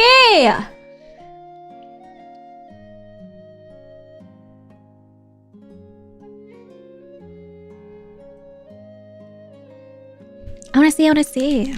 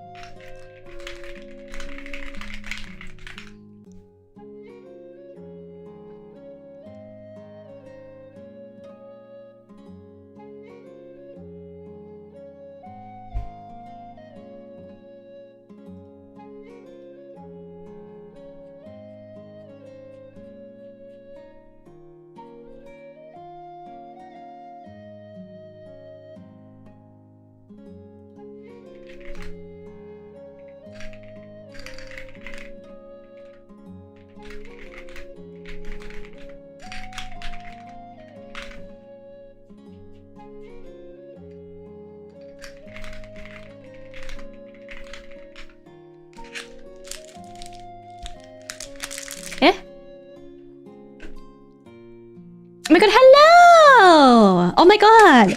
Welcome back! Sorry, I was getting a snack! Tokaku, hello my love! Welcome aboard, ahoy! Thank you so much for the raid welcome raiders. My name is Captain Cersea Soulstorm, ahoy! I hope that you guys had an amazing stream. Thank you so much for the raid! Welcome aboard! What were y'all up to? Thank you so much for sharing your amazing community with me. Little quiet baby Wade. Thank you so much, my dears. If you're new, ahoy, my name is Captain Cersea Soulstorm. I'm currently continuing my Donothon, so we're just going to be chilling and hanging out. Gallo, thank you so much for gifting a membership. If you're gifted by anyone today, please make sure to thank your fellow Scallywags, but thank you so much. I really appreciate it. Thank you. It really means a lot, dear. But yes, I hope that you guys had an amazing stream, and as always, there's absolutely no pressure at all to stay. Make sure that y'all are taking care of yourselves first and foremost, but thank you so much for joining us today. I'm actually going to be checking out, what are we doing? We're actually going to be checking out... Gala, thank you so much for gifting another membership. I really appreciate it. Thank you. We're going to be checking out 40k today. For Warhammer 40k today. Actually. Should I make this another stream? Nah. Nah. Yu-Gi-Oh! Duel Monsters, all 5 seasons, 236 episodes on Con TV. Guys, I know exactly what I'm doing now. Guys, I suddenly know exactly what I'm about to do. Yu-Gi-Oh! Oh my god, is it actually? Guys, what is the rule against watching stuff? Oh my god! Wait, it's the battle between It's a battle between Mai and what's her name?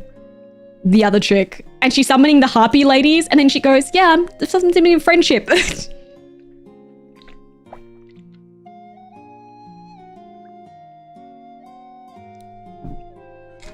It's 3.5 hours. That's crazy. Thank you so much for the follows, by the way. Welcome aboard. Ahoy. Okay, so we'll check out Warhammer today.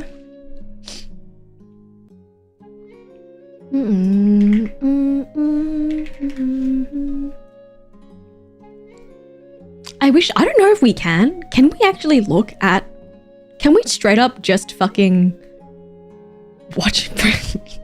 It's being streamed on YouTube. It's on YouTube. Okay, Bricky.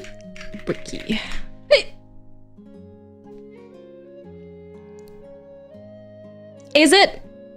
Okay. Actually, can you link? Wait, okay. There's a few. There's every single Warhammer 40k faction re-explained part 1.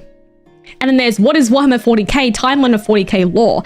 And then there is every single Warhammer, no, 6 years ago. Wait, which one is it? Re-explained? Is it that one? The re-explained one.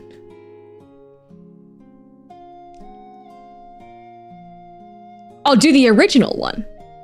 The re-explained not good? Thank you.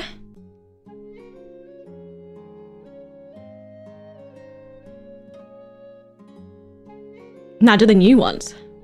Oh my god, there's so many. Okay, wait.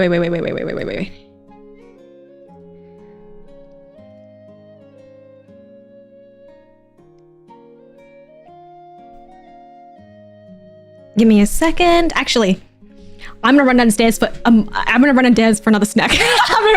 I looked at how long the video is, and I was like, oh, I may need another snack for this. Re-explained goes a bit too in-depth and technical. I would say go original first. Huh. YouTube copyright is insane. Okay, give me a sec. I'll be right back.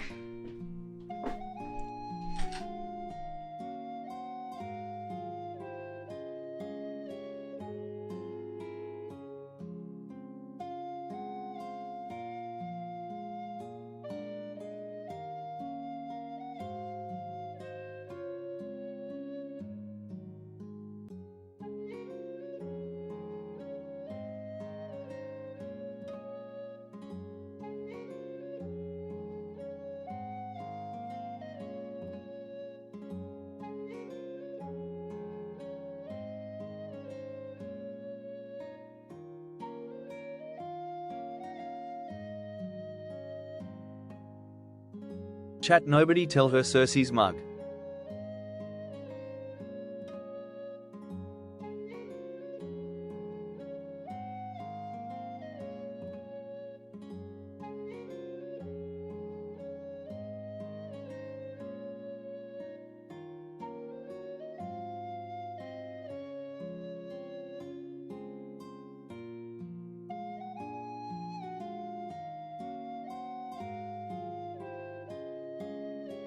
Oh yeah.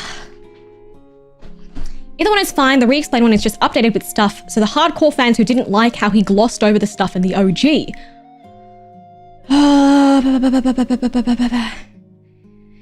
I mean, does it really matter? Okay, I have Chippos. I have Chippos. I have muesli bar. I have dark chocolate. I have darker chocolate. Yum. I need to buy more snacks, I think. I think maybe we'll go with the newer one. It is like, let me see. Newer one?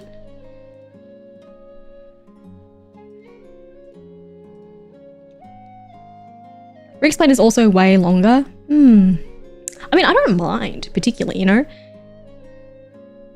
Each one is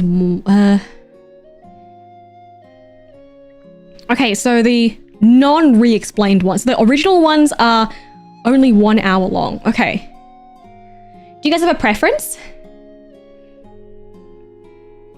Can we do 1 in chat for original and 2 for the new one?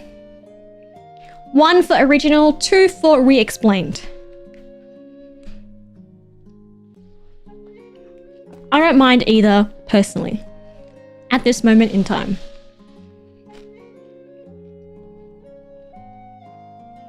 One for OG, 2 for new. Mm-hmm.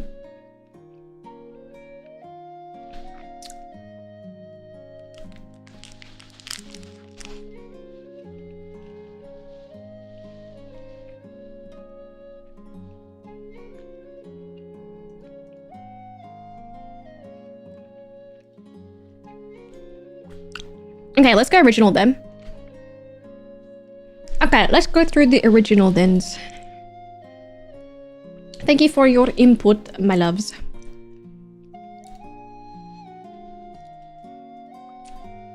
Eh? This video isn't available anymore. Wait. Oh wait, no, got it, thank you. I've always seen the re-explained as for those who have already watched the original. I see, okay.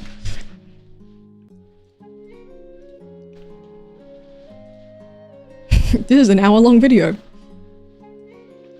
All right, buckle in. Buckle in.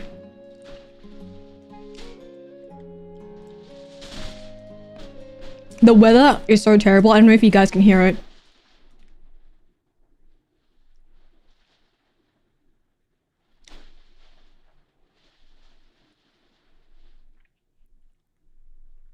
Only a little? Okay. I will shut the fuck. Yeah, it's really bad today. Okay. Is this working? Okay, this is working.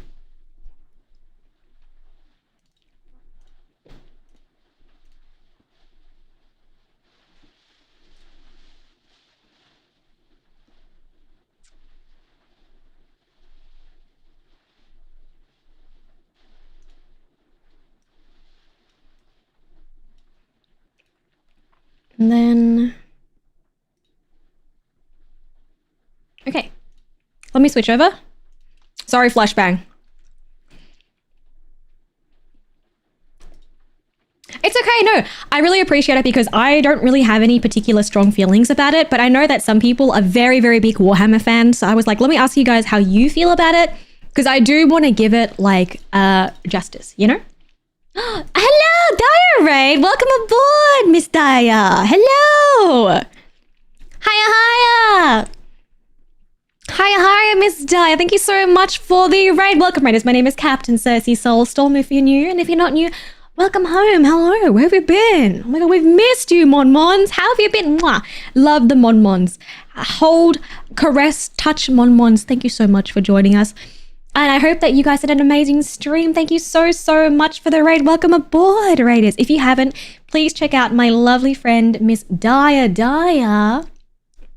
Please go check out my lovely friend, Daya, who is so incredibly sweet and lovely and wonderful.